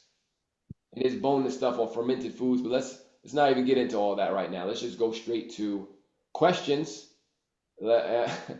and comments. Anyone want to ask any questions or share anything before we close out on this section? I have a question. Yes. Assalamu alaikum. And thank you for this. It's very timely. I appreciate you doing this. And I want to give the greetings to the leadership and Mosque Cares. I want to say I'm guilty. I love sweets, donuts, my coffee. I like to have it. But what I've done, for many years now, my coffee and my tea, I replace everything with honey now. Is that recommended? What do you think about? I don't know if you mentioned honey at all, but I just replaced it with honey, and I'm just curious. What is your take on that? My take is we're all addicts of something that we put in our mouth, whether it's sugar, salt, crunchy, creamy, ice cream, and I'm not gonna tell anybody that they're guilty because you're not guilty. You're a human being, and you can simply try to do better, meaning less of what we know is not necessarily the best for us. So honey is, in fact, hate to break it, but also a high glycemic index, very sweet. And so that syrup, maple syrup, it takes about 30 to 50 gallons of maple sap to make 1 gallon of maple syrup, all right? Yeah, and there's a reason why bears raid beehives, like Winnie the Pooh in them, to get that energy because they need to hibernate in the winter. And that honey, again, it's a carb, right? And then it converts to what? Fat. They put on a lot of fat. Then they can hibernate for 3-6 months. We don't hibernate. We keep going. So we're not just going to sit there and let the fat slowly burn. And our heart doesn't go down to 5-6 beats a minute, 60 to 90 beats a minute. And when you sleep, maybe 50 if you're in good shape, or older, or get down. But the thing is, just do less. If you put 2 tablespoons, put 1, and get your taste buds acclimated to having less. And also some substitutes you can use are stevia, monk fruit. They are very sweet though. And they have a strange aftertaste, but you can adjust, you can grow into it. It won't have the same effect as it. So. Yeah, thank you. I appreciate that. Thank you so much. Yeah, Naeem, I want to also comment. Just popped in my head. I'll make the comment before I ask you the question, because the question I don't want to hear the answer to. Yeah, I know. I haven't been eating bread. I haven't been eating rice, and I noticed I feel a lot better, and I've been doing a lot better, and health wise, and I think I'm losing weight also because of that. That I didn't know how much rice. I caught myself eating a smaller bowl of rice, as with other things. And then I made some mac and cheese last week, and I put it in bags and put them in the freezer. So when I thawed it out, I could eat a little bit at a time. So I said, I don't want to eat rice. So I put the mac and cheese with the protein, and it turned out pretty good because my mac and cheese, it didn't have a ton of, it had butter in it, I ain't gonna lie, and it didn't have a ton of cheese. But how most people are like floating in a cheese sauce. You could see my macaroni, you could see the cheese. It's not, it's a lot of, I like that. Which one? What is it? Evaporated milk. I like that. So I did, I adjusted those things, but I only ate that once in the last week. When I ate a little bit. So, but I've been feeling a lot better, I think, because I've been cutting back on it, and I do eat a lot of protein. I barbecued about a week ago, and I made a nice big juicy ribeye, and nice. Yeah, I let it smoke. I got hardwood on the stove and everything. So what I did with it is I took a sharp knife and I cut thin pieces, and just maybe about 2 inches and super thin, and put them in a bag. So now I go into that bag, and that steak, I get that steak flavor, and I'll put it in broth, soups. And I eat soup every day. So, but my soups are the base of like bonito or something, or onion, garlic, not garlic, onion, what's the root? Ginger, onion. I did that for years, and then I put a little scoop of some probiotic in it with, what do they call it? The miso. No. And I snack on kimchi. Now, my little guilty thing was the salt. I never listen to people when they say you just cut out salt. I'm like, how you cut out salt? People cutting out all this salt. I sweat a lot. I'm like, I can't just cut. So I never even thought about it. I'm not a person that counts calories and reads books and all this. My wife used to do that. But me personally, it's like I listen to my body, and I listen to my gut. And sometimes I have a taste for fish, sometimes I have a taste for chicken, or this. Sometimes I don't want any of that. And I've never been a lover of French fries, but this is what I was going to ask. Now, Yeah. honey, I'm a collector of honey. I Yes. got wildflower honey. My Super low favorite is honey. clover honey. I got local honey. I got Californian honey. I got honey from everywhere. But what I discovered that and like when I wake up craving, sometimes you wake up, you want something sweet. So I go and get a spoonful of honey, and I love peanut butter. So sometimes I mix the honey and the peanut butter and eat a spoonful of that. That's my sweet. That's my nighttime, help me go back to sleep. But I discovered that honey is better because it has a really strong flavor. So instead of using it to sweeten something, what I was doing was just putting like a tablespoon of honey in my iced tea or something. I make my own teas, sometimes whole leaf teas, and you can buy tea with no unsweetened tea. And I put honey in it and lemon or lime, sometimes both lemon and lime. And Splenda. Why everybody hates Splenda? I mean, I think it's a cultural thing that people are like, oh, you using that stuff that's poison. I'm like, but not Splenda. The doctor actually prefers Splenda over a lot of the ones that proven to cause cancer, like the E. I shouldn't be saying names of stuff. I'm not going to say the names, but you know the names probably as well as I do. So, what's your outtake on? I know it's a processed. It's a process thing. Oh, and another thing where I got the opportunity, I like what Dr. Ramadan said about they're going to take the food coloring out of stuff.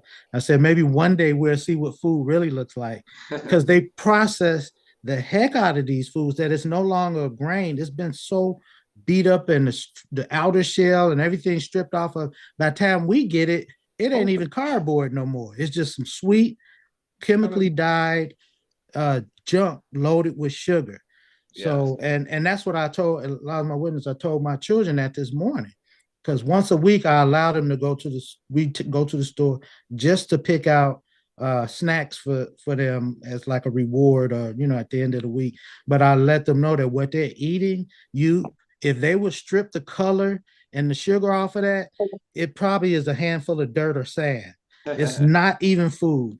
And that's a lot of my witness. So I told my son this morning, I said it's probably no more value. It's probably more value in a handful of dirt than it is in one of those honey buns or zebra cakes. I'll really be jealous because I can't eat them, but I'm trying to get him not to follow the path that I did and gain, all that weight. Now you got to get it off. Yeah. So what about the Splenda? I know I probably asked. That's the main question. You said a few things. One, back to the salt. Salt is not bad. Salt is necessary. You need salt. Your body needs salt. If you said you sweat a lot. Anybody taste sweat? I what do. does it have? It's salty, right? Tears, salty. Blood, salty. Again, your body needs salt in order to conduct the electrical systems that's your nervous system, your brain, and to carry those signals. So it's the type of salt. Don't get that idolized. That salt. It has. Maybe, I don't use.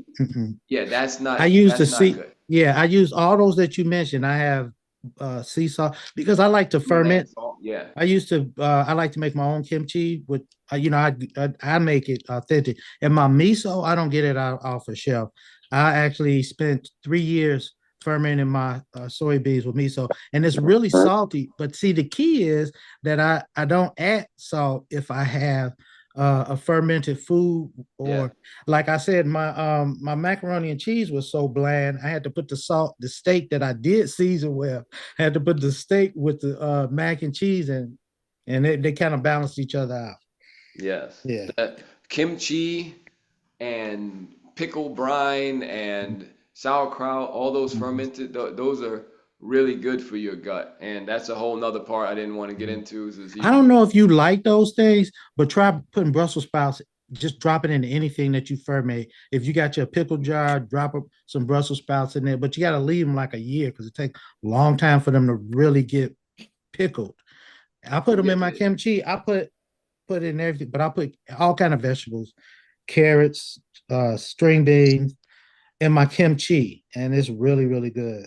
You're a chef and a connoisseur, so you understand all the nuances. I forgot when you started talking about, but yeah, again, back to the honey and things, like, let's just use the 80-20 rule, which is like just 80% of the time, do the best you can, and other 20% of the time, just make a do-off for yourself and do what you want to do, right? I stopped, man. When nobody was in the house, man, I was at the stove making grilled cheese sandwiches and soaking them in honey until the one side of the bread was completely saturated. Then I would flip it over and saturate that other side. I used to do it with maple syrup too. But the honey, now I don't want y'all going out doing this. It's delicious because the honey permeates the bread and causes the bread to become firm and have a rough texture on your tongue. And just the way, like a honeycomb, like when you bite into a honeycomb and the honey explodes out of the cone, the bread would do the same thing. But I was like 30 pounds heavier when I used to do that. So just take heed. Don't do that. It's addictive. Thank you for telling us the delicious way not to. Oh my God, it's better than pancakes, man. It's better than pancakes. Oh, skillet bread, all of that. So now that we are salivating about what we shouldn't do, then I just, again, like I said, there's no getting around that there's going to be sugar. There's going to be, again, you said the Splenda. Be careful of these things that say 0 sugar and whatnot, because they have aspartame and these aspartame. Yeah, that's the killer. That are not good for you. They mess up your nervous system. They really mess up children, because children don't have, like, their brains are not fully developed, and there's something called myelin that's over the nerve cells in your brain. And Naeem, we got some hands up. You may want to take another get a few of those, and then so we can conclude. Okay. Yeah, you want to take another anyone question? who's already raised your hand, please take your hand down. Yeah, we'll go by the order that they're. Yeah, we got a First couple of hands up. We had Sister Tawhida, then Sister Najma, and then we'll go Brother Bashir and Sister Nadia. Okay. So, Sister Tawhida first, or did you speak already? I'm not sure. No. Go ahead, Sister Tawhida. Maybe she's. My question, my question was, about the sugar. I know that when we're younger and we have the sugar, but we're doing more activities, with our body, we're doing more things. We get older and still have that habit for sugar and more sugar, then does that set a precedence to get diabetes? Because I know that the activity can sometimes break down the sugar. And, it probably doesn't solve every problem, but if you're real active and doing a lot of things, it doesn't affect you as bad as somebody who is just sitting and just eating sugar all the time and not doing anything. You're right. Yes, Shukran, Sister Tawhida, you answer your own question. It does set the stage for type 2 diabetes, which again, it's causing too many insulin spikes. Every time you take in that sugar, that rice, that soda, whatever, it's spiking your insulin and it starts to burn it out. And your body's like, I'm done doing this for you. Insulin is a hormone and it does many more things than regulate your sugar. And instead of getting into that, let's go on to what happens further on down the line, which they call type 3 diabetes now, which is like Alzheimer's, dementia, which is those plaques, amyloid plaques that get in your brain. And it comes from sugar too. And we know how devastating that can be. And so, again, your body is very forgiving of what you do into your 20s and maybe even early 30s. And then because your hormones are actually they're there in order to help you to signal reproduction. They're like, I'm going to keep you as healthy as possible so that you can reproduce, men and women. But then after you hit that threshold of you can eat a pizza and drink soda and stuff all day and drink alcohol and it's not going to affect you. Then you start getting your 30s and going down. It's like now your hormones are not driving your health. Your body, you have to tell your body, inform it through what you do and what you put in your body that you want to continue to live and be healthy. So nature has a rule. If you don't use it, you lose it. So if we sit all day, we get optimized for sitting, and then we get back pains and it starts to hurt to move around and to walk. So if you want to be more mobile, you have to just do the thing and be mobile and do stuff. That's why I'm standing up, because I know I drive a lot in New York City and I don't like to be sitting around a lot because it does something to the body. And so when your body's also very adaptable, it's never too late to make a shift. I tell people it's not about going from 0 to 100. It's about going from 0 to 1. If you don't walk for 30 minutes a day, how about 3 minutes? If you can do 3 minutes, if you don't take the staircase instead of the elevator, right? Even if it's just going down, different things like that, you can just integrate into your life to make it. Okay. Make yourself healthy. Can we move to the next question? Yes. Sister Najma, then Brother Bashir. Thank you. Brother Naeem. Assalamu alaikum, Brother Naeem. Alaikum assalam. As you were talking, I went on and I'm not very technical, so I don't do a lot of these apps. But because I've been in the health and fitness arena for about 40 years, I was very interested in this one. So I downloaded the app, and I'm amazed at what it tells you about all these different foods that we're eating. And not only does it tell you the good, bad, and the ugly, it also gives you some ideas of how to replace the bad foods. And that's very, very, very important. And as far as the age and the health, I never got the memo that said after a certain age, you can't do certain things. So here I'm in my 70s, I can still jump rope and run and jump and play, and I'm on the sliding board and swings. I eat well. I eat once a day for the most part. I'm in good health. I don't have any chronic illnesses, no chronic medication, nothing. So I just didn't get that memo. It could have been that I was raised in a military family, and my brothers and my dad had me doing push-ups on my thumb and my first 2 fingers. I still try to do that. I can't do that, but I can do them on my knuckles. So I think it's a matter of the choices we make that determines our condition of health. And I don't need 8 hours of sleep. I probably get sick. You're my hero. Thank you for sharing. Well, I think genetics play a role in that too. Y'all know black don't crack, right? Well, I think the Honorable Elijah Muhammad played a very important part in our diet, because he said that for the white rice to brown it, and he said how to eat to live. And if we follow those guidelines that he first gave us, I think that it has been paying off for us well. So let's realize where it really started at. Yes, and I think everybody should download the app. Download the app. Thank you for doing it and giving us feedback right away. All right, Naeem, can you take the next question?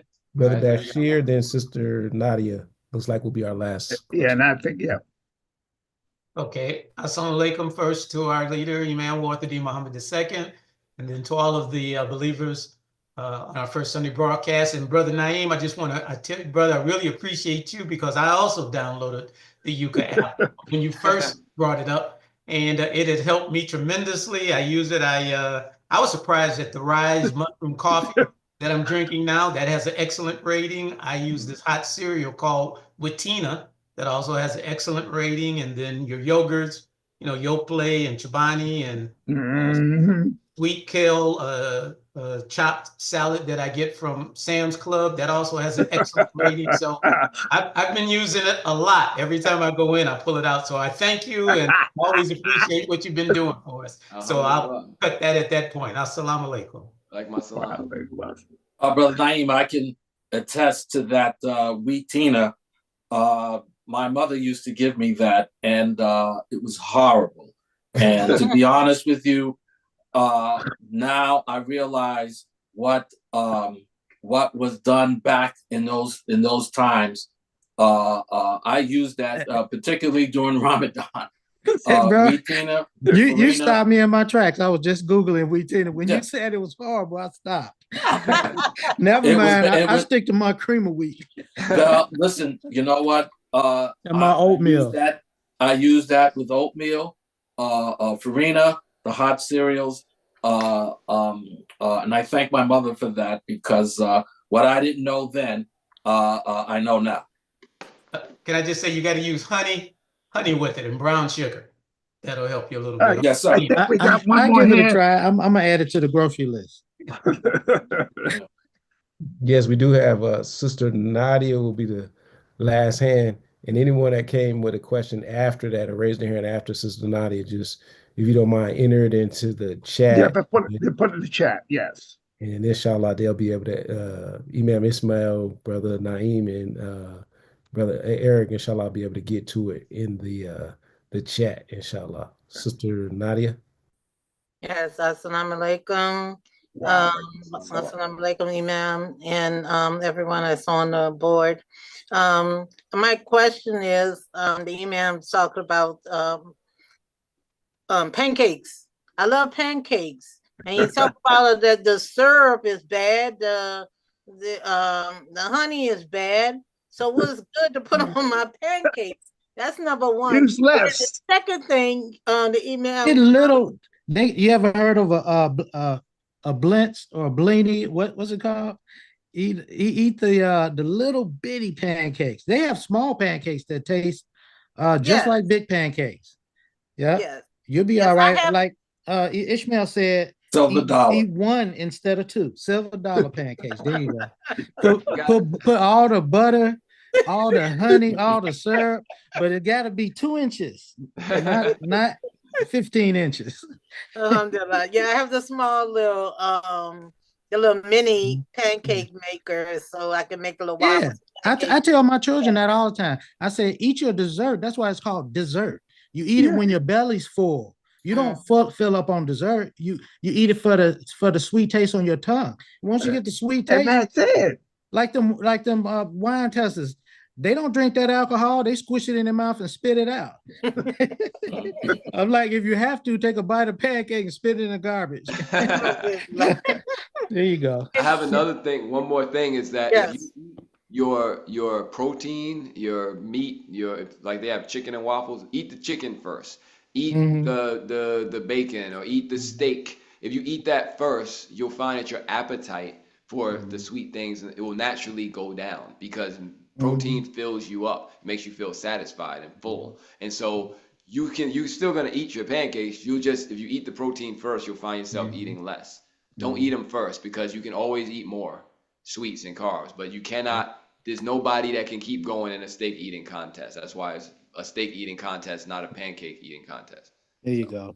Okay, so I got a fried egg when I eat my pancake. I just want to say this, that Eric, I mean that Naeem is a wellness person that again gives you all the information you need. So not only he's as a pianist and a poet and whatever, but he's also a wellness person. So he has given us a lot of information, and I hope that if we use it wisely, we will benefit from it. Thanks.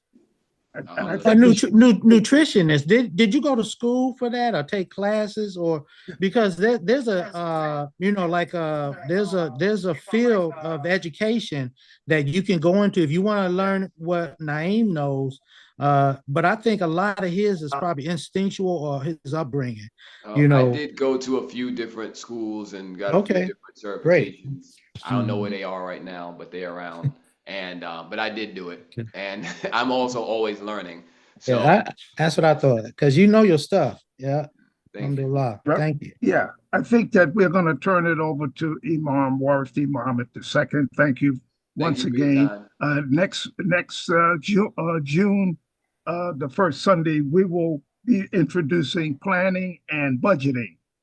We will be introducing that format come the next period. So please tune in and get some other family members to tune in, because we will be talking about budgeting, which is very important for the family life, and also planning, budgeting and planning.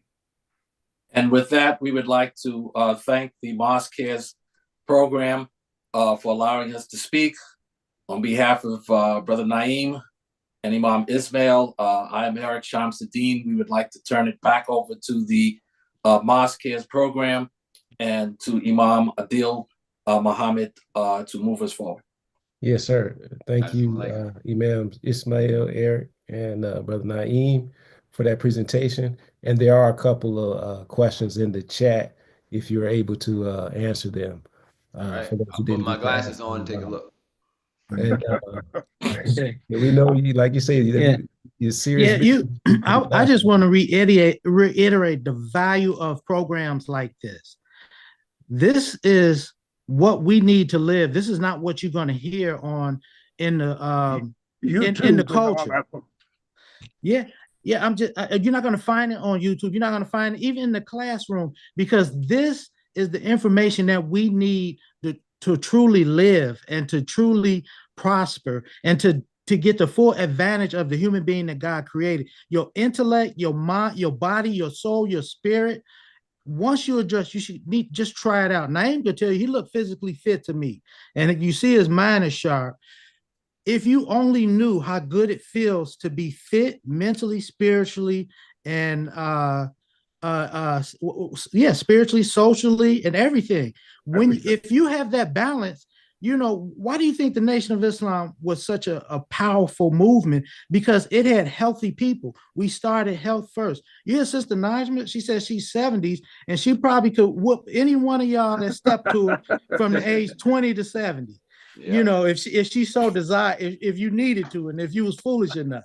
See, but this is real. Y'all got to heed this. Wisdom is heeding the warning from those that know.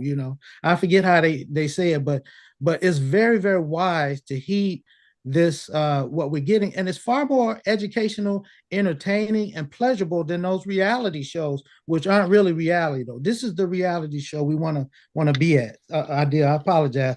I just want to put my 2 cents in, like I always do. That was more than 2 cents. Yes, sir. Yeah, it's real. It's real. Because I stopped eating bread last week, man. I feel like a new man. And bread and rice. I thought a smaller bowl of rice would be okay. It's not. That rice is bad. And I haven't drank pop in 30 years. I've drank the one that I don't drink the aspartame. I used to drink the zero one, but it has the poison in it. But I will drink a pop that is, so long as it doesn't have aspartame in it, the zero sugar. Yeah. All right. Yes, sir. So without further ado, we are to the point in the presentation where we turn it over to the president of the Ministry of Imam Warathuddin Muhammad, the Mosque Cares, and I introduce him as his father introduced himself, and as we should identify ourselves as our leader, Muhammad the Prophet, who was a spokesman for human salvation, and who was also an exemplar for human excellence. So that's what we should be striving for. So I introduce to you Imam W.D. Muhammad II. All praise due to Allah. Yeah, I appreciate that. See, they say it takes a village. Because Adil, he's thinking sometimes he can hear what I'm thinking when I'm speaking. And that's what I was thinking when I was speaking about my father, Imam Muhammad, that he wasn't just a spiritual or religious leader or a social reform mover, or he was a spokesman. He spoke and stood up for us from the very first man, from Adam to today, which is what the role that religion should play in the life of each one of us. But it's been so corrupted. And Satan always takes something good and tries to change the aim of it and the purpose, for the sole purpose of pulling giving us the jinx or the hoodwink, getting us off the path. So I'm going to start what I have to say, and I want to try to make it as brief as possible, because I'm looking forward to hearing from our keynote address today. But when I get older, I'm a little bit better. And when I was younger, sometimes I would go all day without food, and if I'm the last speaker, I'd be wore out. My spirit and my mind, but I had a big old bowl of soup this morning with some beef in it, so I have energy. So I hope Sister Isla, ate her Wheaties because we don't want to miss any of what she had to say. Yes, dear beloved Muslims, I'm so happy to be back here at the Mosque's First Sunday with the opportunity. I appreciate you all giving me the opportunity to speak about things that I may feel that are important for us as a community, because I do see us as one, although we don't see each other all the time and every day that our lives are very, very busy. But I'm a strong proponent of and a belief in the importance and stressing the importance of community life. That, like they say in the popular culture, that no man is an island, that we can't exist without each other. And those of us that are followers of Imam Muhammad, that he said the nature of the human being is the social nature, the true nature. And we know that our Holy Quran, the light of the world that reformed, that the one book and the message of God, that is the pure revelation. And even if you are not a person that is convinced that faith is the course for you, that you can acknowledge that it's written in the history books and in the history how the whole world has been reformed. And this is I'm not exaggerating. I'm not trying to put some things that are ideas that Muslims, this is what the world history, Christians, Buddhists, everybody that was present when the Quran was revealed and after that, the Quran has reformed the whole world, and that we owe some thanks and some gratitude. And we give that thanks and gratitude to our Lord and cherisher, Almighty God, Allah, subhanahu wa ta'ala, the God that created us all and the one that's responsible for everything, who is the cause behind all causes, and never the effect of any situation or circumstance. He was here, always here, and always will be here. He is the only true reality. He is the true reality, everlasting. All praises due to Allah. We had things, the largest group of people that the world that we live in today, that who have led the world and have led in the evolution of the life of human beings, and has done great achievements. The world is mostly in America. We're Americans. We can't forget that American is a Christian world and society, and one of their biggest and the top leader passed, who is unique in my opinion, because I was blessed to live in the life in during the period, and we all witnessed the Pope that just passed. He was, I'm not sure if anybody can correct me if you need to, but I do believe that he was the first of Latin descent Pope, what you might consider is non-Caucasian, but that's not the important matter. The important matter was his papacy, or if I'm saying that correct, also is the service that he gave to humanity was unique, and in the sense that his behavior reflected in a very, very strong way, and I think he intended to reflect that, to be an approachable Pope that identified with the common human being. And just in his mannerism, I'm not going to claim to say that I followed a lot of his works and his speeches, but I remember when he was, just before they elected him, that he impressed upon me as being a person that myself have come from where I come from, being an African-American male and from a born Muslim and from generations of Muslims, that I felt a closeness to him from the very moment I saw him. I don't know what it was, but I felt a kinship. I would say that I felt a kinship to him, so the world has had a benefit from a great leader, and if you have opportunity, you should read and look and find information to educate yourself a little bit better. And I plan to do the same on the passing of the leader of the Catholic Church. Yeah. And we also pray for their success in the new leadership and finding one that's worthy of the new leadership for the Catholic Church, God willing, inshallah.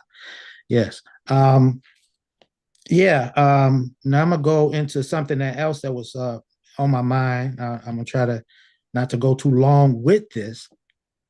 That the influence of Satan in the world is real. It's a reality. Technology, AI, all the food, wealth and food and knowledge and abundance of wealth and comfort and knowledge. We have access to things that really determine the existence of of man throughout the history of mankind. If you didn't have food, you didn't thrive.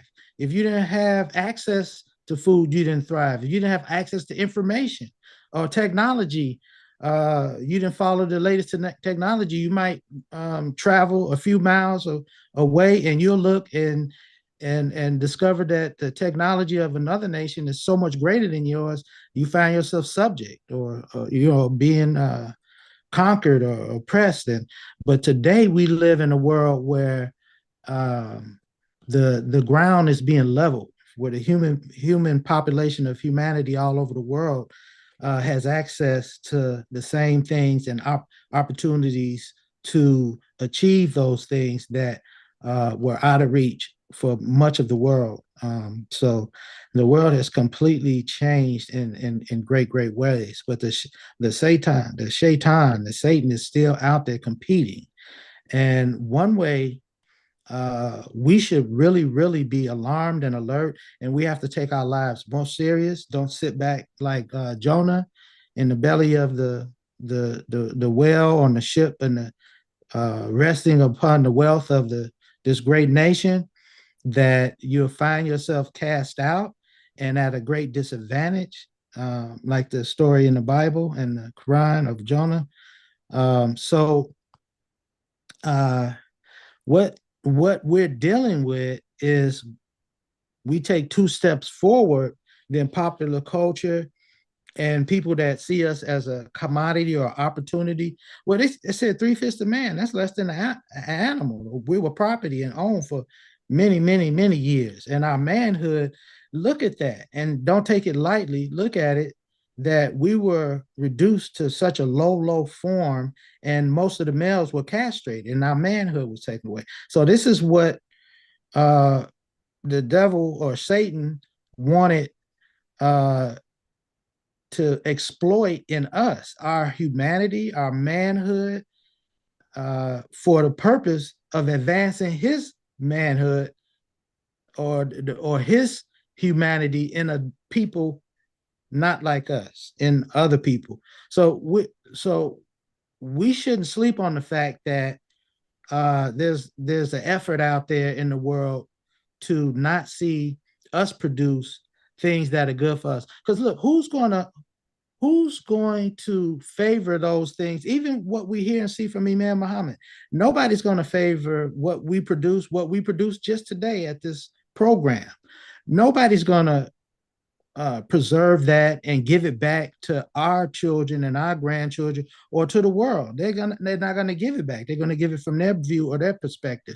That's why when you look at a great society like ancient Egypt, all they talk about, I forget the last, and I've never seen a blue-eyed, fair-skinned with the King Tut thing on, but I was looking at the television and I forget the emperor, the last one that I think it was Nefertiti, but you all know the history. You can look the history up, and now you see that. And I don't get mad and say, hey, that's not the history, because when I was a little boy, we were in Egypt, and I saw the statues and the paintings on the wall. All of them looked like me. It was brown. So they like to focus in the history books and on television on the era when Europe conquered that area. And I'm not trying to promote racism. I'm making that point because now it's almost like a trick or a deception that's used to get you upset about how our history is being misrepresented, misappropriated, and then fed to our children in schools or fed to the public or the society, so that as soon as they say, okay, it's like them, like a person denying you water and denying you water, knowing that you need it for life and that you need it. You say it's just not fair that we're suffering, we're going to die. Then all of a sudden they give you some water or something, or a soda pop or something, and say, well, here's your water, you got it, and you taking it and you're enjoying it. But that's not the water you need. You need that pure water. You need the water without the sugar and the chemicals and everything in it. And so that's a little bit how they do. They withhold the information, and then the culture won't, then they change the culture so that your children don't know you, don't hear of you. Just ask how many generations or your children, or ask the young people. Say, do you know Imam Muhammad? Who was Imam Muhammad? What did he teach? You're going to get 100. You're going to get the ones that do know something, you're going to get from the experts who are probably their parents that say they knew Imam Muhammad, they lived with Imam Muhammad, they worked with him, they followed him. You're going to get 100 different versions of what was really said. We need to preserve and promote what we love and what we value ourselves, because you are not going to get the reality, and it's going to be lost. Every generation, our children look different from us. And then what they do is they sell our children, because we're not allowed to build our own schools, our grammar, the school system, the primary, the school, and the high school, college, and education. We need to be educating our children on every level, and we need our own schools and everything. You look around these neighborhoods, everywhere I turn, I could just drive in any direction, and I can find a beautiful complex of immigrant Muslims. And I'm trying to figure out, how are they was it so easy when Honorable Elijah Muhammad had to struggle and fight? And my father, to the last minute, they blocked him from building and buying anything. But, you got Arabs and Pakistanis, different groups, Lebanese, all different groups were building these big, what do you call them? Campuses with a masjid, a school, places of business, and for their social life. They have their whole life, and they're completely supported by the town and the cities that they live in. Everything that Imam Muhammad preached that we should be doing for a good 20 plus years, that's because we're not seen as equals. We're still not viewed, although you think you equal. And most of the sisters, a lot of the sisters that are in this pop culture, they still treat the African-American male like he deserves or should be put down and should be disrespected and dragged through the mud or whatever, or worked against. And this is what happens. People work against us because they want to add their 2 cents into what you represent or what your legacy is or what it should be. They say, well, hey, people aren't picking this up. Maybe I should put my spin on it. And that's what you see them doing with Imam Muhammad and his legacy. And what I say to that is that you didn't plant Imam Muhammad in the womb he came out of. And some of you all understand the metaphor of what I'm speaking about. It was Allah that placed him there. But yet, and still, you seek to abort him. Shaitan, the devil, wants him aborted. They don't want him to have a future in this world. And then you see also, for some reason, everybody's so attracted to coloring things with their own little spin to isolate him and say, well, Elijah Muhammad was this, Imam W. Muhammad was this from this period of time. No, that's the history books of the West, of the Europeans and their history of Rome and Greece. We African Americans, we don't have no history like that. We're one. We're one people. We're people who came up from slavery, who Allah saved from slavery. And so you seek to put a 5-0 on Imam Muhammad, and that's not justice, because you want to put 5-0 on him and police his legacy. That's unfair. That's shameful. And then you follow people that have worked and struggled to corrupt his life's work and the aim and the purpose of all the work he did. And if you just leave it alone and stop lying and try following him and join his ministry and help us give the proper picture, the correct picture, the unpolluted, unadulterated picture of 50 years or more of recordings. I've got recordings of him from 1959. So I really don't understand it. He's probably one of the most recorded American Muslims in the history of America, I'm sure. And we still have all of his lectures in audio form, and we've started putting them in book form, but we need to continue that. We don't need your version. We don't need you hustling for $1, a penny a year off his back as a parasite.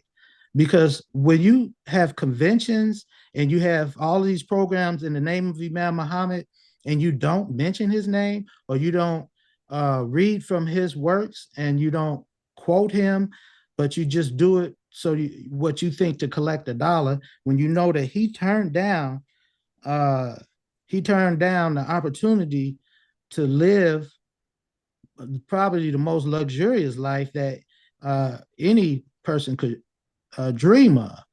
That he walked away from that, and he turned down that opportunity because he knew that what he needed to do was for you, and what you needed was far more important than any personal desire for power or leadership. So these people that's out here that's looking for power, that's painting, and that's being phony, you need to join us and help us reject and stop them from playing games with the legacy of Imam W.D. Muhammad and what he represented. Imam W.D. Muhammad was a follower, loyal follower of Muhammad the Prophet Sallallahu Alaihi Wasallam. He was as Adil said, the Muslim American spokesman for human salvation. And guess what? Don't feel bad, but you don't play a role in that. What Imam Muhammad was, is, and will be in the future, that's not there's no room and no place for you and your little 2 cents. So please back up off of Imam and let us do our job, inshallah. Thank you. I'm going to stop here. Because I probably said more than I wanted to say, but I think y'all get the point. We want to celebrate the life of Imam Muhammad and keep and raise his name up. I spoke to a person the other day, and I took it as a powerful sign. I asked him, I said, have you heard of the Honorable Elijah Muhammad or Elijah Muhammad? Young person said no. I think I said this earlier. And I said, have you heard of Imam Muhammad? I said Wallace D. Muhammad. They looked and it was like, yeah. And so this is what Allah's will. Allah's will isn't for you to go out ahead of what his plan is and seek to write the final chapter, or so to say. This is not your place. This is not your place. So you should step down and stop attempting to do it, because the world is already doing more damage to our future than you could ever imagine. We don't see any of what we produce in a generation. You don't see our children following any of our footsteps. Not 10 years ago, not 20 years ago, not 30 years ago, because they've been convinced that the path that Shaitan wants for them is the path to follow. Change your hair, your music, your taste in food, and your taste in clothing and everything. But we do have the Honorable Elijah Muhammad, who set a path for us. And we do have his son, Imam Warithuddin Muhammad, who also opened the door for New Africa. It's like y'all, like when you hear something, it's like you want to test it to see if you can cause it to fail. You can corrupt it or cause it to fail. We see other people doing the same thing. So why can't we do it? And when Imam Muhammad suggested that we try to build communities that reflect our culture, why don't we do it? It doesn't take money. It doesn't take too much time. It doesn't take too much effort. All it takes is a little bit of love and respect for each other and to follow sound leadership. And the sound leadership is coming from the Mosque Cares and the leadership of Imam W.D. Muhammad. So give us a chance, or at least follow the leadership without seeking to corrupt it and change it to suit your favor. And let's not fear speaking and mentioning the name of our leader, Imam Wadafuddin Muhammad. Let's talk about him, not his life and his death, not what you think you made him, the man that made the man and all of that kind of stuff. It was Allah that placed him in the womb that he came out of. He was born Muslim. He was born, before he was born, his mother desired that he would become the leader, and she was successful in being there, present until he became the leader that we asked for or asked him to be. Yeah, so let's not join those that seek to abort him and write a chapter where their name is signed as one of the authors. I hope everybody follows me in this, and I hope we can do better. Inshallah, let's do better. And let's not play with or disrespect our leader, Imam Wadafuddin Muhammad. Allah has established him as the leader for the Muslims in America, and many people acknowledge and recognize him as the leader and as the one that put us on the course, that saved us from the corruption of racism, the ugliness, and the evil of race-based movements, and like the one that he came out of. Allah blessed him to guide us through that and out of that, and to establish ourselves on our own feet, on our own 2 feet.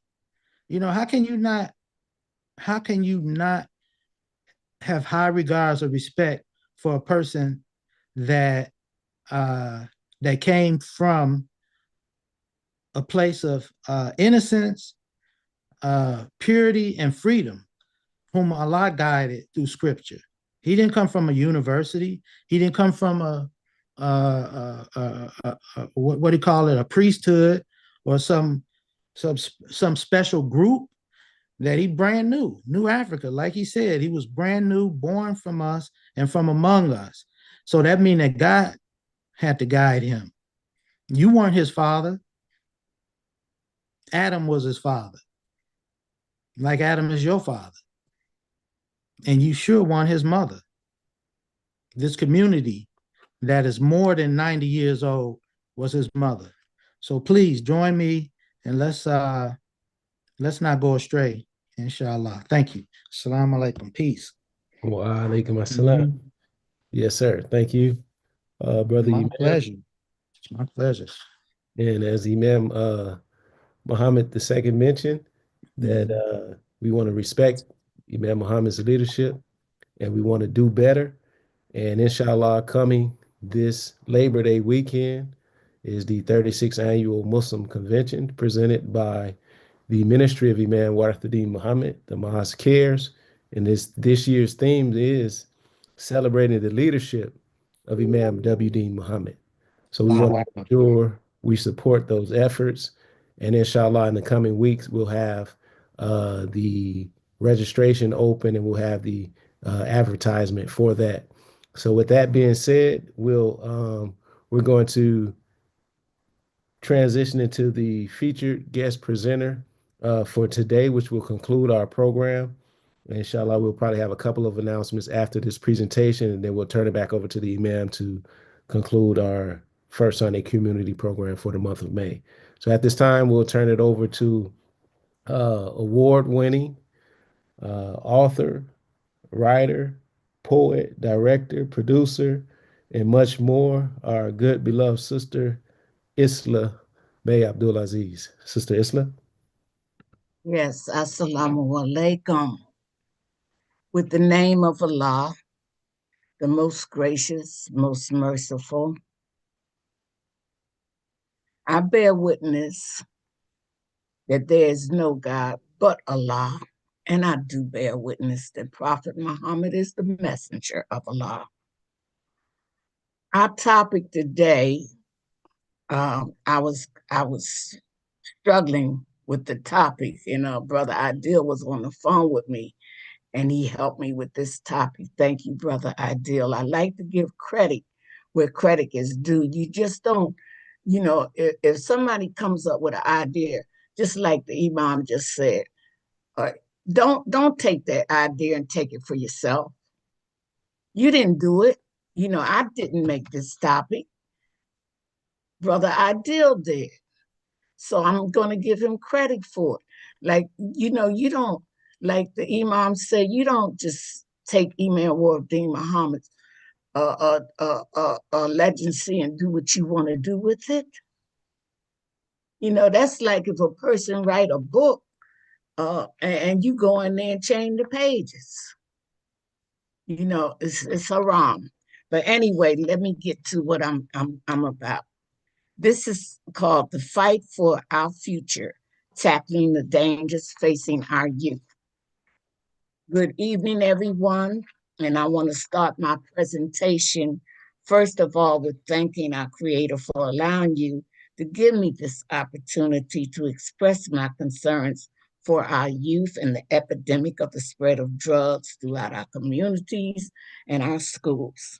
As CEO, Executive Directress of the Theater of Creative Consciousness of the Arts, Inc., it is our mission to combat the negative influences that rule society through violence, music, and the entertainment industry, and mainly by drugs, that causes our youth to be confused and suicidal.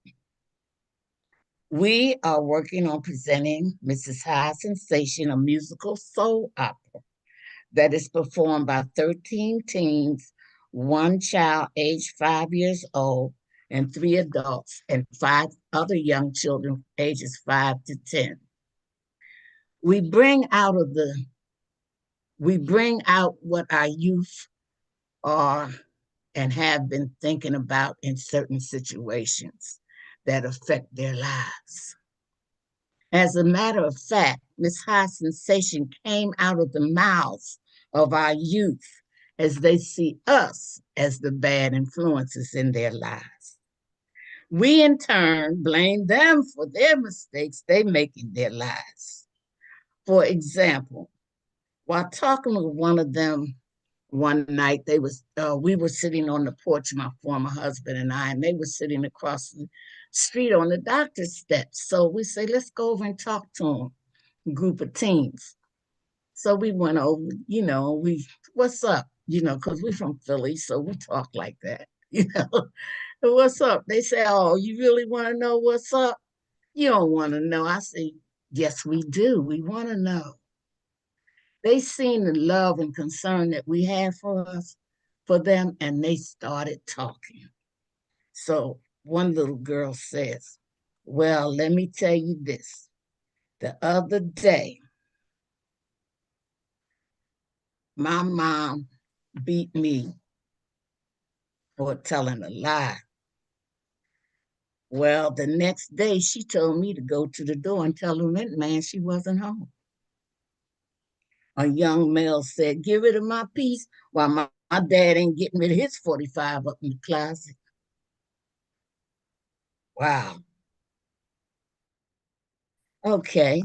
And then another one says, my mom said, go to church. Go to church for who? Mommy don't believe, daddy don't believe, shucks. Yeah, I told my mom and dad I'm going to stop using drugs, but I ain't. You know what? They want me to have an abortion. I don't understand. My mama had me, her mama had her. Why can't I just have my baby? And this went on and on and on as the youth cried out. A few will talk back to their parents, but they'll be punished and beat, so they just keep quiet. But the ones that are afraid to speak up, they hold it inside and have no one to turn to. So most of them wind up committing suicide. Like the two youth here in Deerfield Beach, where I'm at. One was at Deerfield Middle School, one was at Deerfield High. And right up the street from me is an Amtrak station. And they didn't even know each other. And this is at different times. They walked right in front of the train and committed suicide. The other day, I was turning in an application at Parks and Recreation. I was talking to the sister, Mary, the secretary, and I was telling about how I felt about these boys. And guess what she said?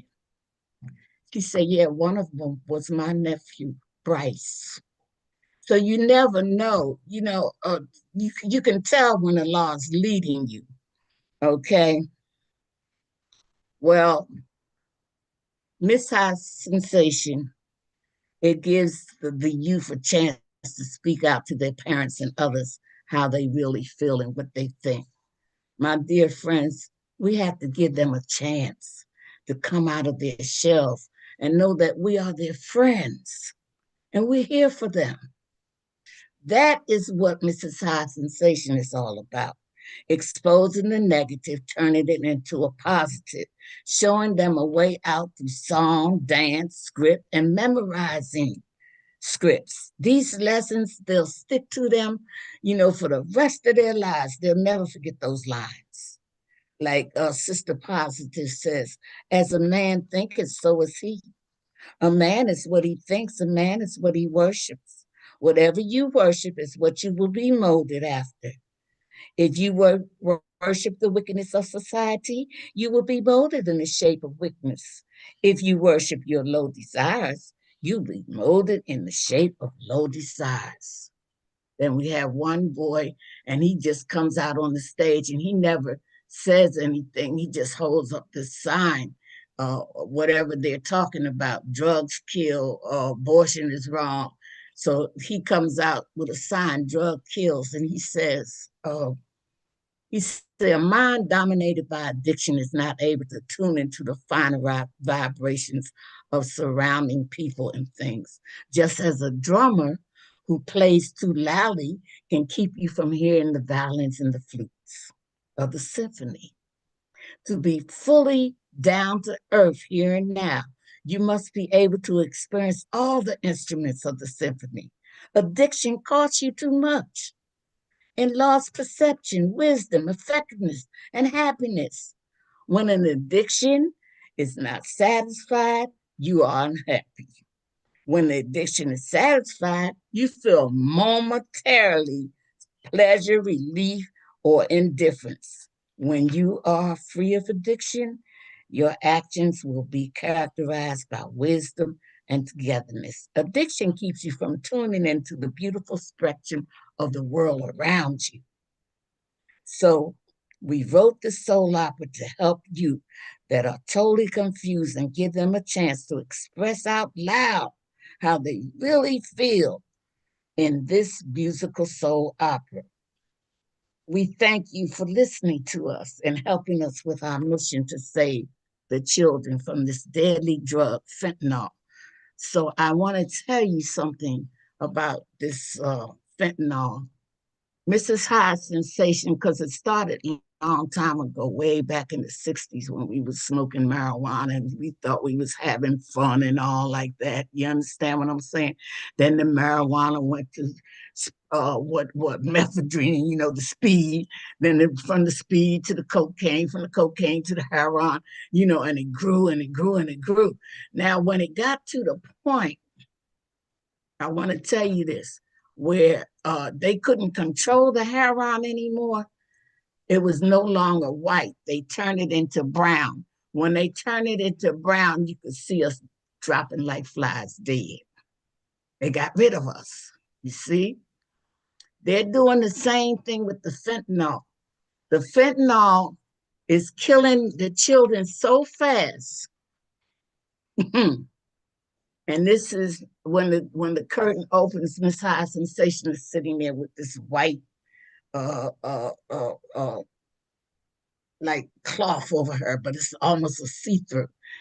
And she's sitting on a dynamite keg, and it looks like it's going to ignite. So the audience, the parents are saying, blow her up, blow her up. But the drug addicts is saying, the drug pushers are saying, hey, put out that fire. Don't let it. You understand? And this is what she says to the children. She says, well, my little sweeties, you grown tired of grass, of LSD, cocaine, and hash. Now, someone's pretending to be your friend by introducing you to me. Hi, y'all.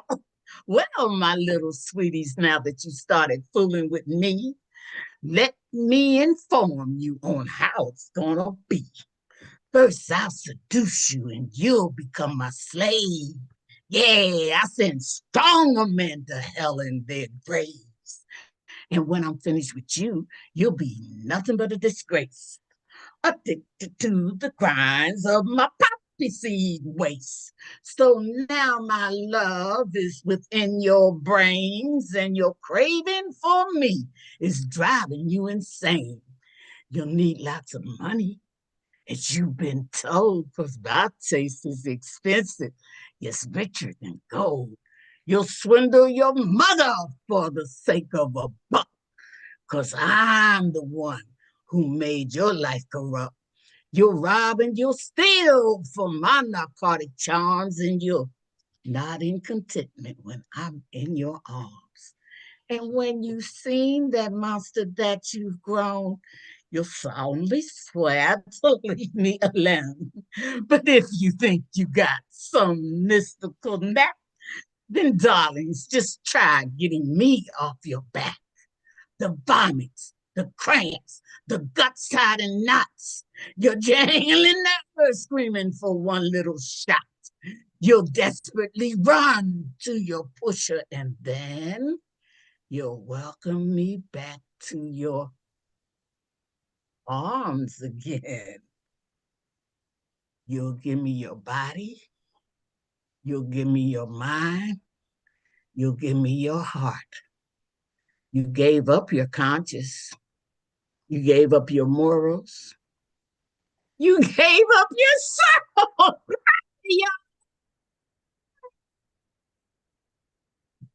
So while she's doing this, a young boy comes on the stage and he's like, what is that? I never seen nothing like this before. She's white. She looks pretty. Oh, I want to see who she is. He keeps easing up on her, and when he gets close to her, she grabs him, and they do this dance, and she seduces him in the dance, and she makes him the pusher man and sends him to the lot where the children at to get them to use drugs. And he says this. He say, my name is cocaine. Beware, my friend. My name is cocaine. Coke for short. I entered this country without a passport. Ever since then, I've been hunted and sought by junkies and pushers and plainclothes nicks, mostly by users who need a quick fix. I'll make a school teacher forget how to teach. I'll make a preacher not want to preach. Just look around and you see the results of my sting. I've got daughters turning on their mothers. I got sisters robbing brothers.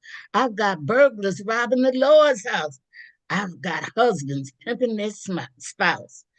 I'm the king of crime and the prince of destruction. I'll cause your organs in your body to malfunction. I'll cause your babies to be born hooked. I've turned the honest of men into crooks. I'll make you rob, steal, and kill. When you're under my power, you have no will. They remember my friend, my name is Big C. Some call me the white lady. I've destroyed actors, politicians, and sport heroes. I decreased bank accounts from millions to zero. I'm laughing at you now.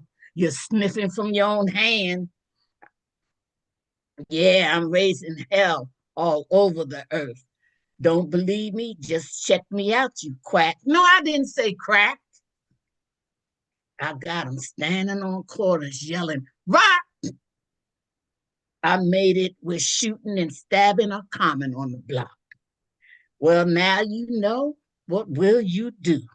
Remember, my friend, it's all up to you.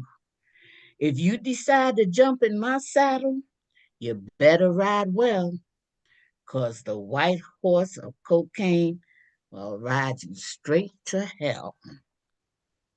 Okay, now I'm going to get to some statistics from Los Angeles Times. It says no child should be dying. Fentanyl-related deaths among kids rising. This is a Yale study.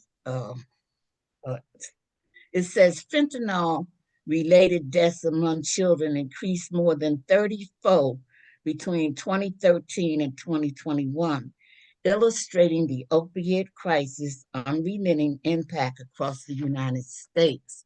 According to a study at the Yale School of Medicine, between 1999 and 2021, 37.5% of all fatal pediatric opium poisons were caused by fentanyl. According to the study published Monday in the Journal of the American Medical Association, the drug is now the primary agent noted in the pediatric opiate crisis, said Julie Gaither, the study's author and assistant professor of pediatrics and epidemiology at Yale. The study tracked data for more than 2 decades of opium deaths among people under 20 and found that 5,194 children and teens have died from fentanyl. In 2021, nearly 70,000 U.S. adults fatally overdosed on fentanyl, the biggest spike in overdose deaths in this country's history. The same year, there were 1,557 pediatric deaths from fentanyl, and 40 infants and 93 children between the ages of 1 and 4 died because of the opiate, according to the study. No child should be dying from opiate. Gaither said, it is not just a crisis that is affecting the adult population, it is something that's affecting everyone in this country, and most vulnerable, even infants. Matter of fact, 2 infants died right here in Deerfield. The mother and father of one of them is in jail, and the father and grandmother tried to hide the fentanyl in the baby's crib from the mother, and the baby died. And then the other one put the fentanyl in the baby's diaper bag, and that baby died. And I'm sure you all know about the in New York, where they had the daycare center, and they used it for a fentanyl laboratory. And they had the fentanyl hid inside of the baby's mats. So 4 of them got deadly sick and went to the hospital. That's how they got busted. And they came in and raided it, and it was a lab. It was not a daycare. Okay, so using county data from the Centers of Disease Control. Am I right? Okay. From the Center of Disease Control, I'm not going to be too much longer, and prevention, Gaither found that in 1999, 5% of the 175 reported opium deaths in children were from fentanyl. By 2021, it had increased to 94%. With 1,557 of the 1,657 opiate deaths attributed to drugs, to the drug. When the crisis ramped in the late 1990s, prescription opiates were over prescribed, and you know that. And people, that's what the doctors are doing. That they're getting rich off of it. These pills. And if you go to the doctor, matter of fact, they gave me so many pills that I wasn't taking them, so I started putting them in one of those big black plastic bags, garbage bag, and I filled the bag up. So when I go on the stage with the drugs, I was gonna just throw it all over the stage so the people could actually see what was happening to them. Okay, so anyway, since 2013, most fatal overdoses have been caused by illegally manufactured opiates. But the death data do not distinguish where or how the drugs were obtained. They don't know how the drugs got here. The problem is getting worse, and we haven't addressed it, Gaither said. The measure we've used so far have not contained this crisis, and most of the measures do not target children specifically. Okay, we talked to families and they say it's the first time their kid ever used a drug. They didn't even know they were using fentanyl, and then they're gone. So Dr. Keith Humphrey, a professor of psychiatry and a behavioral scientist at Stanford University, he says that. I'm going to cut this a little short. I have here a picture of two boys, twin boys. They look like they're about 3 years old, 4 years old, and they died. They did. And then I got one little baby with his foot out in a blanket. He's dead. So I'm going to tell you how I feel about fentanyl in a poem that I wrote. It say, my name is fentanyl. I come to get you all. At first you enjoy the smooth feeling I give, not realizing soon you're not going to live. You see, I came as a design. You like the feeling I bring as long as you're alive. So I'll make you sing and dance to the music you hear, not even realizing that death is near.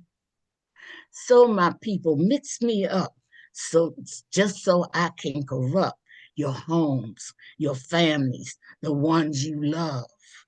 You have more feelings you don't have any more feelings from up above. You can't hear the angels in your head say, stop. You just hear the voice that says, go ahead and stop. So you're begging still because you lost all will.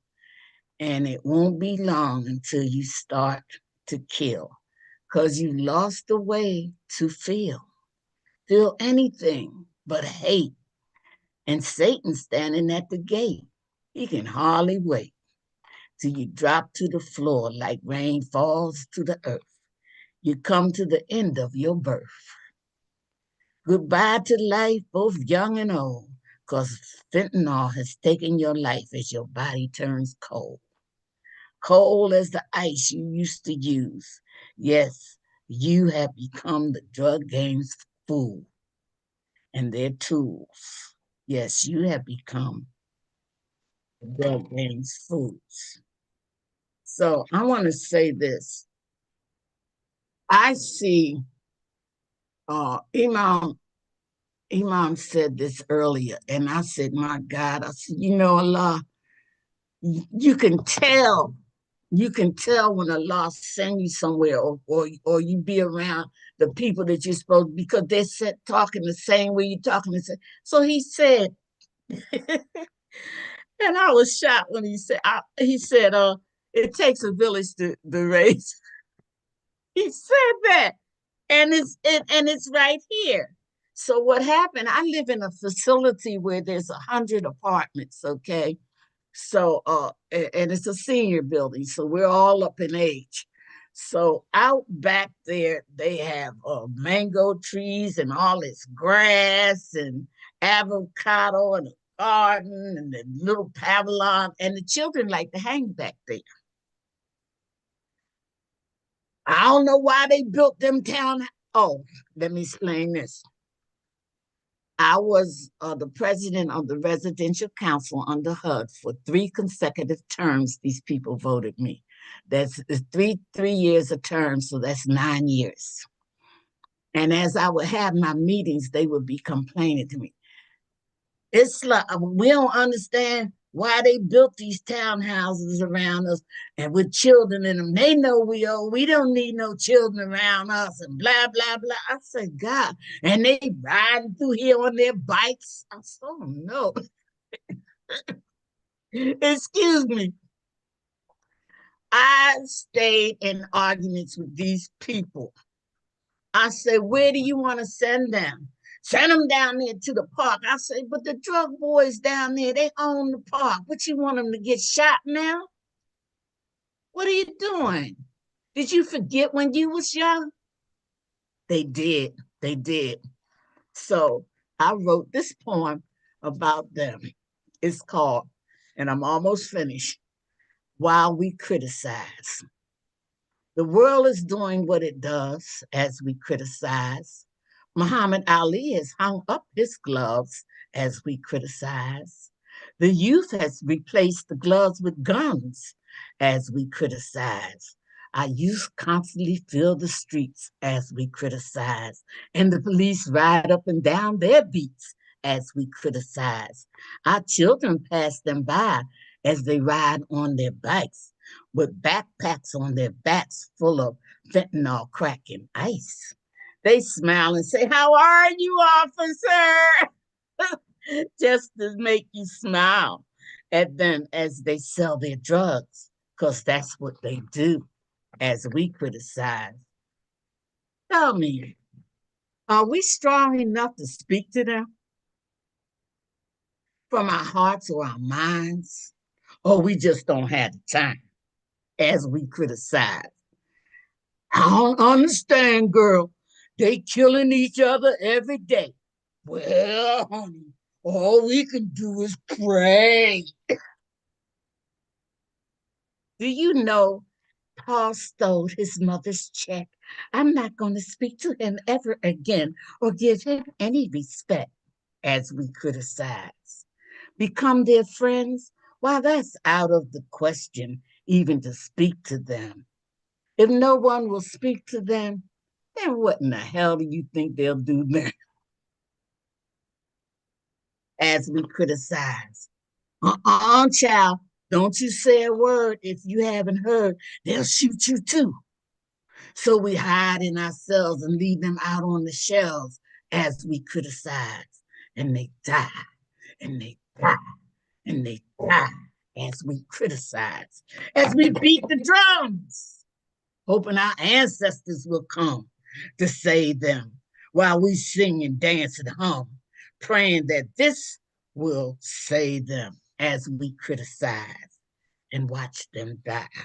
And they die, and they die, and they die while we sit and criticize.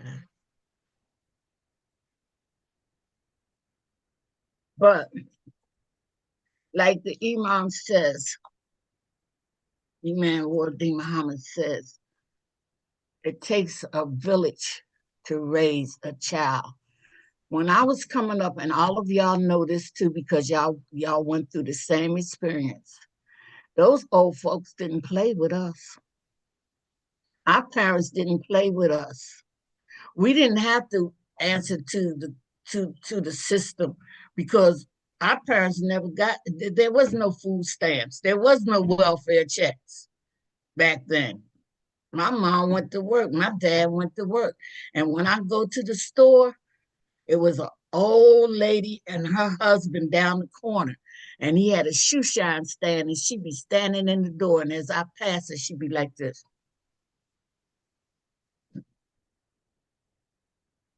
And when I come back from the store, she'd be still there. And you better not say nothing back, because she's allowed to whip you. Then your mama's going to whip you, and mama's going to say, and wait till daddy get home. See, so they took the discipline. When HRS came in, they took the discipline out of the home. They had the men, the husbands, hiding in the closet because the women were getting the welfare check. This is true. This is true. This is how all of this started, you see? So the children are watching what we're doing. So I wrote this, "O youth of our glory. When you're hurting physically, I understand the pain. Why? Because I felt the same. You will do anything to stop it because it hurts so bad, the pain. But things you do to stop it is terrible addiction, shame. You think that the answer that's given to you makes you take as many painkillers as you do. The opiates that the doctors constantly gives eventually makes you act like you do. And it changes the way you walk, the way you talk, and it costs a lot of money to be bought.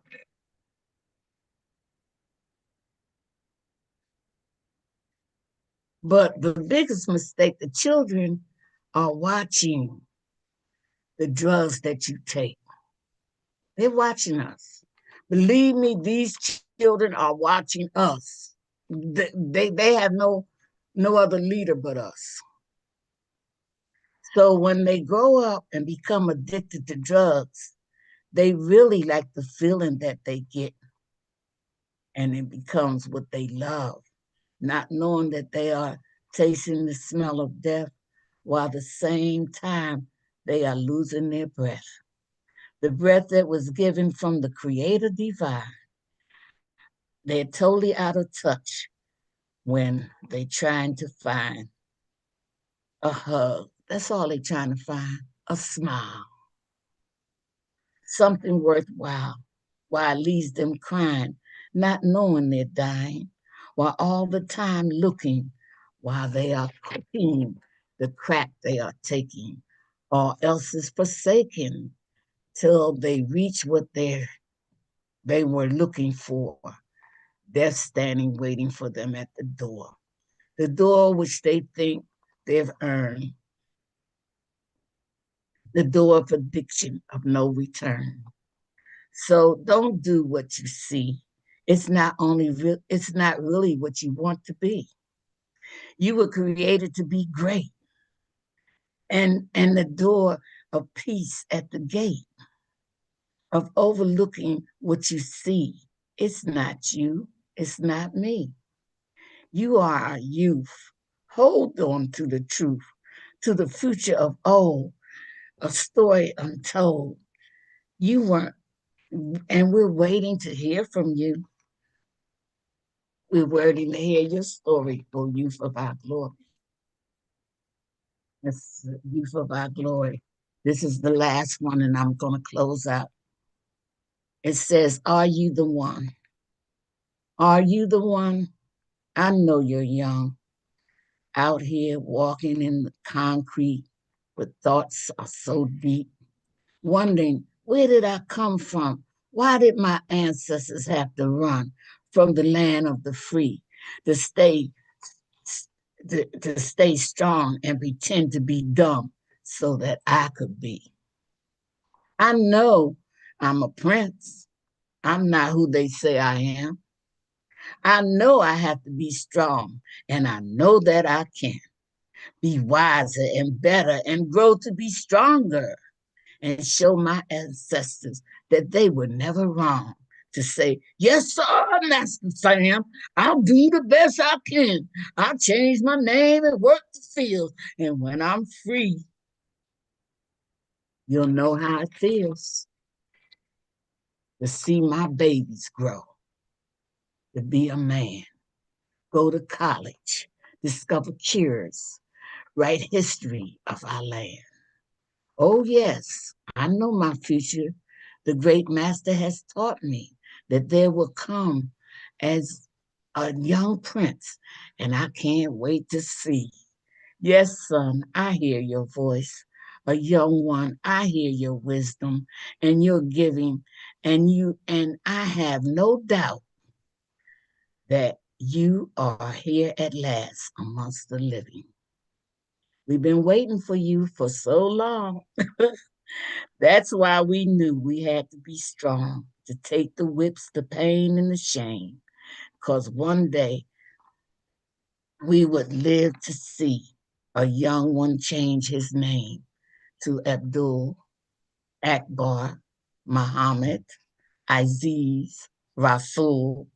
Tell me, oh young one, are you the dream come true? Are you the one? Is it you? Assalamu alaikum. I just want to say this. I'm going to end it now. I want to say, I want to, the questions that I want you to ask is, how can we as a community come together and battle this? You know, when I was coming up as a young girl, and I was walking to school, and I used to see all these hundreds of little white children, and they had on little navy blue skirts, pleated, and little white tops, and the boys had on navy blue pants and white tops, and it was a Catholic school, and it was hundreds of them going in there. So that's how I see Sister Claire Muhammad School, because these parents are tired of their children going to school, and they're going to work not knowing whether their child gonna get shot or not, of these mass shootings, you see? And then on top of that, the children are scared to go to school. They scared too. So I'm gonna stop right there and leave the floor open, and please come in and give advice on how we should handle this situation. Assalamu alaikum. May Allah bless you. Wa alaikum assalam. Yes, sir, brother man. Yeah, well, alaikum assalam. Yeah, Sister Isla, I just wanted to thank you so much. And my heart is full right now. I thoroughly enjoyed that. I feel like I should have bought a ticket. You know, all praises are due to Allah. This is what we need. This is what we need. This is what we need. And you came with it today, sister. You brought two young sisters with you. You put every imam that we have in our entire community to shame right now, because this is priority. The life and the future of us, the sound of your voice, the words that you say, the spirit, the wisdom, and all of that.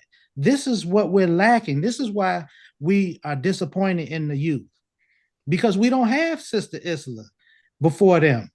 You know, not even once a year, not every. I pray Allah that we can use your video and put it up on the site for. Maybe we're gonna have to make a section on the mosque cares for some entertainment, because entertainment ain't supposed to bring you down; it's supposed to lift you up.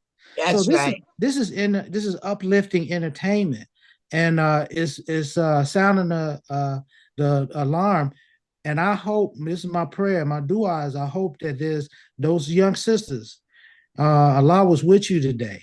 You brought what you should bring. And like I said, the imams, I would love to see an imam on here with two young brothers, as sharp as your two young sisters. You see?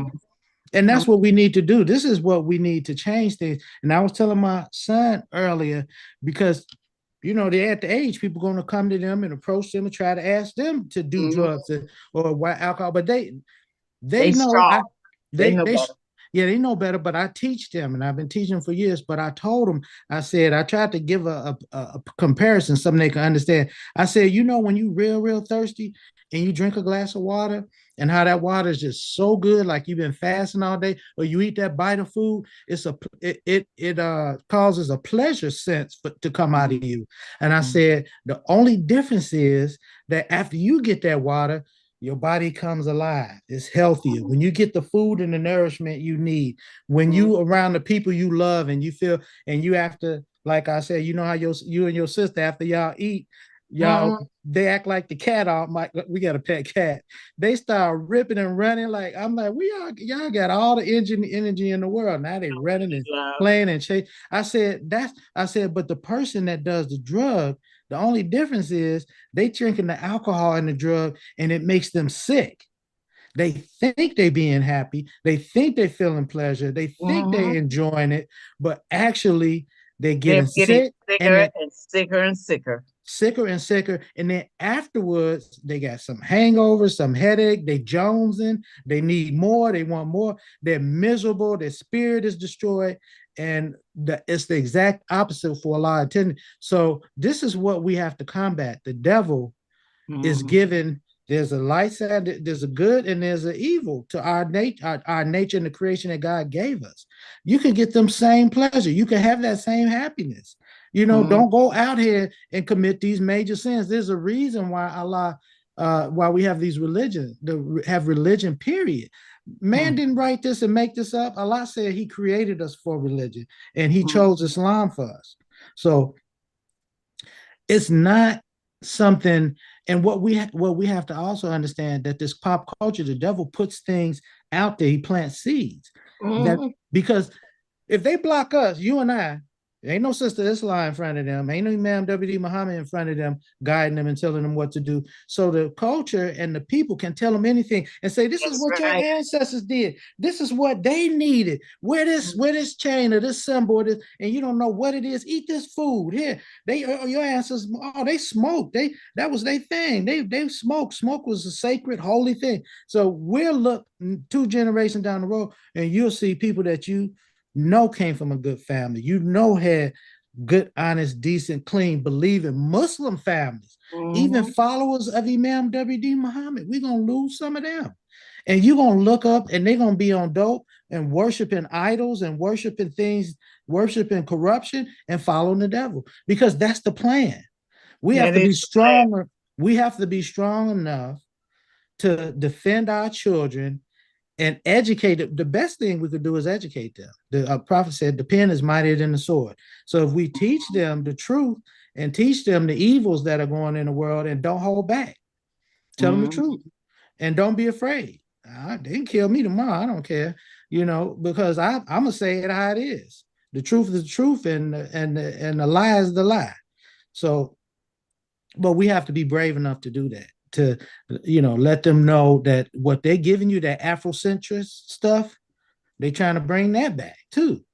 And I'm trying to figure out, how is ancient Egypt relevant when the Bible and everybody else and their mama said them people were corrupt, idolaters. You see, that's corruption, worshiping the God of the this and the that and the other, and worshiping birth and rebirth. Allah dealt with that in the Quran.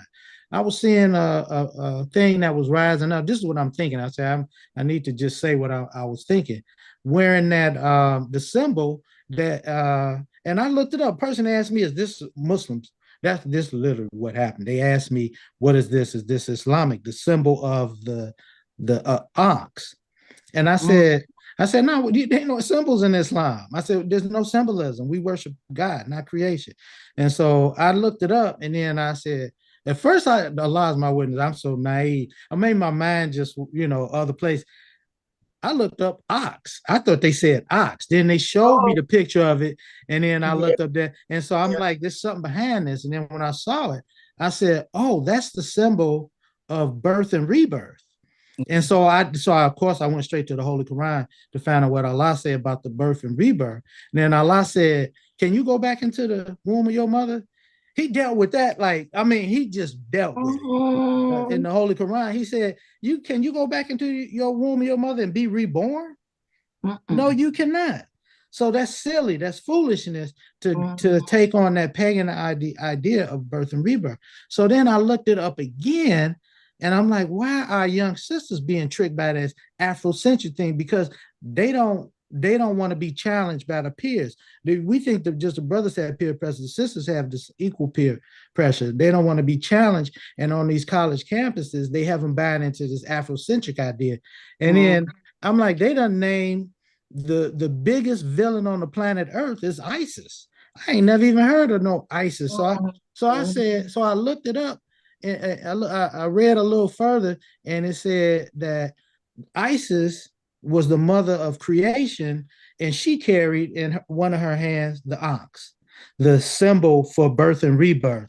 So I said, they're trying to give us this garbage. They want to, because one day they're going to forgive the Arabs for everything they ever did, and they're going to put all the evil on the black man. You know, that's how they roll. You know, that's how they roll.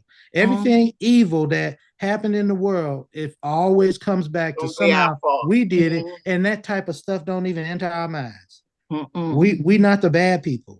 We not the bad people, and we got to let our people know that you are so much on it, Imam. Yes, ma'am. You know, when you talk about ISIS, now let me tell you about the ice. Ice was the form of crack before it became crack. Okay. Yeah.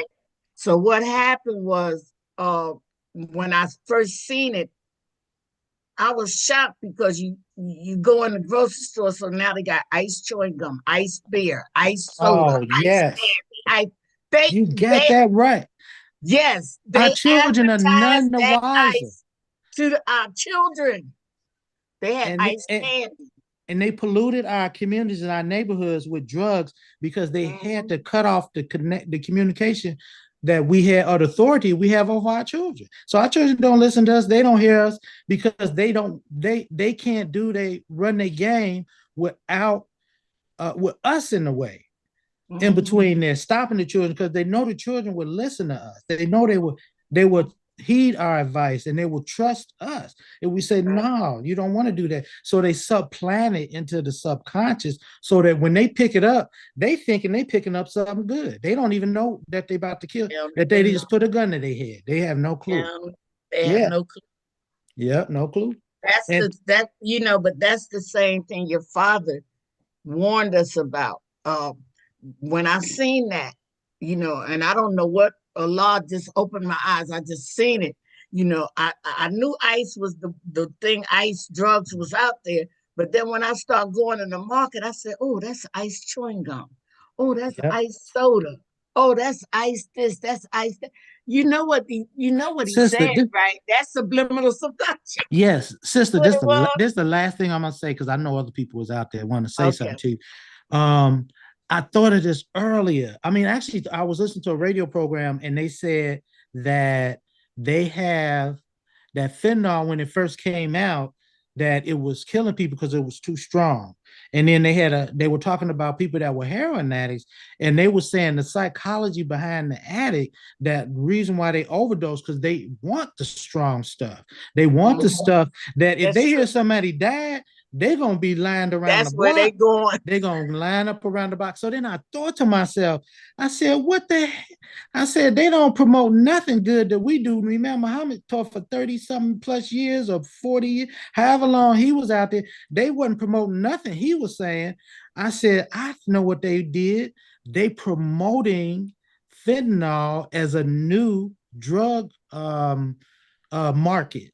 The heroin, the cocaine, the crack, now they got the fentanyl, but they got to popularize it. So they popularize it by killing people, because they know the true dope thing want the hard stuff. And so guess what they doing now? Now they saying on the same radio program, they saying that they got it all together. The fentanyl ain't dangerous no more. Before it was off balance. So what they're doing is they giving it to people, or they promoting it. I might be misquoting. They are. But they are. They giving it to people, saying this is safe. To shoot it with. They safe. Putting it in like in Kensington, Philadelphia. It's a drug area that it's just. Yeah. So never think that something's gonna get so bad. Something's gonna get so bad that the society is gonna wake up, or the devil ain't gonna never wake up and say, oh, you know what, this is getting really bad, I'm gonna stop doing what I'm doing. He just gonna get worse. Yes. And so we got to be awake, and we got to be aware that when you hear something on the TV and the radio, this is your whole, that poem that was so beautiful. You were saying about give me the hook that you kept saying. The hook was while we sit and complain, criticize. You got it. You hit the nail right on the head, sister. Allah's with you. Because that's real. That's what you said. Well, you speaking reality. You speaking all truth, and I appreciate you. Thank you. I'm gonna back up. Somebody else got to get in No, here. I could talk to you. I love I you, could. I love you back, Imam, sister. you know, Mhm. because you got it. Yeah, You got we the got it. message. I got it from You you. know, and Yeah. some people don't. Some people Mhm. don't. Some people But don't. you, Mhm. yeah, but you did, Mhm. and you got the whole thing. Because Allah Akbar. even before I Mhm. came on, you was already talking about it. Allahu Akbar. And I didn't know. I didn't talk to Idea. All I know is I I saw didn't Sister know Isla. either. I saw Sister Isla's picture on the promotion, the flyers for the Alhamdulillah. that's all I knew. But Allah is in control. And this is what Mhm. we have to understand. We can't control it. Like some people have psychic abilities. They like I have dreams. I've had more than once in my life. I'm 57, so it's not every day. I had dreams, and the dream be something that is a reality. It turns out to be a reality in my life, in my wake life. So but that's not psychic to me. I don't believe that I'm psychic or some psychic. I believe that Allah's in control of everything. That if he wants something to be revealed or he don't want you to see it, he ain't gonna let you see it. But some things Allah, he already put in his divine plan and scheme of everything, that he put this together before we even came today. So this was Allah's plan. Oh Whatever I Allah, did, whatever I said. Yeah. oh Allah, guide us on the straight way. I mean. That's See, what we're that's being all. guided by Allah. We are being guided by Allah. You know, we've been here a many year, brother. You was born Yeah, here. that's You right. understand what I'm saying? I've Yeah. been here. I've been in Islam for over 50 years. You Allahu see what I'm Akbar. saying? So Mhm. no, everybody here, Yeah. most of us, you see. Yeah. So it's just that we've prayed so many prayers, we've cried Mhm. so many tears, we've begged Allah for forgiveness so many times that Allah has actually blessed us. That's right. He's That's right. guiding us. That's right. He had to be guiding us. You came up with it takes a Yeah. village. I said, And no, let me get inside of my script. I opened the first page of your book for you. I You didn't did. even know I was You doing it. did. I didn't even know I was doing Alhamdulillah. it. Allahu Akbar. Yeah. All praise to Allah. Ideal. Yes, sir. Yeah. So I know somebody else wanna at least just give you well wishes or maybe even ask some questions if they need to. But that's so beautiful. And that's what we're lacking. They done took our mother and father out of the community. And you with your work you doing, you helping us put her back in as our leader. And what the imam was saying earlier, it was tied in too. When he talked about the sun being feminine, I'm gonna tell the brothers this, and about the moon being masculine. The woman is a special creation of Allah that is superior in many, many senses, far superior than the male creation. It ain't about muscles. Imam Muhammad didn't say it like I'm saying it today, but I don't think y'all was listening when he said the gorilla is stronger than us. So are you superior to the woman because of your muscles? You go put you in a cage with a gorilla and see who come out with the win or the victory. Our women have the ability to keep our creation of our life, to continue the life. They can carry the baby in their womb, and they create life. Men don't create life, so we would never understand the power that Allah has put in the hand of the woman, where she can raise from a baby, from an infant. The woman gets the baby straight from the Jannah, straight from the heaven. We get her permission to be in the life of that baby and to witness what Allah trusted her with to create. And when we leave, the only time we'll ever be equal to the woman is after we leave this physical plane. And when we're in the Jannah, then we can say, okay, maybe we're equal. But the woman is a superior creation in a sense, in a great sense, because Allah has trusted the woman with so much and given you so much ability to moral power through that creation, because you produce life, that you are superior to us in judgment in many, many, many ways. If you're not corrupted by us, if you're not dominated by us, if your nature, see, Adam, this is why the human soul is referred to in the feminine, I believe. Adam, I believe, is feminine. Imam Elam, if he's still around, he probably can let me know if I'm making a mistake. But if I'm not mistaken, we don't say that Adam was a man. The first nefs, the human being that God created, was a man. Yeah, so the first was probably a woman, because it just makes sense that that Allah breathed His spirit into the woman, and she produced, and she with the spirit that Allah breathed into, raised the first man. Now, I don't say that in the Quran, but she did. But every woman we see, it happens every day. The baby comes from heaven, from the Jannah.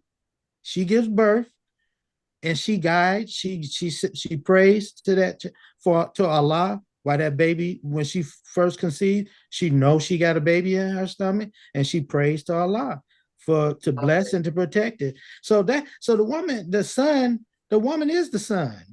The sun and the moon is not a comparison the moon is a good comparison to the man, that the man has a responsibility to provide for and take care of all that the sun has created. That's the way I see it. Now, I could be dead wrong. That's my opinion. Well, that's the way I see it. I'm just going to say this. The Moors used to say that the woman was the moon and the men were the sun. Right, I know. You remember that? Yeah. I know, but that's not what Allah said. Allah made the sun not they say we grow. The logic, what the Moors is saying is the logic of the world, of man's world. As we see man's world, that makes sense.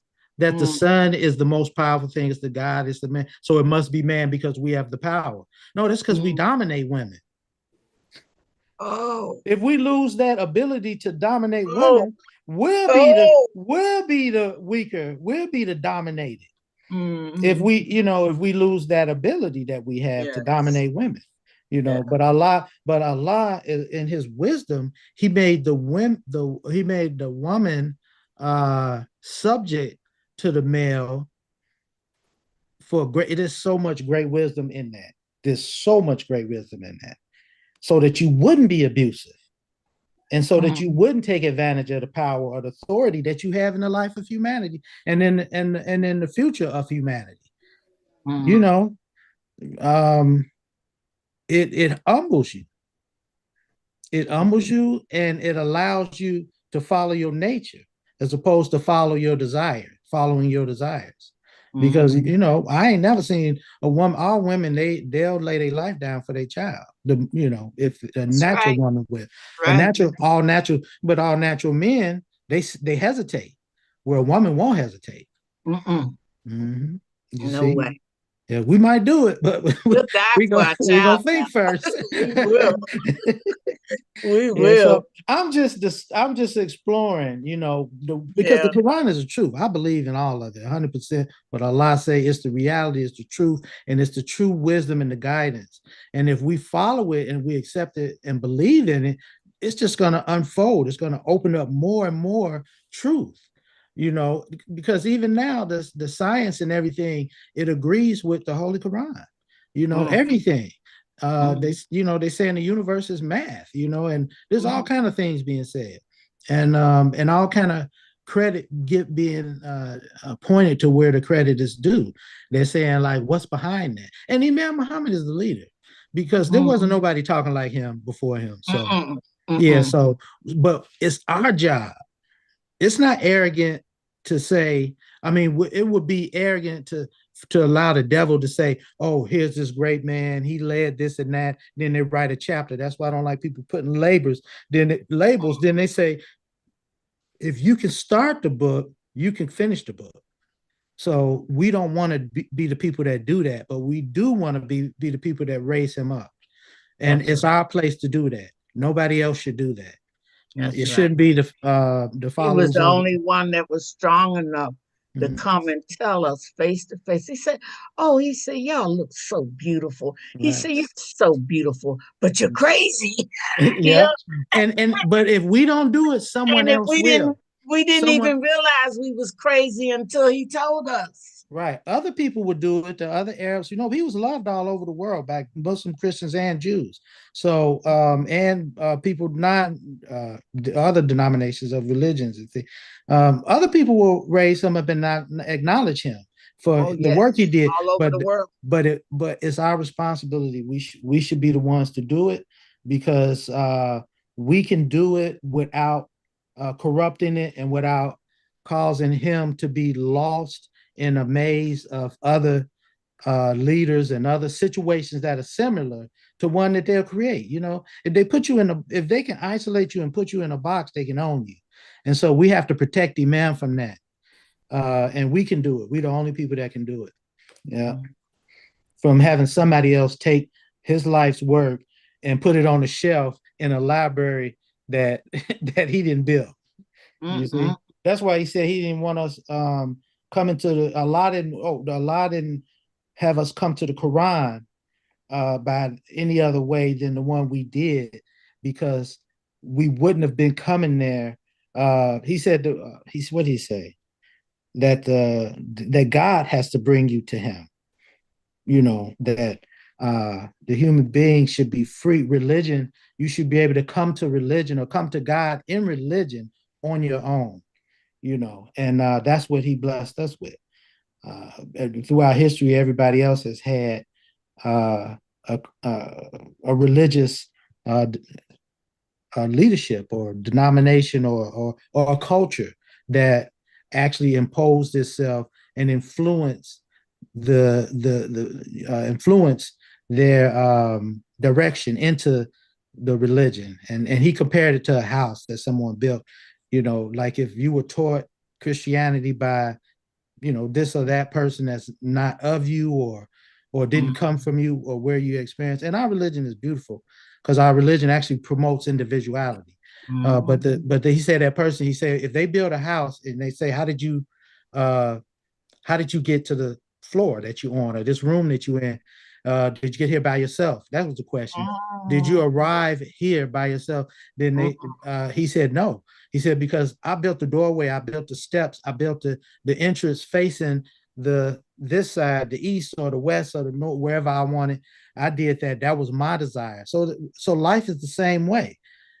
We can't leave our future in the hands of other people and think that no matter how good their intentions are, that we can say we're free or independent, or that we got here with Allah's help on our own. Religion is the only place that to God, the path to God should be one that's a path that's free to go directly to God, and it should lead straight to God. And that's what our religion invites us to do. And I believe that's why Farad came to us the way he did. And I'm not a worship. I was never taught anything about Farad. So when I mention Farad, I'm mentioning him, that he has some understanding about faith and about how people come to faith, and people that have been stripped of our humanity the way we were, that we had to come to faith in a new way. Because as far as we're concerned, there was no other God than the white man, our former slave master. We still worship him today. Not us, but African Americans still worship the image of the former slave master, and it's just deeply ingrained into us. And we just have to be patient. I don't know what's going to liberate African American people, but we have to be patient. All right, Adil, you still there? Yes, sir. Okay. All right, we got Alhamdulillah. We have a few hands, and those on the YouTube audience, if you have any questions, enter in the chat and we'll ask them for you. The Zoom audience, if you have a question, just raise your hand and we'll acknowledge you by the order of hands raised. We do have some comments from the YouTube. They're just expressing their appreciation for the first Sunday and also for your presentation, Sister Isla. They said, beautiful presentation, and may Allah bless you. Right. We'll start with the hands in the YouTube and the Zoom audience. We'll go with Imam Elam, and then we'll go with Sister Najma. The main thing I wanted to do is give you the greetings, Sister Isla. And Imam Warfdeen Muhammad, he has to be a psychic because he said what I would have said. And I wasn't I'll gonna say tell you someday, man. It's spooky if you think about it. I don't want to say it on here public, but one day I'm gonna tell you about a dream I had, and it happened to me twice. It happened to me twice. I'll tell you one. I saw a close person that I work with often. You don't see me with nobody. My guy that produces my videos and things. He's a man, a father and son. And I took pride. I'm a black man. My father, I'm work for my father, and we had this father and son relationship. So I kind of identified with him and his son relationship. They had a business, Caucasian man, Christian, and he's been a good business partner. He's loyal to us. And he likes us. I tell my kids to call him, I ain't gonna say his name online, but I call him Uncle whatever. I'm just kind of playing with, what we do as African American. But he knows my father, he knows, but he's a Christian. I think his wife is a minister. But anyway, he had a heart attack, and his son told me. So I went to his son to, went in there to do business. His son is, he the workhorse. He the youth. He got the knowledge of the technology and all this thing. And so I was, it hurt my heart, I'm like, wow, I felt bad for him.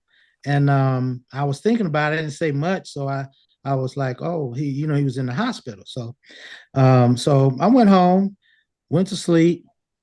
And then I came back to do some business with him another day. And I saw him and I told him about a dream I had. I said, man, I had a dream that I saw you. I didn't even know him when he was young. I said, you had all your hair, brown Caucasian hair, and you had a full head of hair, and you was riding a bike and you look young. So I said, you don't have to worry about nothing. You're going to be all right. Because his son told me he was out of the hospital, and I saw him later and I told him the story.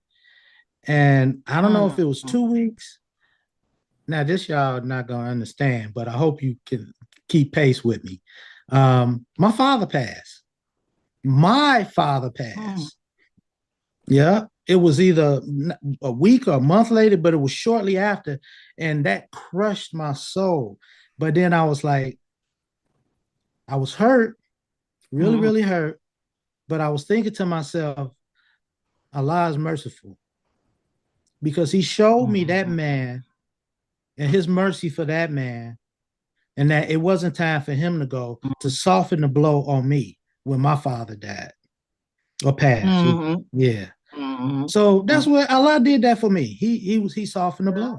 Yeah, but I had something else happen that was psychic too. It was weird. All right, it's all good. I can't tell it on public though, because it might, the people involved, it's personal.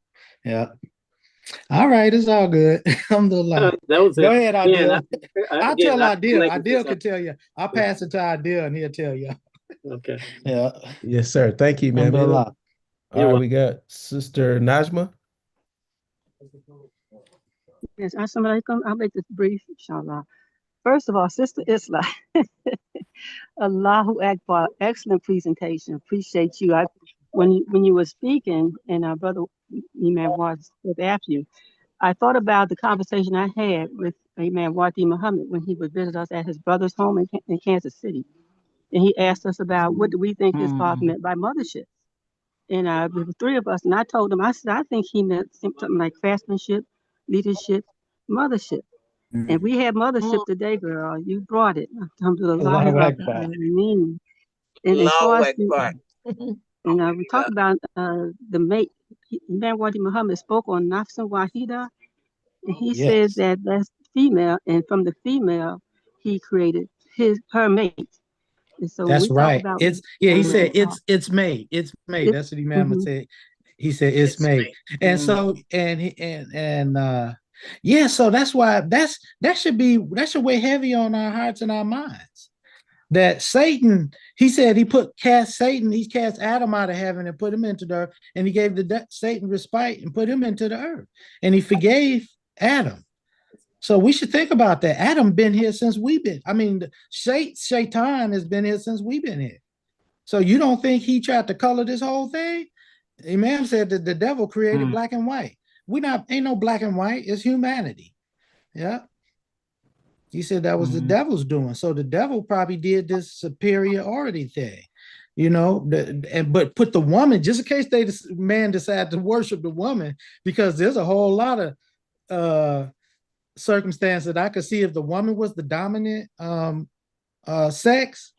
I can see a whole lot of worshiping of the woman. That even though through history some people have worshipped the woman, but Allah made the woman subject to the man to keep the balance.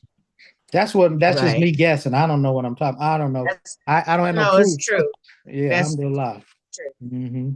One more thing. One more thing. Yeah, it's true because it sounds true to me. It feels true.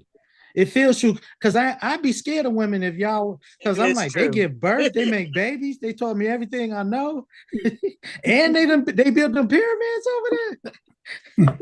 So I couldn't handle that. I couldn't handle that. But remember, he also told you that Satan was wiser than you because he been way here wiser. I know longer that. than you. So we have to keep that in mind, and that's why he told us.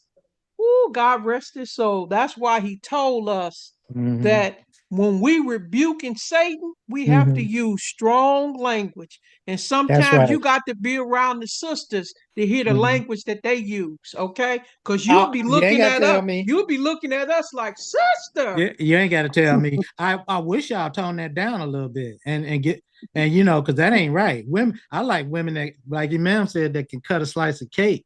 And maybe, you know, pour a nice cold glass of iced tea. I'm like, I'm scared of them tough ones.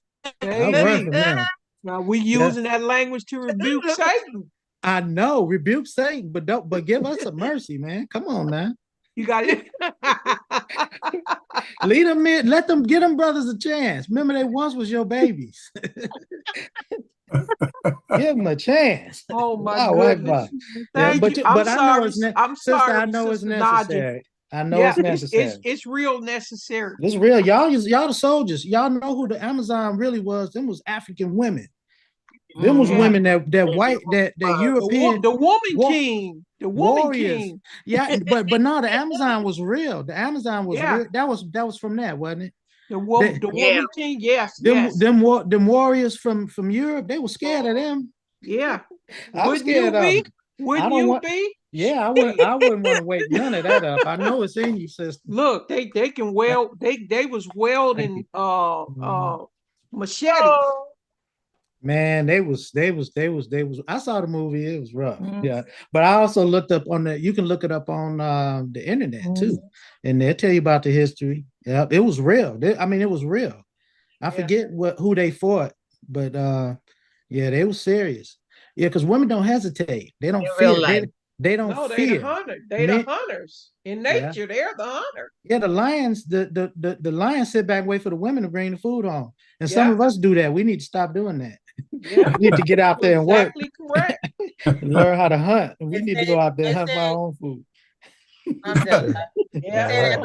A woman's tongue can make a man feel like he the most highest man up on the mountain. I didn't even want to go there, sister. I didn't even want to go there. Can make him feel like he's the lowest of the low. I didn't even want to go. I didn't even want to go there. Y'all got all the power, and it ain't fair. But you know what? Allah created the balance. You see, Allah created the balance because you all have soft hearts, and we should acknowledge and recognize that, and stop taking advantage of your your sincerity and your loyalty and your strong love, y'all love from the soul, you know. Right. Yeah, and and men love from their belly. It's from their appetite. Like, I'm hungry, I want some more of that. It ain't just their belly that they love from either. You know what I'm talking about. But I'm a silence. Yeah. Yeah, but Allah has created us a beautiful creation, and He created us with balance and wisdom. And there's wisdom, there's so much light in our creation that if we would just reflect and look upon it, that we could do much better as individuals for the sake of the whole society. Yeah, and all praise due to Allah. That's why you got to get married. You know, brother, you ain't gonna never find out what I know until you get married. Man, I didn't know. If I wasn't a Muslim, I probably would have worshipped my wife. She would have been my God. I'd have said, Lord, help me. Hey, I ain't doubt that. I would have turned Jesus and all them down. Buddha, I'd have turned all them down. Say, I got my God right here. What you want me to do next? Quran say that, I'm joking, that y'all. Allah Y'all know I'm joking. yeah. But I'm serious too. The Quran said that that Allah has put so much love and tranquility in a woman. That's that right. whatever you don't like about her, there's so much love inside of her, you'll Yep. love her. Yeah. Men are stupid. You got to get married and appreciate your wife and have faith and trust and believe. And you'll have the best support that you need for this physical and material life that you can get. No amount of money, no amount of power, no amount of wealth will equal that woman. And I ain't saying that because I ain't you know that I didn't drink no potion or nothing, and there wasn't no magic worked on me or nothing. This is because I listened to the guidance of Almighty God Allah in the Holy Quran, and I stay true to the nature that He put in me, and I witness His power. I witness His majesty and His gift to me that I can never pay back. Not in a million years. I can never give it back. Allah has given me more. And I just pray that for all the brothers. I hope y'all find you a good wife and you treat her with respect. Yeah. Yes, sir. All right. That looks like all of the questions that we had in the chat. We just have a couple of announcements, Brother Imam, then we'll turn it over to you to the first Sunday. We got Brother Aziz, program. I think. Adil? Yes, sir. Yeah, go ahead, Brother Aziz. Assalamu alaikum. Wa alaikum assalam. Alhamdulillah. Yes, Brother Adele, Brother Imam. What I wanted to do was to congratulate Issa, because I was down in Miami. I've been down there a couple of times, and I was involved in one of the programs there, you know, in the spirit of what she's doing, you know, the plays and the skits and the things she's writing for those children, especially in that school down there. Those two young sisters that were on, you know, I seen it. I seen the play. But not only that, those young sisters at a young age, they played the part of Sister Clara, and you had some little young brothers playing the part of Elijah. And it felt like they knew him. You know, felt like they knew him, you know. But what I'm saying is this, is that what's taking place now is natural. It's on time. Those two young sisters and their other sister, they are aspiring to be and to produce some of the work that this was producing. This is what they're doing. They're aspiring to be producers and to perform and go into the public and do the things that she's doing. You know, that's what's being inspired by the work that this was doing. They are volunteering in the schools. And those two young girls came back from college. They're teaching in the schools. And those young people in those schools respect them, admire them, and they treat, and then when they look at them as if they had been waiting for them. Brother, the sisters know how to reproduce themselves. Exactly. That was my father's prayer. His prayer was to reproduce himself. Right. And he hoped to reproduce himself in all of his followers and all of us. So this is our prayer. And so we have to make dua. Seriously, you all should make dua for them sisters. When you alone, after this program is over, pray for their success and pray we see more Sister Islas out there in our future. Yes. Praise be to Allah. Yeah, I just want to congratulate you. Isla, I want to thank you for a wonderful presentation and also for what you do. We're really working hard.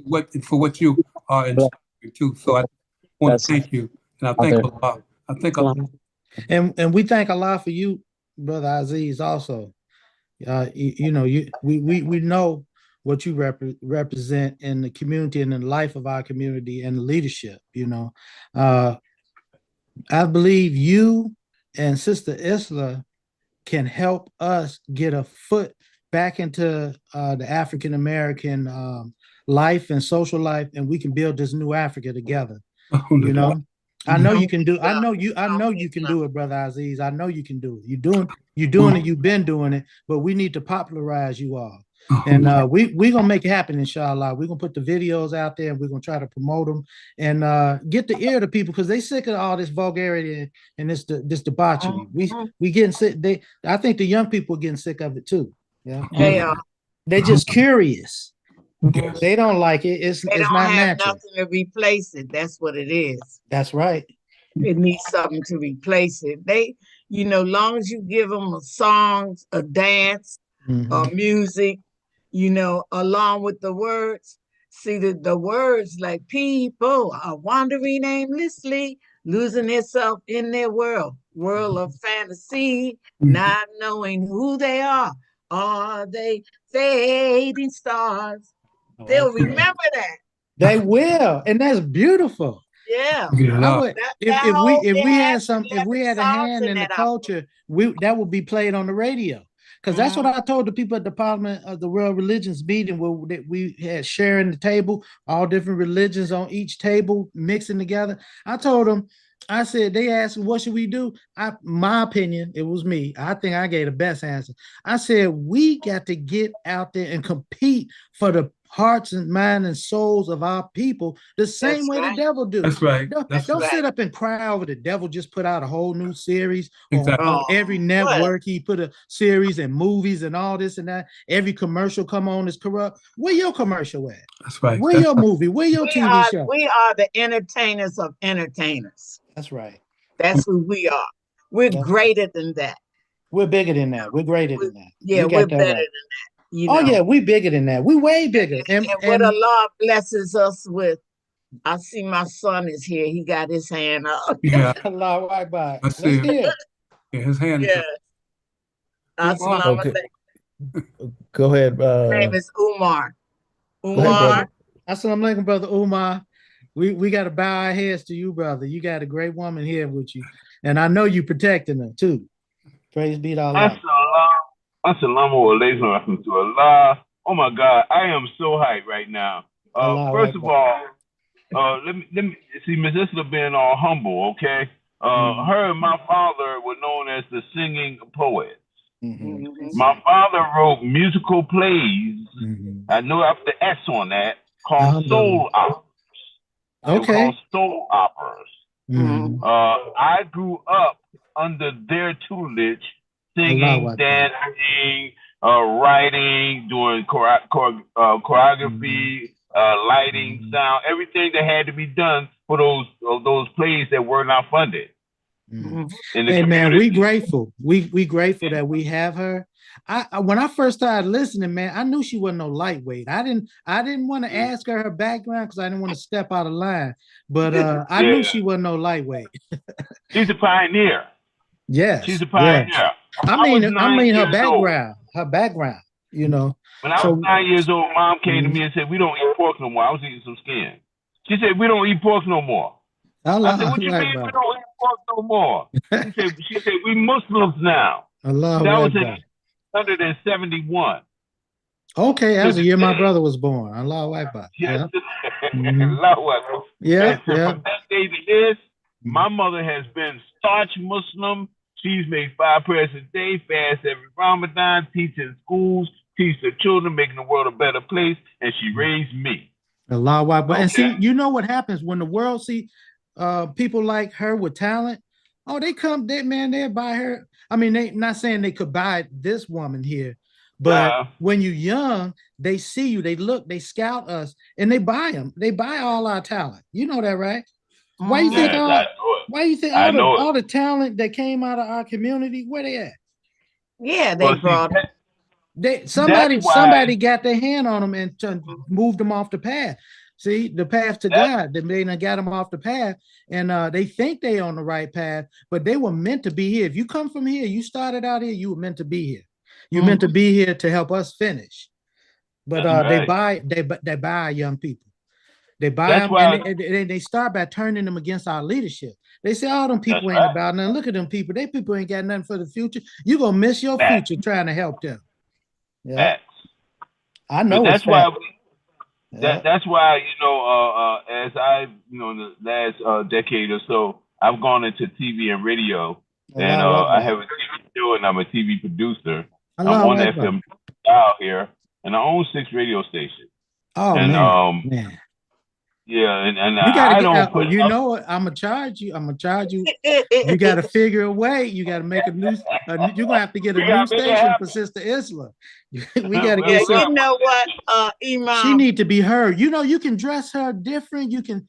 She can come. Y'all got to build her character so that we can put her character out there and make her character popular. We can do this. I know we can do this. Yeah. Yes, sir. Mhm. Yes, sir. I'll Okay. add my information into the chat. Please contact me. We can organize. We can do this because Mom is a pioneer and she got something to help the world. Oh man, she the You real know? deal. She the original. You know. Yeah, the real deal. Ain't no armchair rhetoric there. She's 80. I'm not gonna give her age out there. Listen, No, don't do that.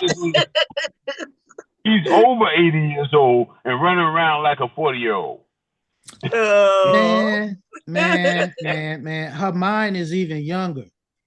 This is what y'all don't understand. Allah don't have her here before us for us to drop the ball.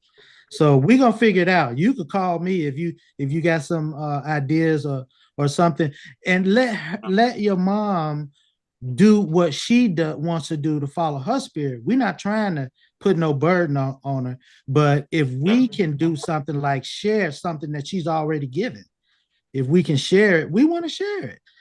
Maybe one of these, you know how the channels my nephew used to watch, like some of them, not B movies or one of them. You know how they had those church stations where it's a skit, it's a movie, but you know it's the church. It's written, wrote, and directed by the church. We need that. Yeah, we need that. Something like We that. do.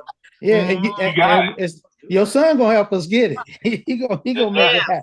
Yeah, because we can have Brother Aziz on there. We can have the young sisters. Imam, he was so young. He was writing too. He's a writer. He writes plays. He does all of that. He producer too. He said he produced a movie. Producer. So, but wait a minute. He was around. That's when we first went into Islam, and he said, "Mom," he was a little boy. He said, "I want this thing that I want to call it transcontinental society." He said, "Because I want to see the teens have a nightclub where ain't no alcohol or none of that in it." He's saying we just go in there and be teased and stuff like that. And he had this dream. Now he has it today. He got transcontinental society. Allahu Akbar. We got to talk in private. See that, if they let me speak in private, they might, do something to me. But I need to talk to y'all and help y'all to understand what we're dealing with. The rest of the world is not like this world we live in. Our culture is a culture that's not healthy for any life. And it's been here for a long time, but the good innocent people are here. So we're not gonna condemn to appear that we're not. I'm as American as they come. I'm 100%. I'm born, raised, produced. I'm your child. I'm a son of America, and I'm a free man in this country. So all praise due to Allah. I ain't never punched the clock in my life. I'm free, and I appreciate my freedom that the U.S. Constitution has given me. But the reality that we're in is a different reality from the average person. They've been given a corrupt foundation and to stand upon, one of violence, one of disrespect for the woman, disrespect for the human nature, disrespect for everything, and it's been sold to us as legitimate in the name of freedom. you know, so in the name of freedom, but our religion is a call to freedom. Our religion is a call to life. Our religion is a call to success. And most people recognize that the nature of the human being and of the soul is for peace, to establish peace. And there's just too much corruption in the culture, in our culture, but I think it's about to change. I just want to say one last thing before I know time is precious. Now, go ahead. You were speaking earlier about the queen, the Muslima, how you need to get a wife. Well, you know, Quran teaches me that marriage is half of my religion. That's what I was saying. That's all I'm saying. Yeah. All right, now I gotta work on me, right? Because half of it does. And I'm a firm believer. So I'm guess going to get what I call all that weight lifted off your back. That's right. I'm going to give what's called a crabism. My last legal name is Crab. This is a crabism. There is no kingdom without. We don't hear you. What happened? Okay, wait a minute. Hold on. You cutting in and out. What'd you say? He said there's no kingdom without a queendom. Can you hear me now? Yeah, that's right. Can you hear me now? Right. Yes, sir. Clear, loud and clear, loud and clear. There is no kingdom without a queendom. You have never seen a king rule for long without a queen. A queen can rule for generations by herself, but a king cannot rule without a queen. That's why I have my suspicions about how my wife left me at 50. But Allah knows best, and Allah is the best to plan. But my woman was so bad that she had everything set up. Man, y'all have no clue. I know. Y'all have no clue. When I shed tears because not because I lost anything. I already told her before when she was passing, I was praying and asking, I said, Allah reunite us. I said, when you see God, you know, I know what you're supposed to say and do, you know, ask Allah to forgive and accept you into his as one of his servants. I said, but you got to tell him to get us back together.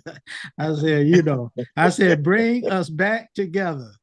Man, she set me up, man. Everything I got she helped build my business, my catalog, produced 13 books for my father's speeches, and she helped me deal with these nutcases and establish me financially, man. I don't have to work. There's no kingdom without a queendom. Yeah, I don't have to work. But they thought that they cut the legs out from under me when they took her. She buried a lot of eggs in her basket, and she had everything. Everything is set, and all my children are stable and set. Alhamdulillah. All my children are grown. Ain't none of them came back to the house. They like all of them about to be 30. In their 30s. Yeah, ain't none of them came back. So I'm not bragging. But I see people. No. I mean, back. You don't want them to come back that way. No. I understand.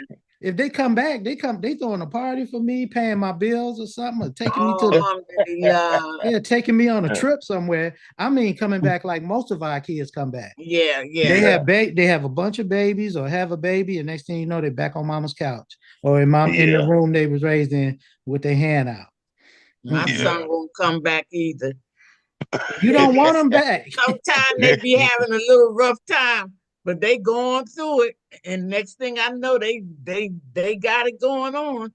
Yeah, that's a blessing. Now I know what I said. That was a little bit arrogant to say that because they'll be back tomorrow. Their bosses will fire them. Say, I'm gonna show this Negro what this is like. Like it ain't your call. It's my call. They work for me. You'll learn today. Yes, but sir. One day, so we definitely need to get together.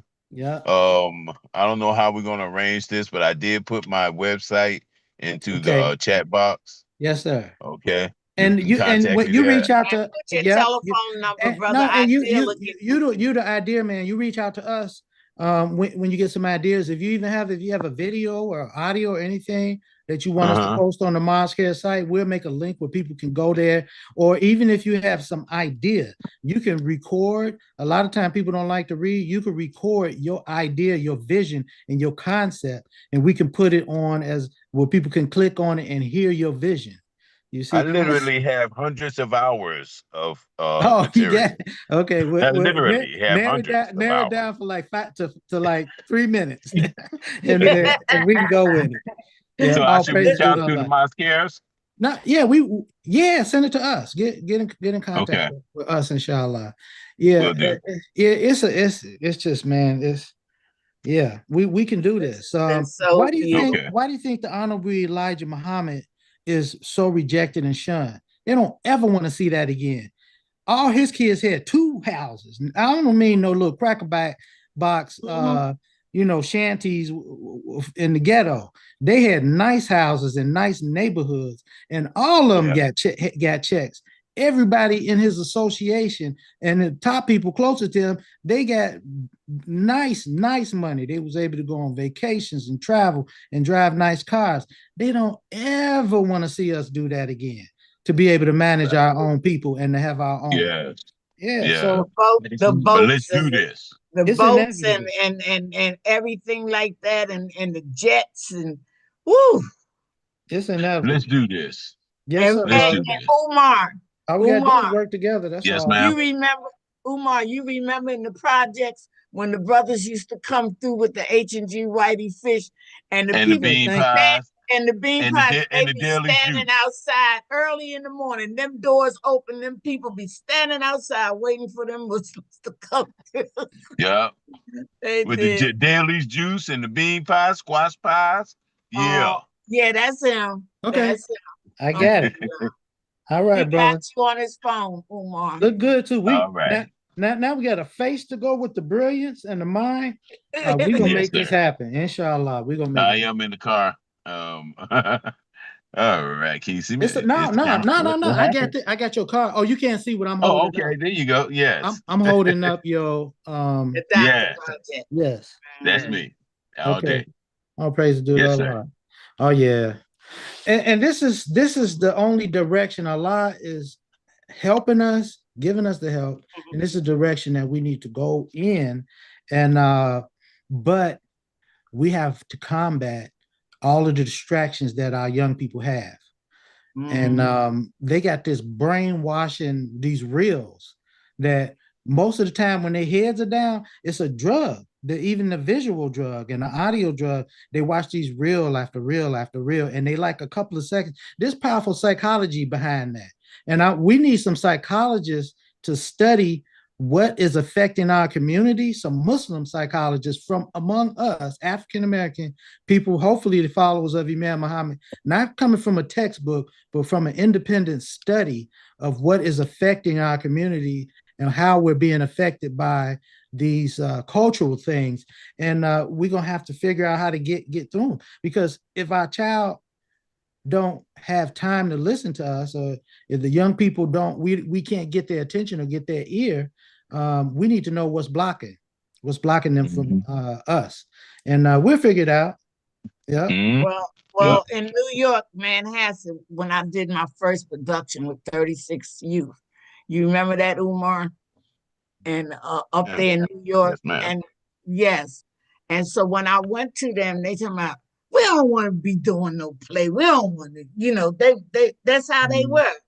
So they was cussing. So I cussed back at them. And I said, tell me what y'all want to do. I help you do what you want to do, Yeah. And they started coming in 2 by 2, 3 by 3, till it was 36 of them. Yeah. You called a bluff. Yeah, I did. You ain't the first sister to do that. I've seen that before. It might have been you. I don't know, but I've seen that before. You reversed that psychology. Allahu Akbar. Yeah. That was 1978. Yes, it was. And you know what? Y'all can get away with that. They might shoot me. Yeah. Alhamdulillah. Yes, sir. Alhamdulillah. Okay, so I should put my phone number in the chat, right? Yeah, we got. No, he got you. Oh, you got me. Okay. Yeah, I got you. Adil just sent it All to right. me. Yeah. Okay. Did you put your phone number in the chat? They don't have your phone number. No, man, but easy to contact. He got what he got right there. You can just Google me. I'm on the first 20 pages of Google. I'm easy to contact. But a phone number would be better because, like he said, he don't want to We'll get that from you offline, Sister Isla, is the number. Okay. Yeah. And what we I'm not one to, impose anything and on anybody. So, if I hear from him, then we'll move. And ideal, he the same way. If we hear from you, then we're gonna move. Our word is our bond. That's right. We your brother. Yeah. So alhamdulillah. Yeah. Okay. So it's all good. It's all good. Yeah. Yes, sir. Thank you, Sister Isla, for that presentation. At this time, we're going to conclude this presentation of the May's first Sunday community program presented by the Ministry of Imam W.D. Muhammad, the Mosque Cares. We want to conclude with a couple of announcements. We're just make a couple of announcements, and then we'll close out with Imam Muhammad II. And we want everyone to look forward to next month's first Sunday community program, which will actually be June 1st. June 1st will be next month's first Sunday community program. And if Brother Bashir is on, who is the chair for the 36th annual Muslim convention presented by the ministry, we'll have him make a brief announcement. And stay tuned for Memorial Day. We may put a message out there, but it was Imam Muhammad had a habit that we'll see what the rest of the believers are doing in the community, and we may have some mention, or we may share. See, this is what people don't believe. We ain't in competition. Y'all got to stop following these people that's trying to write the book and turn the page and close it on Imam Muhammad by separating them from the mosque kids. You cannot do that. That's impossible. You put yourself with the hypocrites when you do that. So we're gonna let you all know what's going on with the Memorial Day and Eid. So I don't know. We'll get together with the Moscast committee and see what we're doing locally, and we'll also keep you informed upon where we'll be and where we hope to be during the Eid. And if we don't do anything more than just give you Eid greetings, that stay posted for that information coming, because that's going to happen before the first Sunday. I forget, Memorial Day is like in about a week or something, a couple of weeks. Memorial Day will be May 26th. May 26th. Okay, alhamdulillah. And Eid may be June. Eid is expected, Eid al-Adha is expected either June 6th or June 7th. 6th or 7th, okay. Yeah, so, all right, y'all stay posted. So that'd be after the first Sunday, the Eid. So we have time to plan and talk about what we might want to do. But we're a community, so we need your participation. Allah gonna punish y'all for trying to act like everything's supposed to be on my shoulders. I told you I'm good. Robin, hey, I'm telling you, I'm good. Allah is blessing me. He gonna punish y'all for not helping me. That's right. I'm teasing, but I'm dead serious. Yeah. All right. So at this time, we'll turn it over to Brother Bashir Rahman, who is the chairperson for the annual Muslim convention, to make that announcement. Then he'll turn it back over to Imam Muhammad to close us out. Brother Bashir. Yes, sir. And again, assalamu alaikum to all of the believers. And just very briefly, just want to remind everyone that we do have the 36th annual Mosque Cares Convention, which will be taking place August the 29th through the 31st. And the theme is celebrating the leadership of Imam Wafiddin Muhammad. So we definitely want everyone to participate. And I'm going to just throw a little hint out there to Sister Isla, those two sisters, when we come up with our nominees for awardees, I think those two young sisters there should be in the mix because they gave excellent presentation. But we want to remind all of the believers that we have our Man and Woman of the Year, Young Adult Man and Woman of the Year, Youth Awards of the Year. Plus, it's going to be a plethora of workshops, commentary. So it is just an excellent, excellent time for us to come together as a family to begin to plot our course and our direction. So again, we're asking for your support and your help. And we meet every Wednesday at 9 p.m. Through Zoom. And you can contact Imam Ilham if you want to participate to get an invite. And again, we ask for your support and your help in helping making this our best convention so far to date. Assalamu alaikum. Wa alaikum assalam. Thank you, Brother Bashir. And the registration will be coming in the coming weeks. We'll send out the promotion and the advertisement for the annual Muslim convention. And stay tuned for that, inshallah. With that being said, stay tuned for next month's first Sunday. Prior to that, we have the Memorial Day. We're going to see how we're going to celebrate the Memorial Day, which is May 26th, inshallah, which will then be followed by the first Sunday, which will be June 1st, inshallah, where we'll on that day provide more details regarding Eid al-Adha, inshallah. So, Brother Imam, at this time, we'll turn it over to you to close us out as you opened us up for today's First Sunday Community Program. Yes, thank you. All praise to Allah.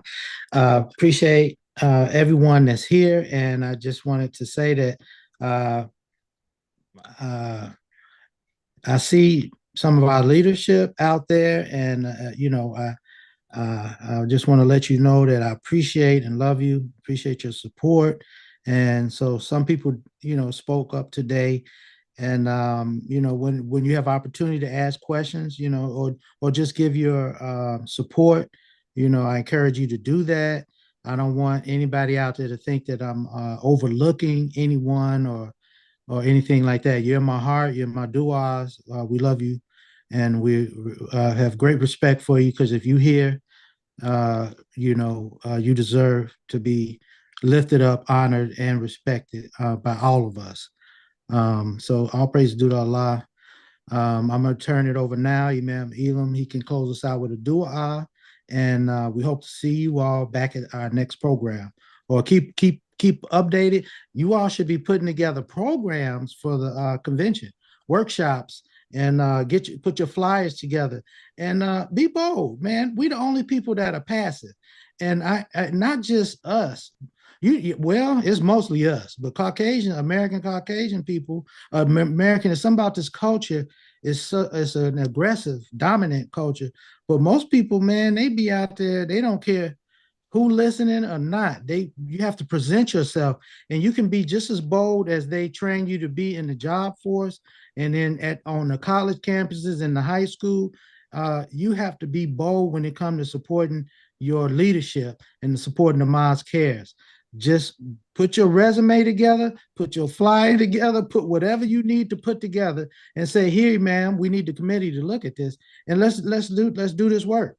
You see, and I know I'm not naive. I know the liars have been out there for years. Oh, you can't do nothing with Wallace. That's silly. Allah's gonna hold you accountable for that. Yeah, they did the same thing to my father, and did the same thing to his father. So you have to push past those obstacles in your way, and I'll understand. You can come to me screaming and shouting. I don't care. That I've experienced that my whole life. It don't even get the hair to stand up on my. It don't faze me one bit. Yeah, come to me screaming and shouting and see if you can get my heart to beat. I might go to sleep on you, but yeah, that don't bother me. Bring what you got, just bring it, and don't come lightweight. Let's make this convention the best one ever, inshallah. Thank you. Okay, I'm gonna close out with dua, but before I do, today is our 54th anniversary. Oh, congratulations! Thank you, brother. Congratulations! Y'all almost old as this old man. I ain't gonna say how old I am. No, I'm joking. and my wife, we've talked about motherhood and so forth. My wife is smarter than me, so that's right. That's right. So thank you, brother, man, for our wives are gifts to us. I got a special one. She was an angel, and Allah just had bigger plans for me. I probably had more sins to repent for or something. I don't know why he kept me. Should have took me first. Oh. I was ready to go. No, I'm just kidding. Yeah. I'm joking. I love life. But you have your legacy, and you're doing a dynamic job. All praise Look how long your father passed away in 2008. They thought you was going to be gone. Yeah, I'm a team player, man. I'm a team player. That's how I do. I don't have to be in the front. I don't have to be in the lead. I see if there's a little light on this side, I'm gonna go over this side because I still believe I'm the strongest one out here. So, I'm gonna go take up the slack, and I'm gonna get us across the finish line. That's my plan. We don't need it. I'm learning. My daughter's teaching me Korean right now. She sings in Japanese. She's singing. I don't know how she do that. So, I'm like, y'all keep teaching Arabic, I'm like, we don't need everybody to do the same thing. That's Satan's trick. That's the scheme of Satan. We need somebody to lead. And I got Elijah Muhammad and Imam W.D. Muhammad and me. So y'all need to give me a chance. Just give me a chance. I'll get us there, inshallah. Yeah. You represent 95 years and before. Okay. That's right. Alhamdulillah. Thank you. I'll close our dua. Bismillah. Assalamualaikum. Bismillahir Rahmanir Rahim. Qul huwallahu ahad. Allahu samad. Lam yalid wa lam yulad wa lam yakul lahu kufuwan ahad. Allahu Akbar. Allahu Akbar. Assalamu Well, like my son, thank you, ma'am. We appreciate you. Imam Edom. Sister Zelly, were you trying to get my attention? Yes, ma'am. I was trying to give you the greetings, but when I heard Brother Imam Edom, okay. I was praying, I had to stop. But I want to say, my dear brother, I really, really appreciate all what you share with us today. And yes, culture is a big part of our lives as a community and of my family. And with the help of Allah, I'm going to do everything I can do with Sister Isla. She knows that. I'm so pleased with her. But along with that, I want to mention we need to work on bringing together our children referencing good food. Because these drugs is another reality. But if we can teach them how to eat good food and feed them good food, as the brother Naeem was doing today, recognizing with these apps, they have apps on your phone that you can go identify all the ingredients that's good for us and not good. That's another reality. But I just want to give you the greetings, my dear brother. And yes, we're going to thank you, sister. And give Kashmir the greetings and tell her I love her. She family. I appreciate her. She wrote me a little letter. I think, I don't know, I just got it in my mailbox last week, but and some things she brought back from Malaysia. I think she was in Malaysia. Yeah. So tell her I appreciate it. You talk to your kids, don't you? You know. I talk to all of my children. I know. Yes, so you know, I'm joking. I'm joking, sister. You know, she just come back in the country during Ramadan. I think she spent Ramadan overseas. Yes, sir.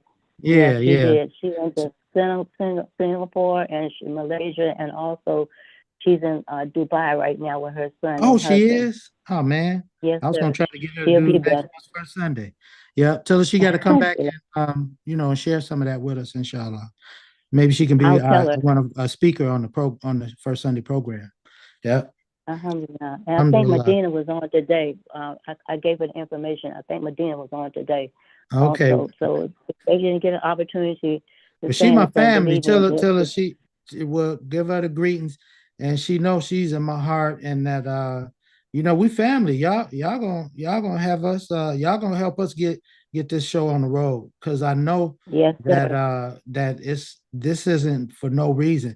If they can help me and get to some of those people out there that get to some of the youth, or where we're not young no more, get to some of the people that came up with us on Stony Island, that I think the people to build this new Africa, we're going to need all of those that were around when Imam Muhammad was on Stony Island. The ones that's capable. We're going to need all of us. So I don't know if they still in touch. Nobody, they don't call me. They think that I'm off limits or something, but tell them I'm calling them. And if we can, I don't know if you know the sisters that used to put together the school reunions and the community reunions. I know they have a lot of phone numbers, and they go out of the way to keep in touch. But when I try to flag down Brother John's bus, he keep going. So maybe they can reach him. I don't know. Yes, sir. They have a way of connecting. They see me as a vagrant. I used to tell people, I say, y'all just hood. I must be a hoodlum. No, I ain't not a hoodlum. No, they don't like me. They act like they don't like me. No, brother, they always happy to hear, because I tell them how I'm on the lifeline, and I'm on mostly with mosque cares on first Sunday, and they're always happy to hear that. And then that's great. they saw, I'm not talking about your they children. I'm talking about the other ones. Some of the people that come up with me and yeah. And there's a handful of them that have love and respect for the work that we're doing here, but something shined them away. And I think it was the devil put the seeds in the minds of the young people that if you weren't speaking Arabic, and back then they was wearing thobes and sandals and everything. So, they scared away our youth, and they did a heck of a job in the process. And then when you abandon someone from the home, they subject to whatever's out there. So they picked up alcohol and drugs, and they picked up the life of the culture of the world. And now they scared to come back. And they shouldn't be scared to come back, because guess who's laying in the path on the way back? It's every other Muslim besides us. They dragging them in droves. You see, with them iftars. so we can't feed you all that good food like they do, but we can try. You know how the game understand. Yes, they sir. scooping up. It's almost like a big every day. It's almost like a feast every day. It don't make sense how they did the iftar. Yeah, they trying to get our kids. They trying to get our kids. It's all sister. But we'll talk later. We'll get together, because we the workers, we the laborers, we the people that did it before, and we can do it again. Alhamdulillah. Yes, sir. And then my other daughter, Shahida, she's coming back from another. What they're doing is learning. Yeah, give her the greens too. Tell her that when she was in town, she's supposed to holler at me. Yeah, yes, sir. Tell her. Yeah, give her the greetings for me too, and tell her I love her and her husband. They good people. Yes, sir, I will. Yep. Alhamdulillah. And they know that. I think with them going out of the country and learning, my other thing, they're coming back to be able to share. Because I say you can't give up. We Americans, you can't go somewhere else. You got to work with this struggle here in America, and they know that. So as long as I'm here, I talk to them, that's what they're going to do with the help of Allah. And they can start by talking to us. They might not know it, but I got the world's ear. So if this is the place to come. We might not look like the numbers are here, but the world is listening. It's from countries I think the last time I looked, 14 different countries was just following us on Facebook. Yeah, I mean, responding to not a mosque cares, 14 different countries. Yeah. So, I mean, but that's not the important thing. The numbers and statistics is the thing is that if they come here and share what they have, it's going to lift the spirits of all of us. Yeah. Yes, yep. So yeah, and tell them that I got the key to the door. They can get in anytime through the front door. Yes, my brother. I let them in. I let